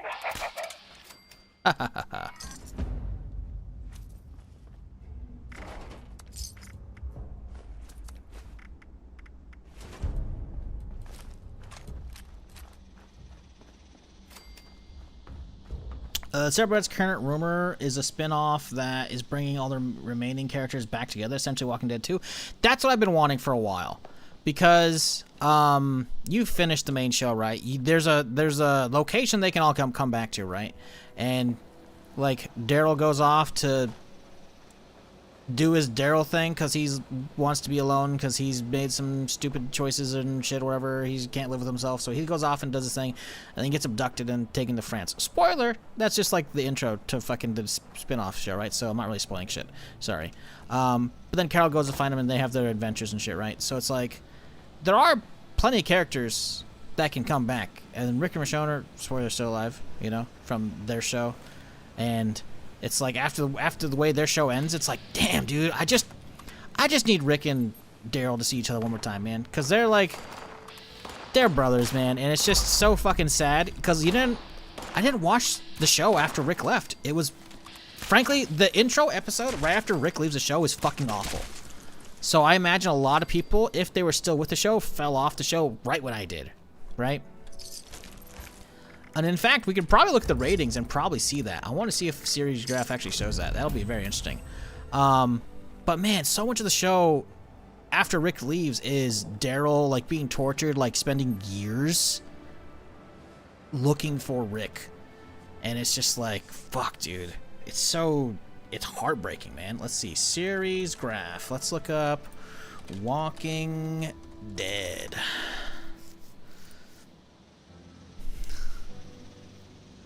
You can't tell. Damn it. I think you can kind of tell. Let's see.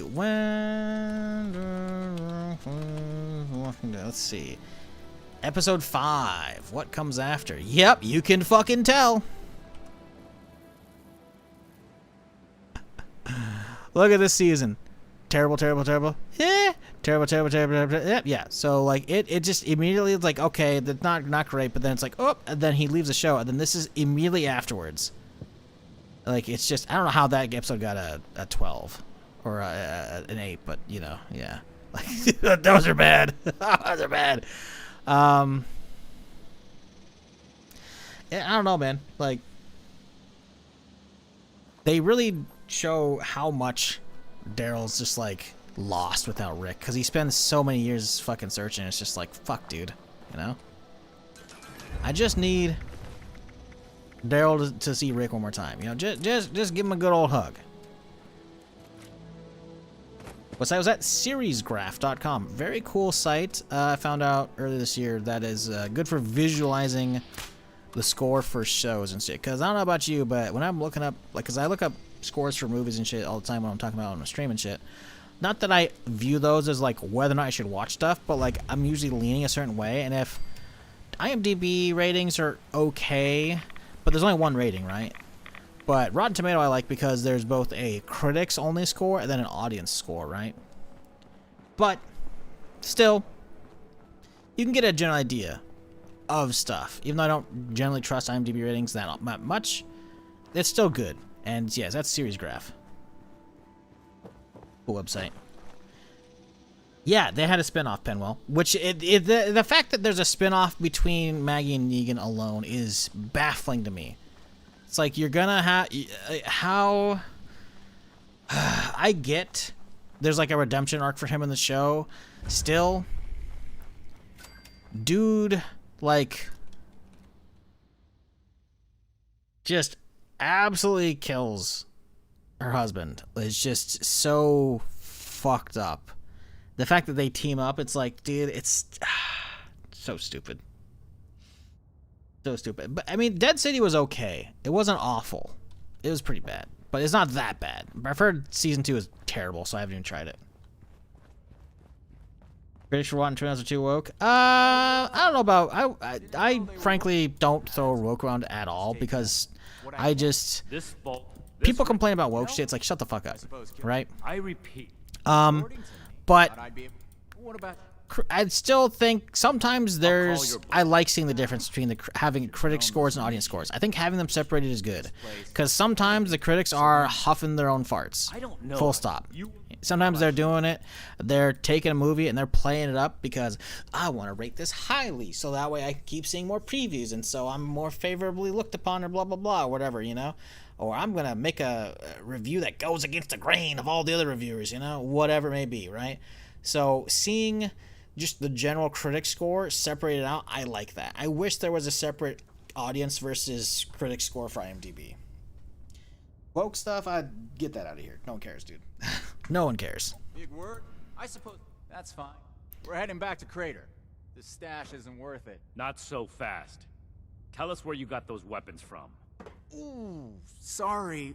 I don't discuss Raider affairs on Brotherhood territory.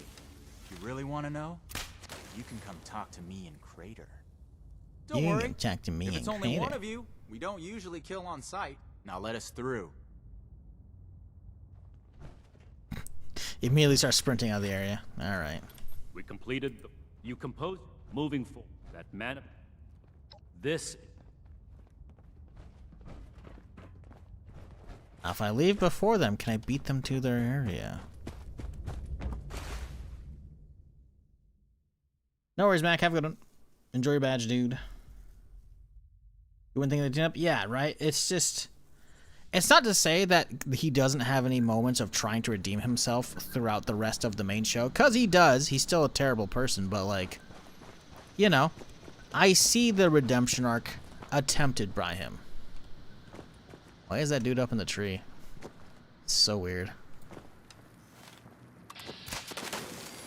I'm all for taking what ain't mine.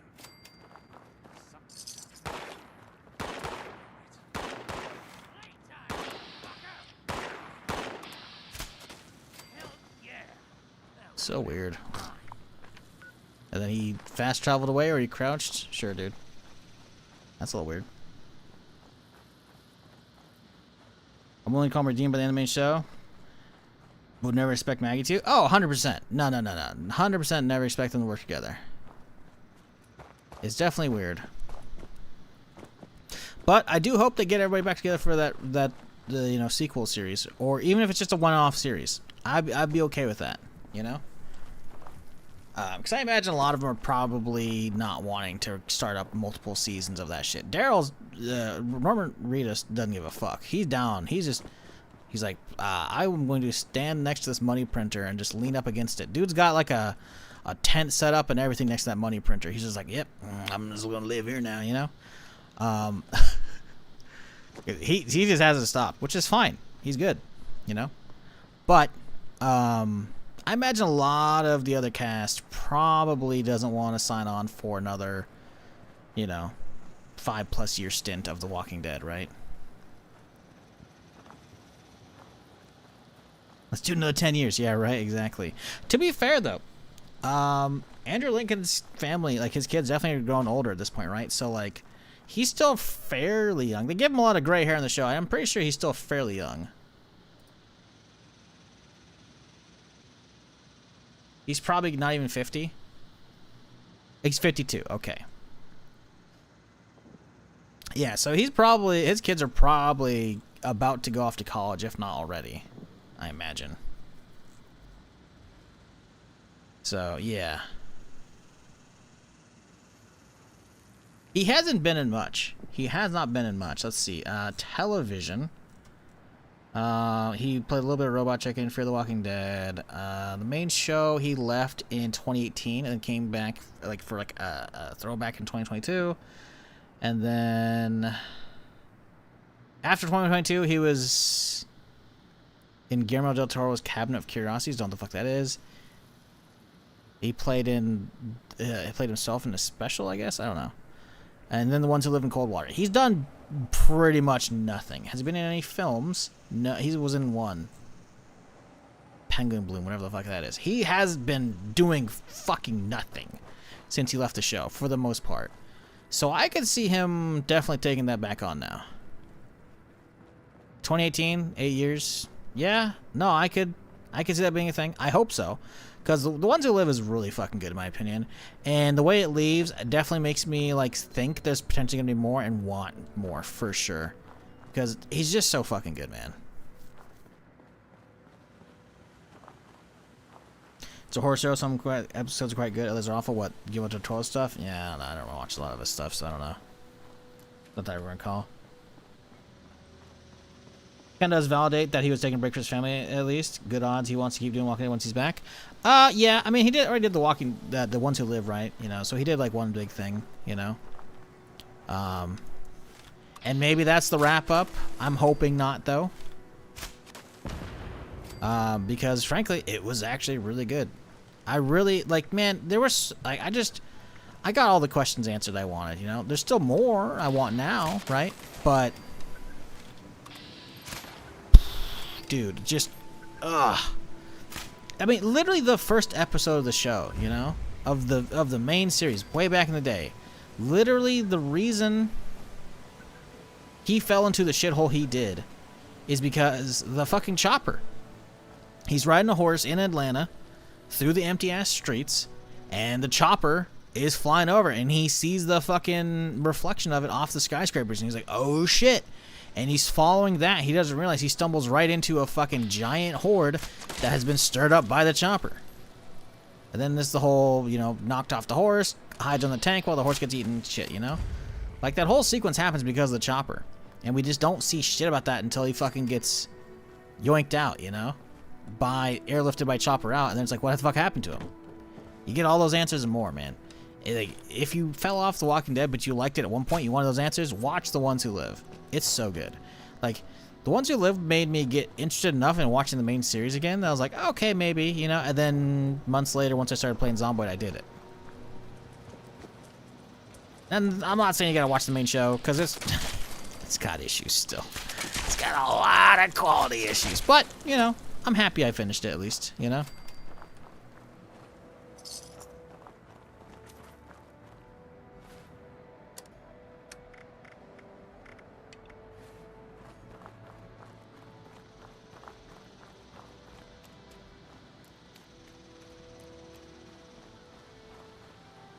He had the meta talk event like in Zomboid? Yeah. Dude's fucking first play session, he's like a week or so in, you know, probably playing at 1 hour day-night cycle, and he fucking rolls into fucking downtown. He's like, hey, this place is great. Doesn't realize a chopper event's going off. He's like, ooh, what's this? Then he runs into that shit. Like, dog. Not a good session. Speaking of Walking Dead, though, someone is remaking Atlanta, and a lot of the point of interests from the TV show in Project Zomboid. It's probably gonna take quite a while before they get there, but they are doing it. It's pretty cool, in my opinion.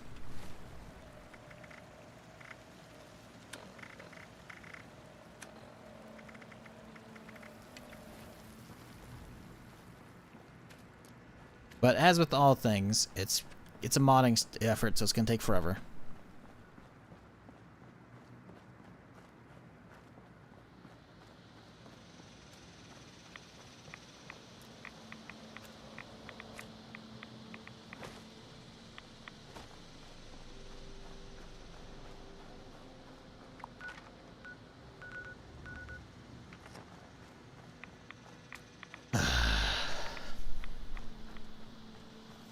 Fuck.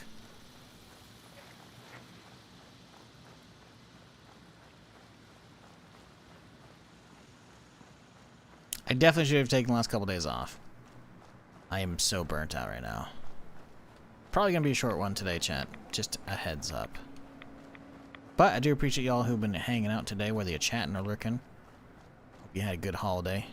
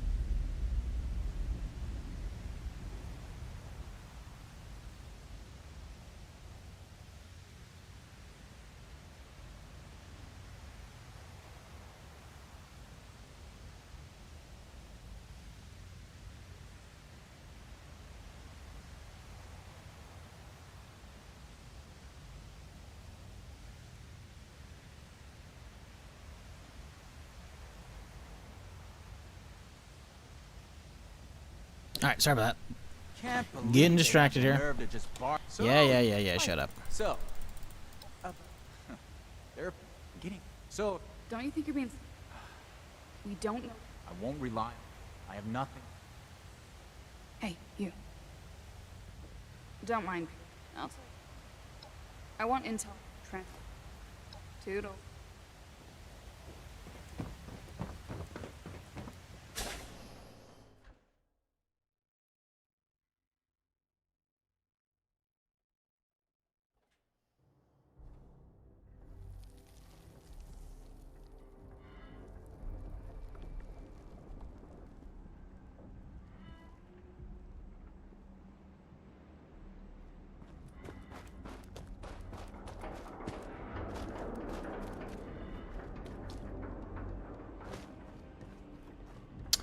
We've made tremendous progress in the last few months, let alone the last year, as we have take Camo Unchained down to the studs and are in the process of rebuilding. Can we see that progress in the latest video? Wait, did they just put out something? Oh no. Hang on, let me find a spot to chill. Oh boy. Down to the studs. Isn't that supposed to be early access this year and it's still not out yet? Just got an email. Okay, let's see if they have anything on YouTube. Camelot Unchained. Oh boy. 2 days ago. Oh no, they actually haven't posted anything.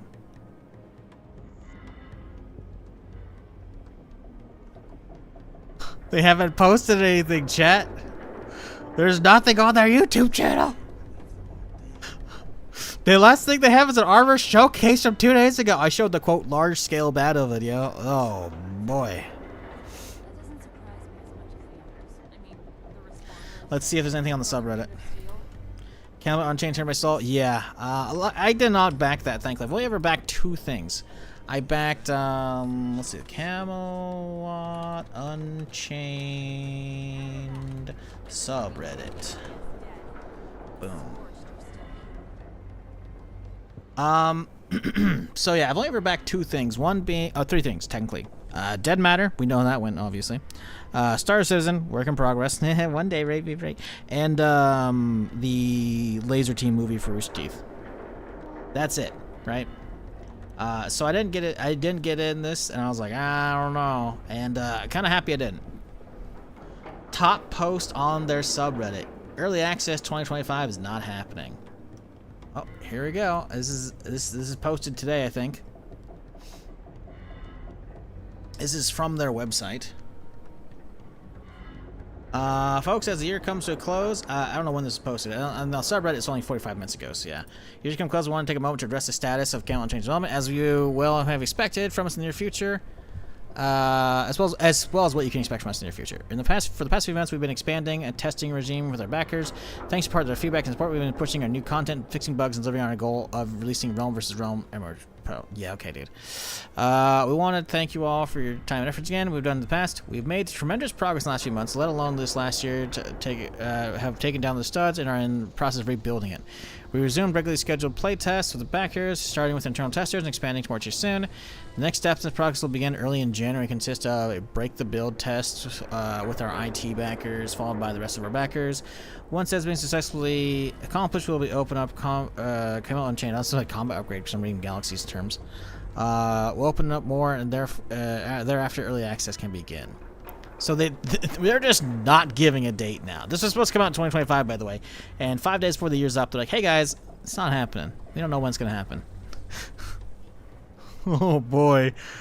Do they still even have funding? We know you all are looking forward to playing the game as soon as possible. Until then, we continue to showcase the intense effort put into our developing Camelot Unchained with frequent teaser, informational videos, developer live streams, and more backer-led testing. Lots of major milestones have been reached. We cannot thank you enough for the support of the years. Listen. Let me be clear, chat. I never want games to fail. I always want good games. The reason I follow this game is because I went on the rant the other day and talked about fucking how much I love Arcades of Camelot, right? I want this game to succeed. But good lord, I've been around long enough to know this ain't a good sign. This was posted 41 minutes ago on the subreddit, 9 comments. I don't understand why they said early access 25 a couple weeks ago, and then obviously it's never going to happen. They definitely thought vibe coding was a good way to get the game released. This push solely coincides with AI, and you can't change my mind what's going on time around. Yeah. But they promised. Clearly there's only a few days left, lol. Saddest part is this is still a project. Don't worry, the bots are having a great time in RVR. Oh my god. Fucking yikes, dog. The problem is, one of them put it pretty aptly there. A lot of that shit ruins Kickstarter for people, you know? So many Kickstarters, for MMOs at least, just don't happen. Or, the ones that might happen are now 13 years deep, going on 14, haven't delivered on the actual product yet still. Star Citizen. You know, it's like... Fuck, man.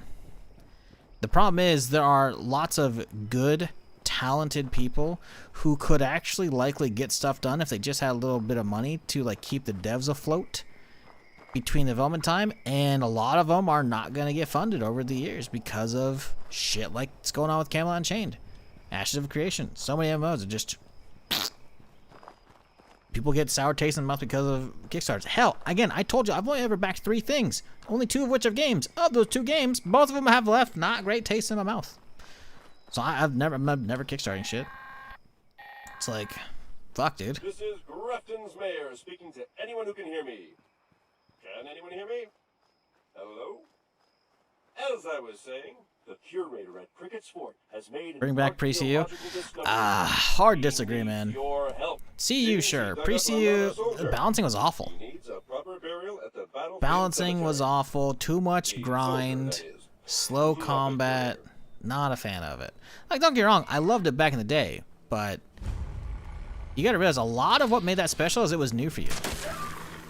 You've been able to play all versions of Galaxies for years, dude. I'm pretty sure I played pre-CU stuff before Galaxies even actually shut down.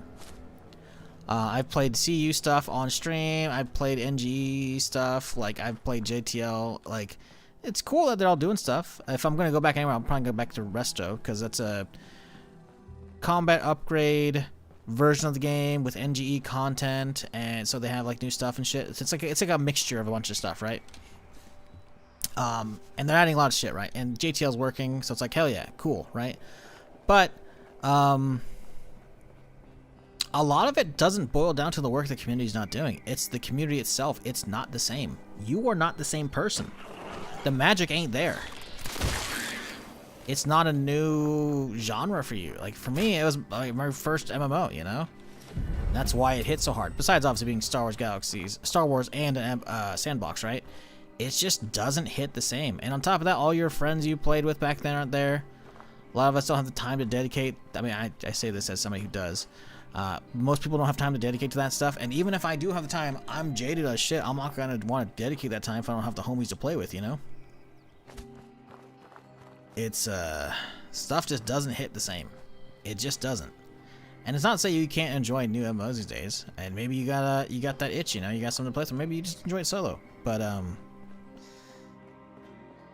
it's not the same. You're not wrong. I'm still bitter Jedi 20 years later. Bro, I'm a bitter Force-sensitive dude 20-something years later, man. Like, I had fucking all of the branches unlocked. I just had to grind. But I didn't and I actually got the grind going as well, I think. I did everything. I couldn't get through phase 4 or phase 3 of the fucking stupid village. Because I had a couple holocrons ground out, right? So I got credit for that when it opened up, right? So I got a couple of trees for free. And then I had to go through the stupid quest line.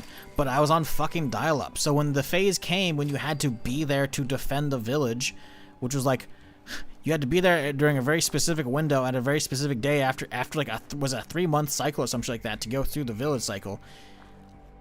I went there and I couldn't play because it was too laggy because too much shit was happening for dial-up. I literally never became a Jedi in the combat upgrade era because of dial-up. Dial-up cucked me. It was so fucking stupid, dude. The old unlock, so the original unlock system was literally just master stuff. Usually, like, the first class you got would be like the first holocron, and it would usually work, but not always. So you could basically just find a holocron, and it would basically tell you. I think for 4 or 5, maybe 6 holocrons, you could basically use them and say, you need to master this tree. And you mastered it, and you get credit, right? And then eventually, you would use a holocron and it would say the holocron is silent. And that means you got to figure out what the last profession is you have to master on your own, right?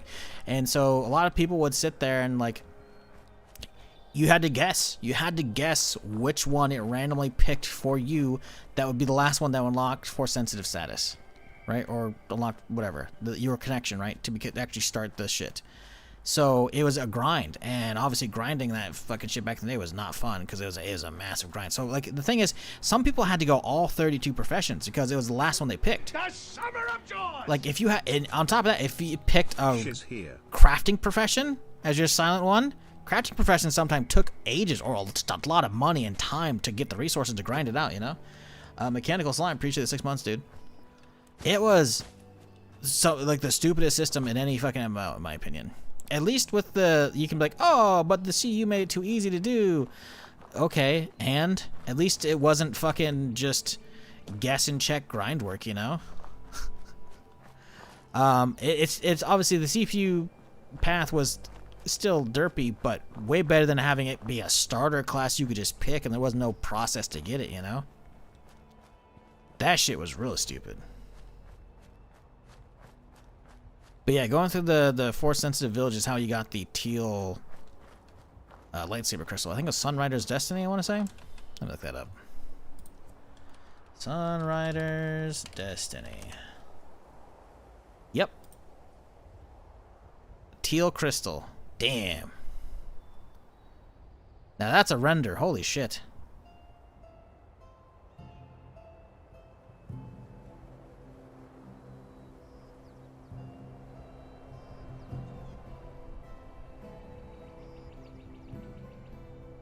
Look at that thing.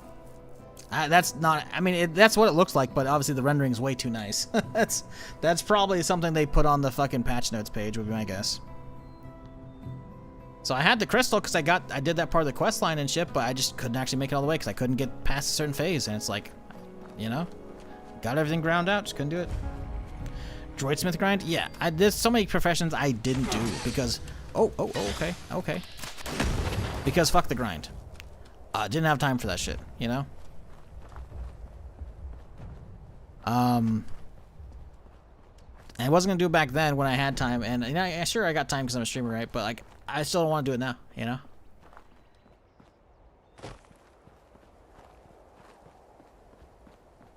Like, fuck that shit.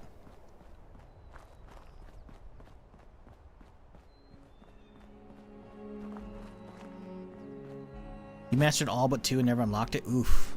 See, that's what I'm talking about, man. That shit was rough.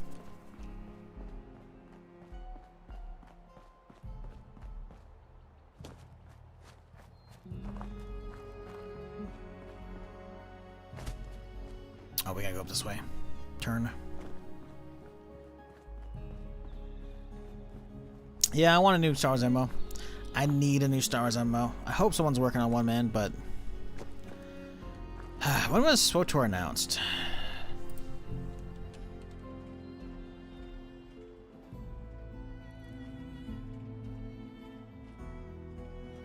It probably wasn't announced earlier than 2010, I imagine, right? I typed Star Wars The Old Republic announced, and the autofill from GPT bullshit on Google is talking about FOTOR. That all the top video results are FOTOR. The top article is StarWars.com, FOTOR. Everything is talking about Fate of the Old Republic. I'm going to have to type in MMO to get this shit. MMORPG. There we go.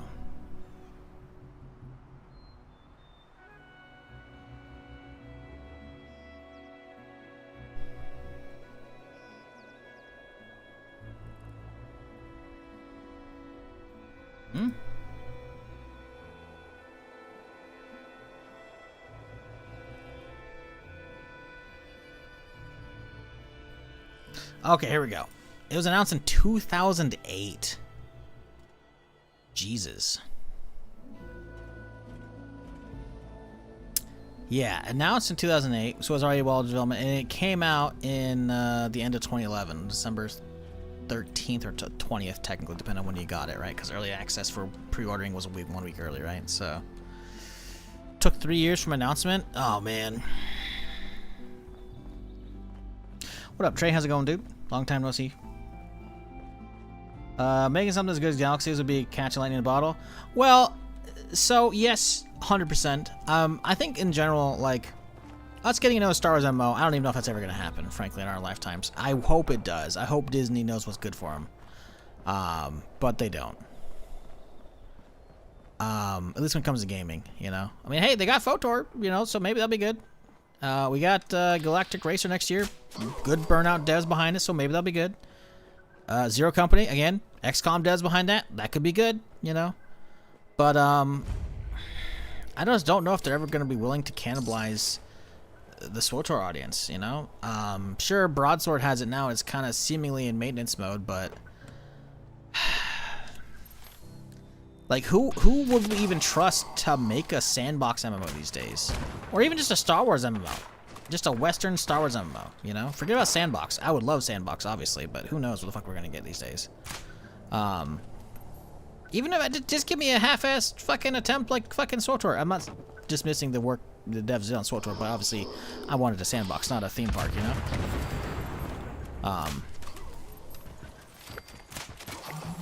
And the thing is, SWTOR makes a better single-player RPG than it does an MMO, you know?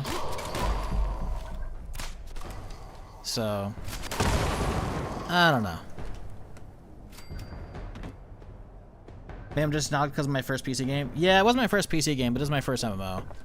Played a lot of other shit between there and then, but first MMO, very nostalgic for, obviously. Merry Christmas, by the way, as well. Hope you had a good one, dude. Really? He's frozen in place, huh? You? Okay. Oh, now he's active. Oh. Heard your friend still. Oh, just you? Free range? How close? Oh, that's fucking days away. Never mind. There's still a group that has a version of Galaxies out there. Oh no, there's multiple. There's multiple Galaxies versions out there. There's a new one that just got started the other day. That just showed up on the MMORPG subreddit. The only one I care about is restoration, I believe. Sorry, because I've been there. I put some time into it on stream. My house is probably packed up at this point because I'm probably not paying the maintenance, whatever. But actually, I put 1 million credits on it. It probably lasts a couple years. Resto's not bad. They have JTL working. I played that on stream as well. It's solid. It's fun. It's basically they have NGE content, but the actual gameplay and systems are CU, I think. So you have like combat upgrade, which is still not bad in my opinion. Pre-CU is a little too grindy. They have their own like unique Jedi system I never looked up to figure out. It might still be a secret, I don't know, but supposedly they have that. That was in. That was actually not in at the time when I was streaming it, a little bit here and there, but yeah, like no, there's still Galaxies out there. It's just like I said a little bit before you got here. It's just not the same though. We're not the same people, so it's not new and fresh. It's very grindy. No matter what version you play, unless you're playing the NG version, it's pretty fucking grindy, man. And the biggest thing is the community's not the same, you know? Not to say there aren't probably some chill people playing the emulators. It's just, it's not the same that you were playing with that made it special back in the day, you know? I don't know about you, I'm not good at making new friends these days, you know? It's just, it doesn't hit the same. Going back to old stuff, trying to relive it, just, it doesn't hit. Anyways, ZeniMax ESO is still pretty solid. Yeah. You know what's fucked up? I don't think it ever was going to come to pass, but there was a rumor Project Blackbird was a fucking Mandalorian MMO. I don't think it was, but if those don't know, Project Blackbird was a MMO being made from ZeniMax. It was a second MMO. And before it got canceled, I think a year or two prior, there were rumors that it was a Mandalorian MMO, specifically. Reporting for duty. Get the fuck off the bench, bitch. I got work to do. Hey. Am I locked? I can't move either. Okay. Hey. Oh, cool. I crashed the server. Okay. Brotherhood Finished my 250 grunt hunt grind. Ended up with 65 wanted posters banked. Hey, there you go.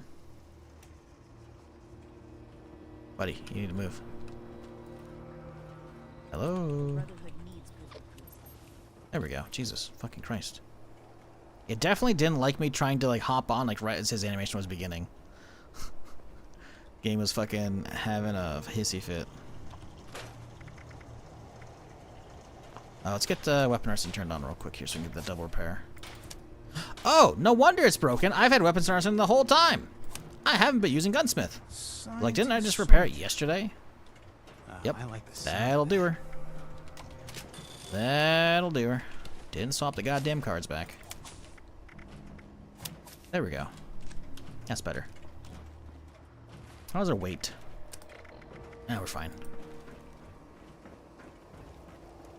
I think MMOs are taking a break soon. Might end up popular again, but for now, I doubt the new one will get popular. Western MMOs, yeah, pretty much. Western MMOs are not doing well, man.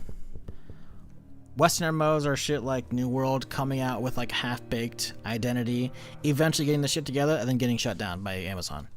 Or shit like Ashes Zero Creations, which is like, what the fuck's going on with that shit?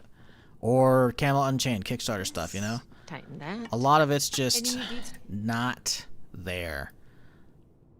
Raiders. All right. Mm-hmm. The funny thing, to be honest. So, I didn't. This is the... Not a problem. When do I get to go out? But, the real problem is the big MMOs are out there. Realistically, it's World of Warcraft. World of Warcraft is the problem. Because World of Warcraft set an expectation of every publisher and more importantly I'll leave to the scrolls. The shareholders wanting return on investment. They want to make their money, and so they want the sure thing. They don't want to invest in Raiders, the ghouls. Stuff that we could enjoy. They want to invest in what is going to be a successful via mass appeal. What's successful via mass appeal? WoW clones. Same old shit. Theme park MMOs. Because sandboxes just haven't been done. Not in fucking ages. Not properly. And, so that's what we get. It's the MMO genre is being distilled down to only one flavor when there were so many flavors back in the day.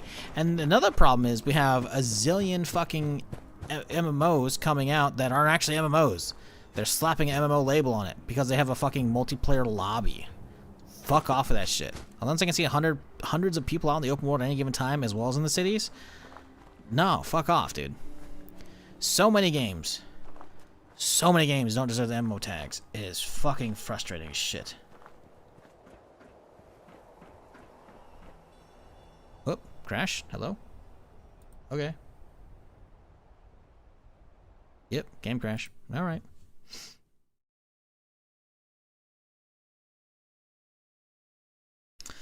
I want to milk the cow. I don't care if the cow enjoys it. Oh, wait. The cow has free milk, free will, and stopped coming to get milked? Oh, no. Yeah, right. Pretty much. Pretty much.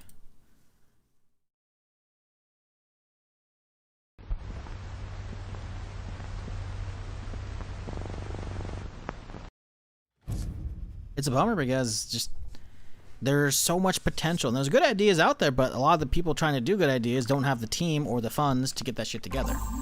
And they might be able to get the team, but to keep paying their rent and shit, that's not always gonna happen because they gotta have the funding. Swap character to my main. We'll grab ourselves our freebies here. Let's see. Grab the package. More gift wrapping. Yay! I am not claiming that on this character. Let's do it on an alt. Up. There we go.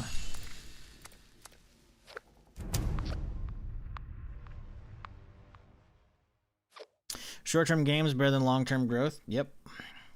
Yep. Killing many things, not just gaming. I mean, look at RAM prices and shit, They're starting to fucking move all the sales and production for fucking server clusters for AI horse shit, And I'm not even saying, like, there can't be AI shit going forward.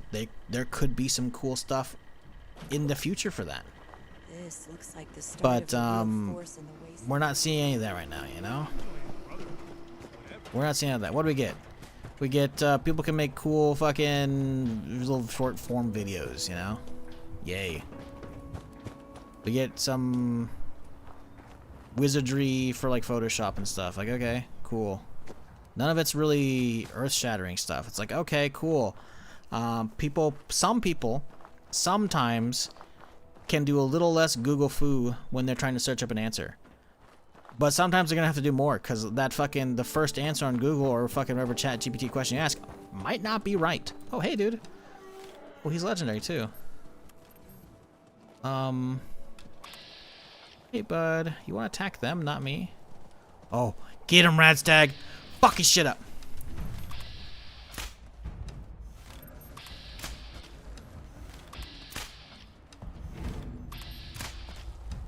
Why am I not getting any fucking VATS crits right now? I was like, bro, my crits are not building up right now. Jab, buddy. A Gauss rifle, huh? Interesting. The Summer of George! Hey, Savage Dan, appreciate the gift sub, dude. Enjoy your ghoul badge. Thanks for dropping by to pick my channel for redeeming that. But hey, if you're dropping by to watch as well, all the better. Appreciate you. If not, hey, don't worry about it.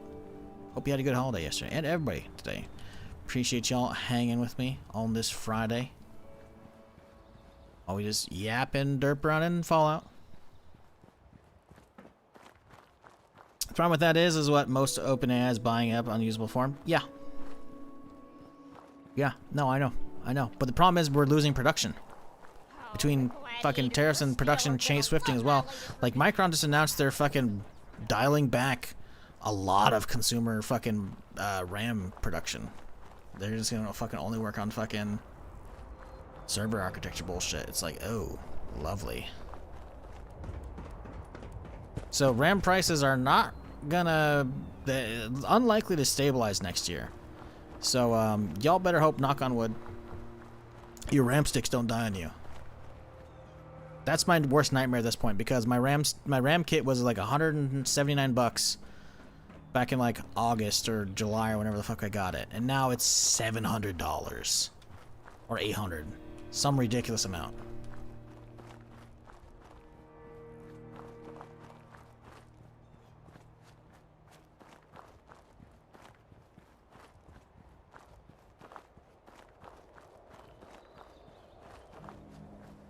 Where the fuck are we going? Right, we're going all the way back up here.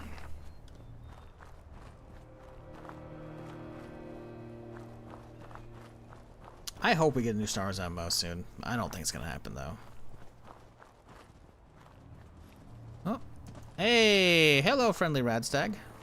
Lead me to the treasure. Chat. You ever see Observant Radstag running at you or nearby? Follow him. He's gonna take you to treasure.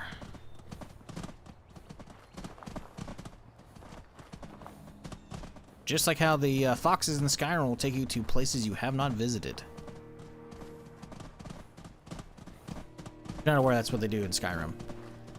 You ever see a fox, it'll start running off to a place you haven't been to yet. Not hyped for Light No Fire? Light No Fire is not going to be an MMO. I am cautiously optimistic. That's about it. No Man's Sky, while it's fantastic that they keep updating it with more and more stuff, especially for free, what they have there is a mile wide and an inch deep. They do not have any systems that are like, wow, I can't wait to play that. Even their shipbuilding stuff, I was like, alright, that's cool. Too bad the combat on both ground and in space absolutely sucks ass, so why bother spending all the time unlocking a ship and building it just for what exactly, you know? And I don't have faith that they're gonna, thank you, dude. I don't have faith that they're gonna pull it off for Light No Fire. I don't. I have zero faith in that.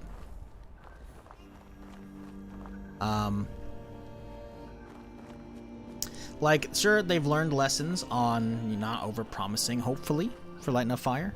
And I know that supposedly they have a smaller team work on Light No Fire than No Man's Sky update still, which is not, it's not inspiring confidence.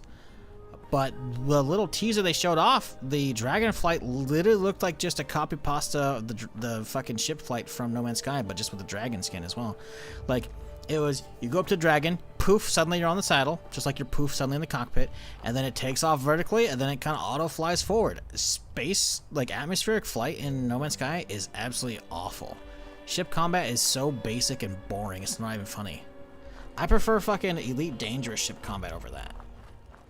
Elite Dangerous ship combat is terrible because it's basically just NASCAR. Just a slow left turn. Oh, I gotta line up. Pew, pew, pew, pew, pew. Slow left turn again. Like, it's okay, No Man's Sky, but it's just too boring. As somebody who's played countless space sims over the fucking decades, it's kind of ass. They don't do anything particularly great. Now, I like that they're expanding, they're making it better, but like, they need a massive combat overhaul for both space and ground. I need a reason to give a fuck about the game, you know? The randomly generated rules don't do it for me because they're all pretty samey, you know? So Light No Fire, probably not going to be an MMO. You'll probably only see like maybe 20 people, 30 people running around at the same time, if that. I hope it's actual MMO. I just don't think it's going to be, especially with what current No Man's Sky is. It's not an MMO either. It's not. You can see a lot of people in the Traveler, the hub world, you know? But on planets, I'm pretty sure it's still a limited number. Even when you're like doing an expedition, right when it came out, you know, and you're at like one of those big outposts where everyone stops by and does everyone leaves a ton of messages and shit, you're not seeing that many people there, man. You're not. So as much as Light No Fire could be cool, I just not putting any eggs in that basket, you know? Also, the view up here is phenomenal. Holy shit. You can see the actual crater from the space station. This is a great view. What the fuck? You see the fucking rain clouds over there to the south as well. See the whole valley. This is great. Norn Ironish.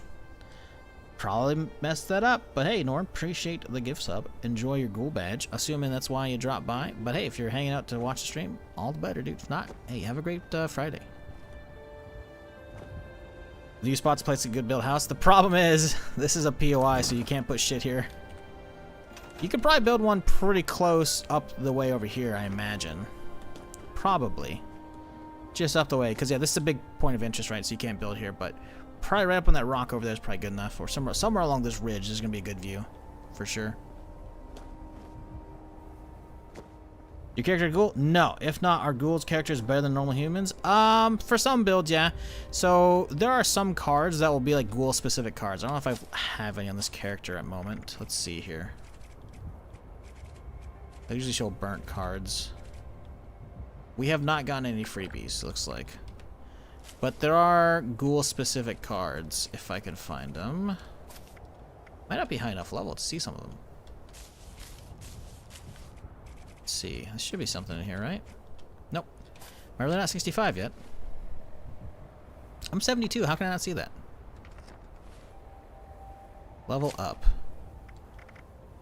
I swear to God, there is a luck one for the other thing. It's not letting me pick it. That's weird. Huh. Anyways, there are cards that are very specific and it can only be used as ghouls. And as a result, there are some builds that will be better as a ghoul.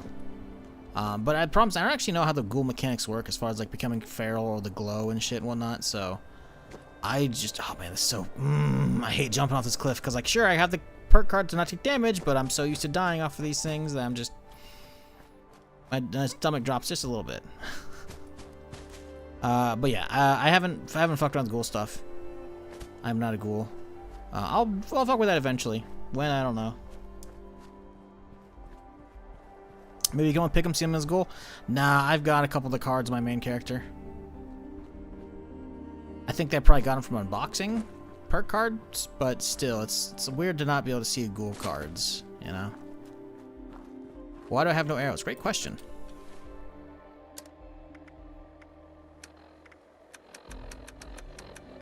There ain't no way I use them all. That's weird.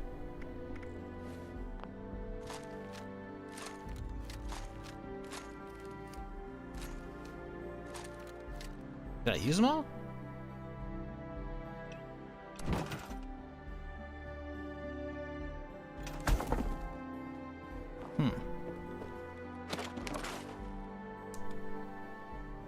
Did they get removed somehow? I want to fucking see what the fuck happened, because now I'm curious. What the fuck?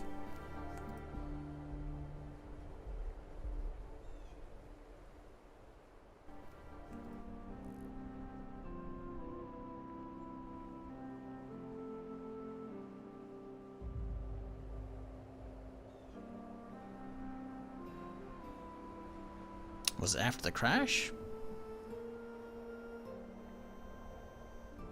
No, okay, so we're gonna be leaving in a second here. We're gonna fight the fucking sheep squatch on the way out. Okay, okay, we're leaving. We have, oh, we actually just straight up ran out. Look at, we only have 8 arrows right here. That means we killed the sheep squatch with the last arrow here. Oh, I guess we passed up as well. We could crash here. Guess we log back in. Right?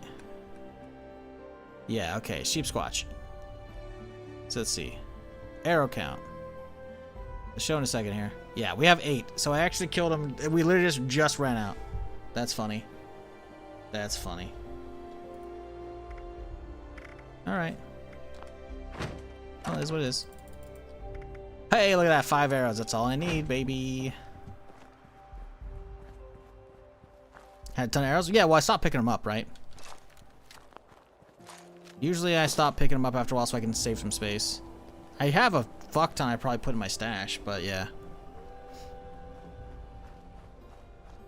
You do so much per arrow, you think they would last for a long time? Oh, they do. You realize I'm not picking them up. Like, so they have a thing in Fallout where they have something called contextual ammo, where whatever weapon you're using, if you participate in a kill of an enemy, it will likely, if it can drop ammo, it will likely drop ammo for that weapon. So I get tons of arrows all the fucking time. The thing is, I'm not picking them up because it's a lot of extra arrows and it's a lot of extra weight, right? So if I end up fighting with myself with a bunch, I'll usually put them in my stash, right? So that's where most of mine are currently, is there in my stash. Sometimes I'll see myself with like a couple hundred arrows. I'm like, okay, I'll stop picking them up for a while so I can get low. Apparently, I went too low. So, yeah. So really, you only need to keep like maybe 50 with you at a time and just keep picking them up occasionally, because the amount it takes per kill is so low, you end up going way positive on ammo. I don't know if there's any ammo boxes here. There might be. Causing problems. Got enough on my plate. I can't imagine there is. Donut box. Yeah, whatever. I don't need it.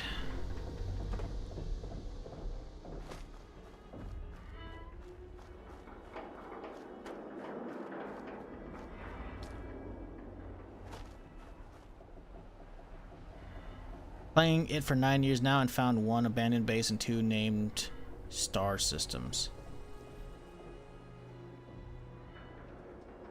Oh, you mean No Man's Sky? You can definitely find it. Takes a while, but you can. Depends on if you're playing like a fucking season or expedition or not, you know. It's big, yeah, but it's very samey. Like, No Man's Sky is cool, but it's not enough to keep me playing. Sorry. Ugh, fuck. I'm stretching. Oh, cracking my back. You can become a golden Semtex? You can indeed. It requires level 50, and I believe the quest line is Unlikely Invitation. Pretty sure that's it. Actually, I haven't done it yet on any of my characters, because yeah, but you can. Good. The weapons we've also they were, but doesn't matter. Don't change your. Leap of Faith, was it? Is that it? Oh, okay, there you go. Sure, Leap of Faith then. Why not? I don't know. What's the other one then? What's the Unlikely Invitation? Oh! Signal appears out sunset. Right, that's the Skyline Valley one. I'm a doofus. I've only done Skyline Valley a couple times on my alt, my main, and that was it. So yeah, that'd be why. But yeah, once you level 50, you can become a ghoul. I believe that's a requirement. I could be wrong.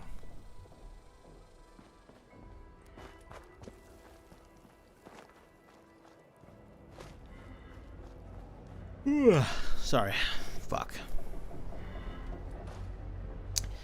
Now we run all the way back. Again.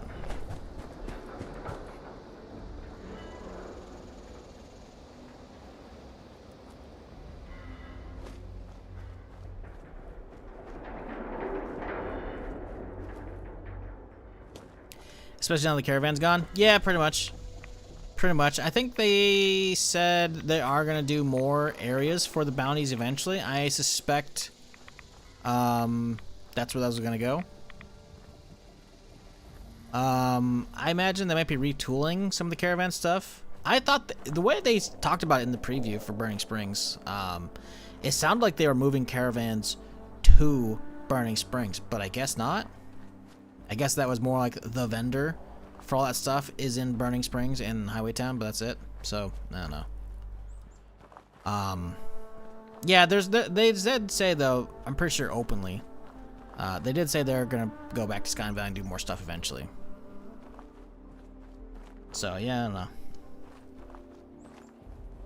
I read somewhere that ghouls have an amazing melee build, but not really a melee guy. There's more than just melee builds for ghouls, but yeah. You'd have to look up all the ghoul perks and see, but there's definitely plenty of builds out there for ghouls, right?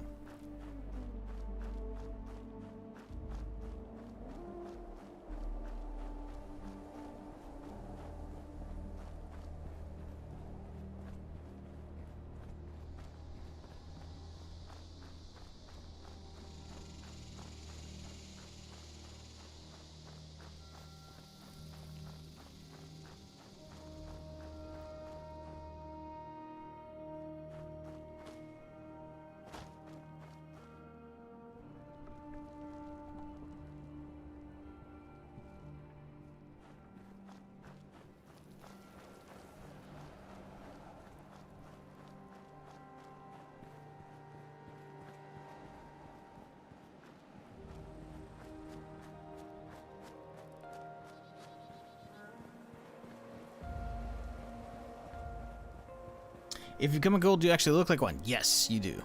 Very much fucks with your skin and shit. As you would expect. Like if you're watching the show or whatever, or any of the ghouls in the game, yep, you're gonna look very similar.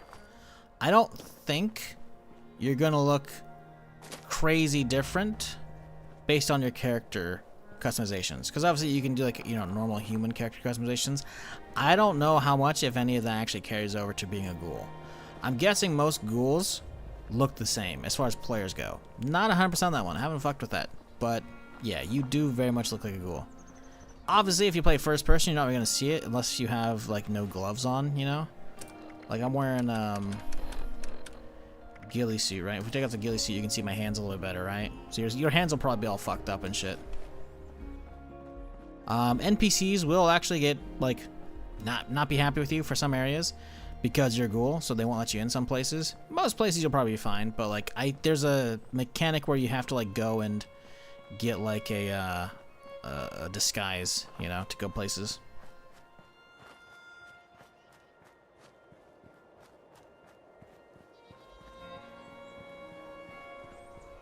To be honest, I was tempted to make a bow build after I saw you playing, but I don't want to get burned out in Fallout since I'm looking forward to playing a couple overhaul mods for it. Complete overhaul mod? Well, there's no complete overhaul mods for 76. 76 is a multiplayer game. There's not going to be any complete overhaul mods for that. The most you're going to get is like client-side stuff.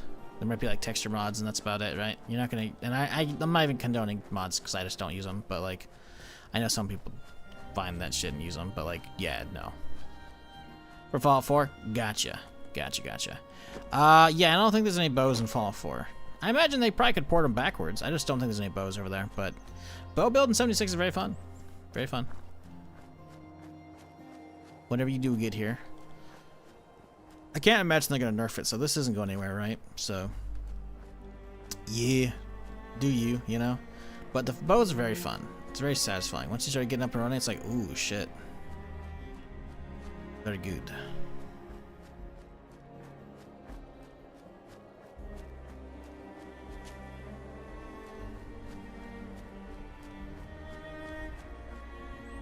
God, I wouldn't give for a new Star Wars MO, though. I just want a new Star Wars MO announced, man. Just give me one. The SWTOR ain't it. It's not. It hasn't been it. It was fun when it was new, but, you know. It's not the same. That's another reason I'm playing Pioneer now. I want to give the lore out overhaul team some time to fix out some bugs. Gotcha. Word.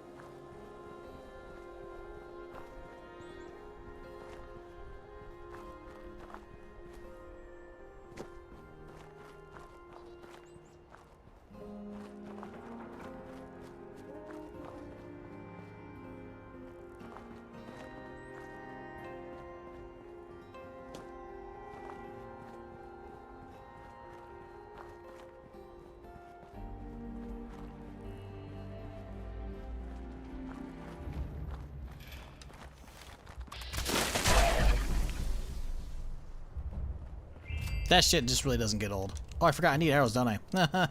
Should be grabbing all these. I nearly ran out again. I had 3.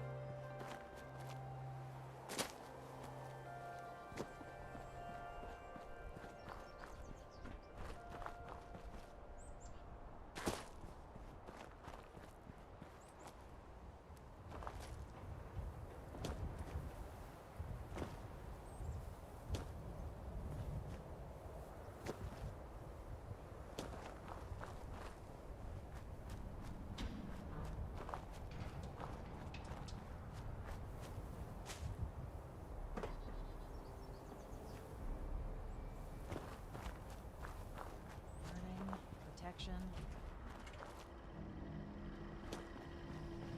Walk the whole length of the country just to get here has earned my attention. Anyone who's walked the whole length of the country just to get here has earned my attention. Yeah, me. I've walked all the way fucking back and forth across this fucking bitch.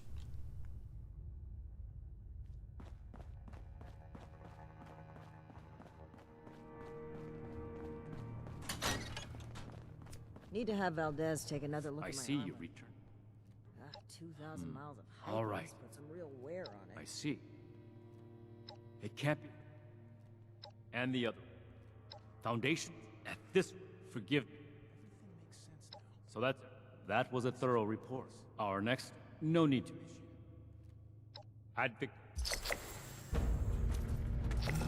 Oh shit! I forgot dailies, huh? All right. What are we looking at? What are we looking at for dailies here? Collect burnt books. Okay, easy. Collect wood. Can do event. Gulag. Okay, let's roll up and take care of these dailies, and then I'm gonna call it a day. A little short one here.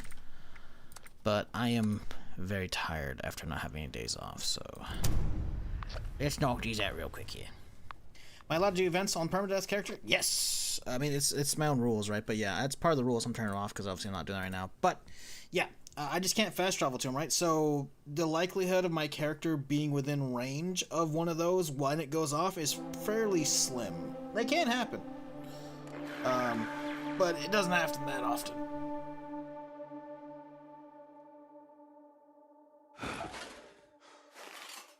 The only time I'm allowed to teleport, that I've done thus far is for nukes, right? Because I have to launch one nuke from every silo and also do all the bosses, because there's 3 nuke bosses, right? Cripple a ghoul's leg. Okay, can't do that.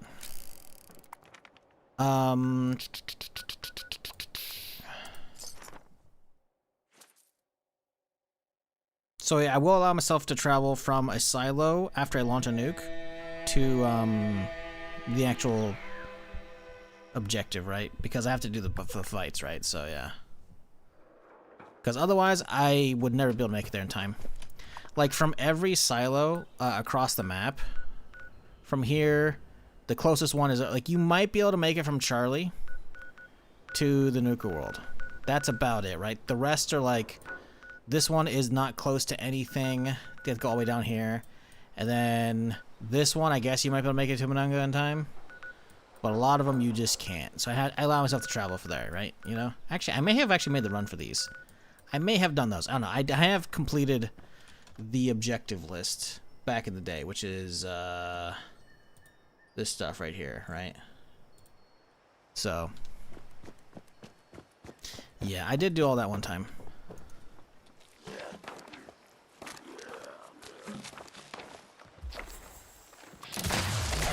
Oh, shit. Is it legs or arms? Ghoul's legs. Okay. I can do that.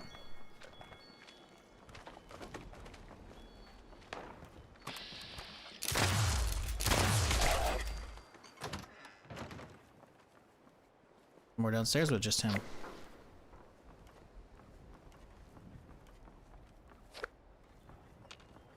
Okay. See me some out here in the graveyard. Oh, hello. That works too. Bonk.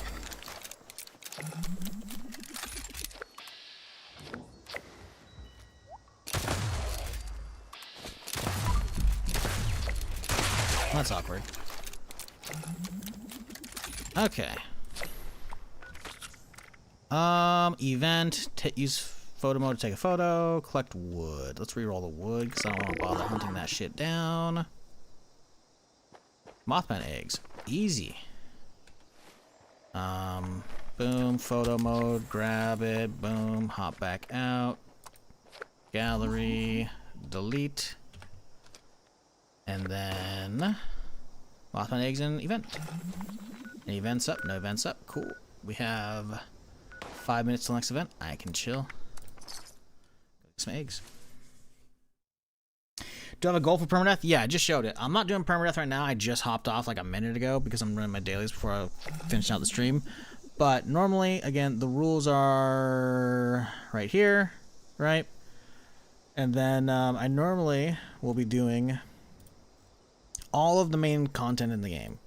which is all that. So all the main quests, all the Wastelander quests, side quests, all the expeditions, all the world boss kills, all the nuke launches, all that shit. Which takes a substantial amount of time. I haven't been checking it off this time on this character. I should have been, but I haven't been. But anyways, it's not hard to remember where I've been. But yeah, generally speaking, it's do all the content in the game, which I've actually managed to only do once. I used to also usually, when I make a character, add in extra modifiers beyond just the rules. I usually end up rolling a roulette wheel to figure out, you know, what extra modification to grab on top of it, right?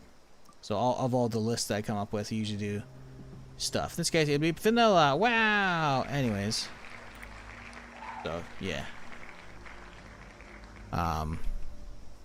That's the gist of it. I go to the divine light.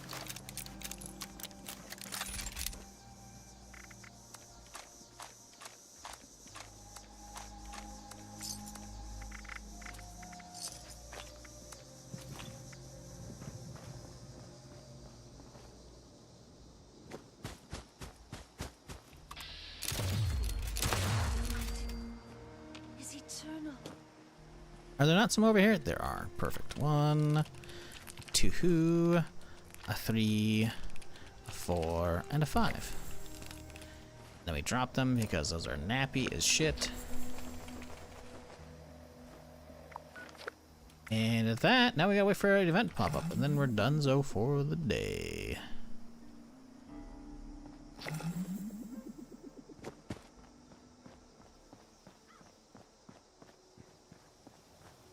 Right. Well, I think I need a repair here. Everything looks pretty good. How about my armor? Could use some repairs. Let's head back to base and hit those up real quick here.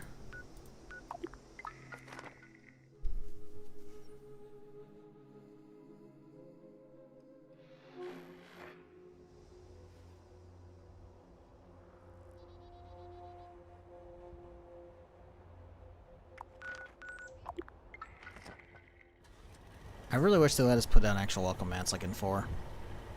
It just don't function that way, man. It'd be so fucking nice. Move along, civilian.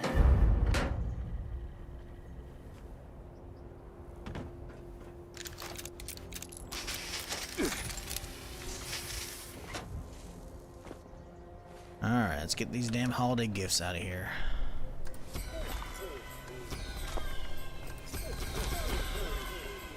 Wow, anyways.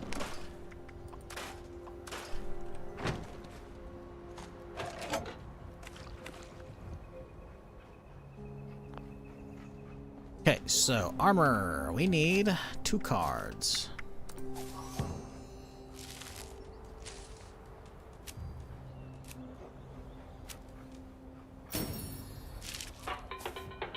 This is what I was talking about earlier, by the way. I have, as you can see, ghoul cards available on this character, even though I'm not a ghoul. So, clearly, you can get them, at least from card packs.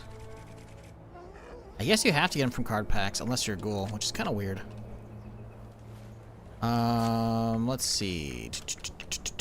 Take off demo, take off gunsmith, we get fix it good, and white knight.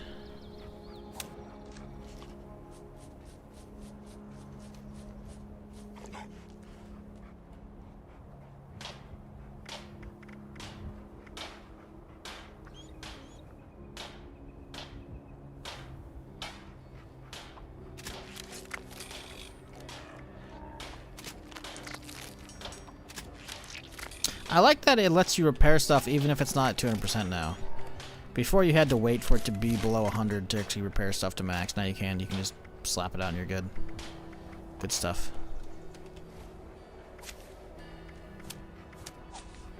Okay, demo.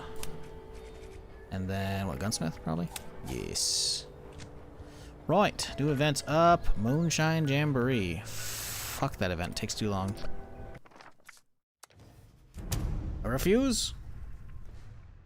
That one's you just sitting there forever, just wait for the waves, man. It's so boring.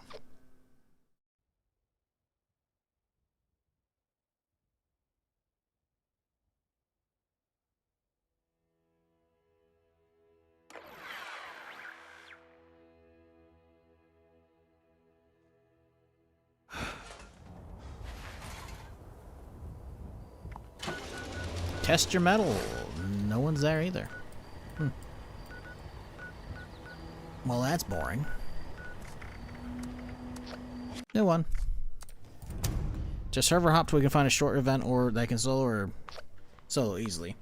Or one that actually has people there. Got a spare wanted poster stash? Oh yeah, I could just do that. Yeah, I got like 15 or something like that. I don't have a ton, but I have some. Could just run that. That'd be doable. It'd be doable.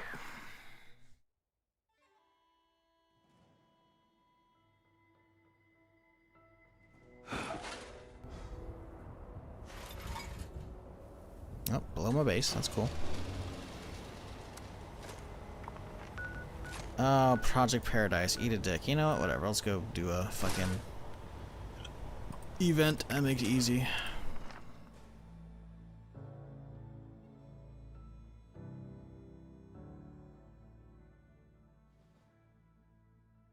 Could take over an easy workshop and defend it. Yeah. Does that count as an event?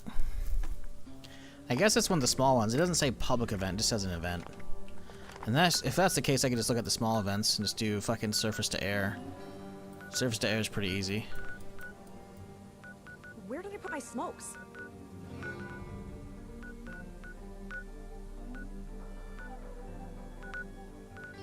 Yeah, let's run a bounty real quick here. It's not a big deal. Everything in its place. You smell that? Smells like freedom. Raiders have been stealing again. So much for our agreement. Yeah, I can run one. It's fine. It's not a big deal. I just don't feel like doing any of the other ones. I don't want to keep server hopping for that shite. Yeah, 15. That's fine. One out of the batch is not a big deal. But yeah, chat, save your wanted posters. We're gonna try and run them all on Sunday.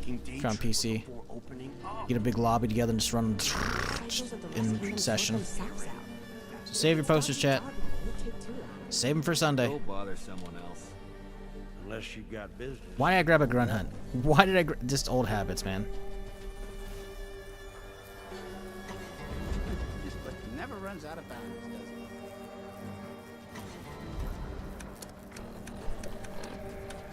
Running low on caps. Time to take on a bounty or two.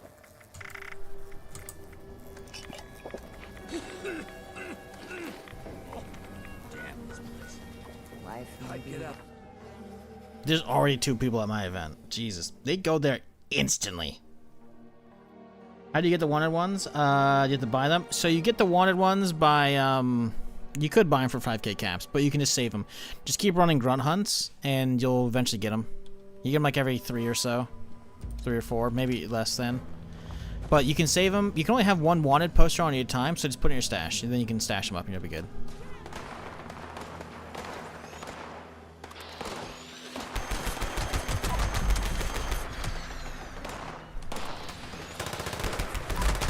Oh, that's why Finn suggested the fucking headhunt. He wanted the freebies.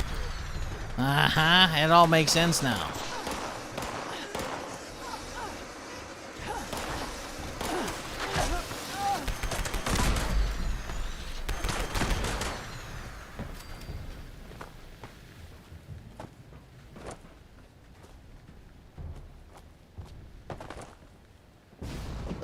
This is a pepper shaker. This is a pepper shaker modded out with a plasma magazine. So it shoots plasma cartridges. X barrel. It's okay. I think someone's about to go hit it. I think they are. They did. Okay.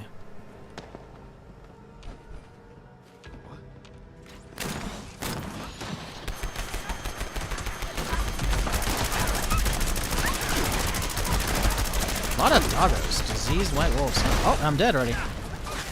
This is why. Headhunts on perma characters are gonna be rough. Awesome, thank you. Obviously, I'm not on my perma character, but you know, it would be rough. Oh, Finn just got fucking destroyed. Oh, what the fuck? How'd you get up here, buddy?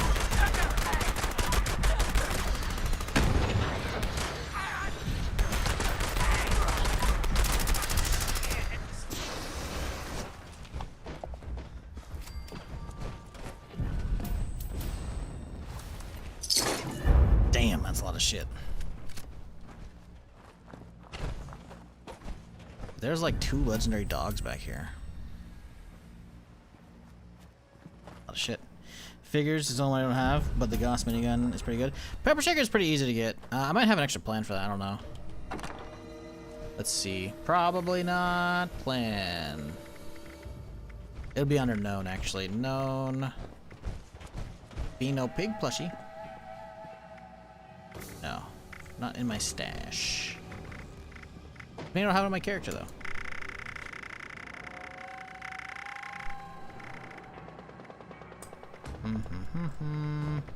I do not have an extra pepper shaker plan.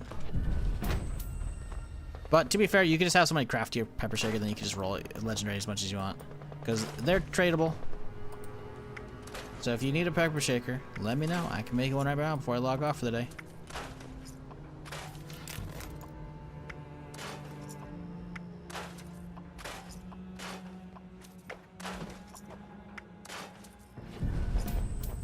Been looking at player benders for quite a while. Probably look at it again. Someone's got to have one at some point. Gotcha.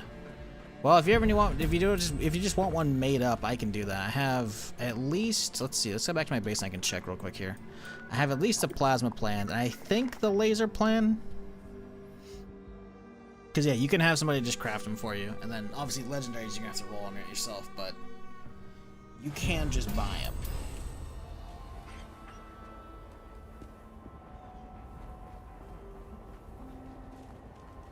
I am curious though at this point, so I will have a look just to see what plans I have for it myself. Because I don't know if I've actually bought them all. Oh, I need to get some treasury notes today, chat. Hex barrel, dual barrel, standard barrel, plasma, laser standard, gunner sights. Okay, yeah. I got some mods for it. Let's dump since we're here. Boom. Boom. Pet the doggo since we're here. Okay, let's go pick up our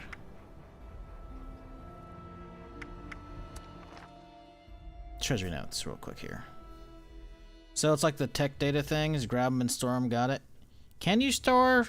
I guess. I don't know. I thought you could hold multiple of the tech data on the same time, but maybe not.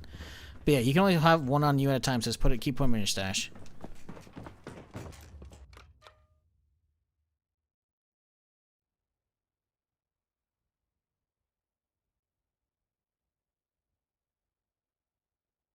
Anyways, that's gonna be a wrap for me today, folks. Thanks for hanging. A little bit of a short one, but I am very burnt out, very tired. Didn't get a lot of sleep. So I'll be back tomorrow, same time, same place, with some perma shenanigans. Sunday we'll plan on a bounty day, so keep saving up your wanted notes, chat, if you're on PC. We'll try and fill a lobby with people and start spamming them through and whatnot. But yeah, thanks for hanging. Appreciate y'all. Hope you had a good holidays yesterday. Good Christmas, good whatever, good Thursday. Hope you have a great Friday today. Hopefully your weekend starts off decently. But yeah, like I said, new to the channel, you haven't done it already, hit that follow button. I'm here Friday through Tuesday, doing something of some kind. Tomorrow I'll be back with more Fallout. More Fallout for the next week or so. And yeah, I'm gonna get out of here. Y'all have a good one. Till next time, good night.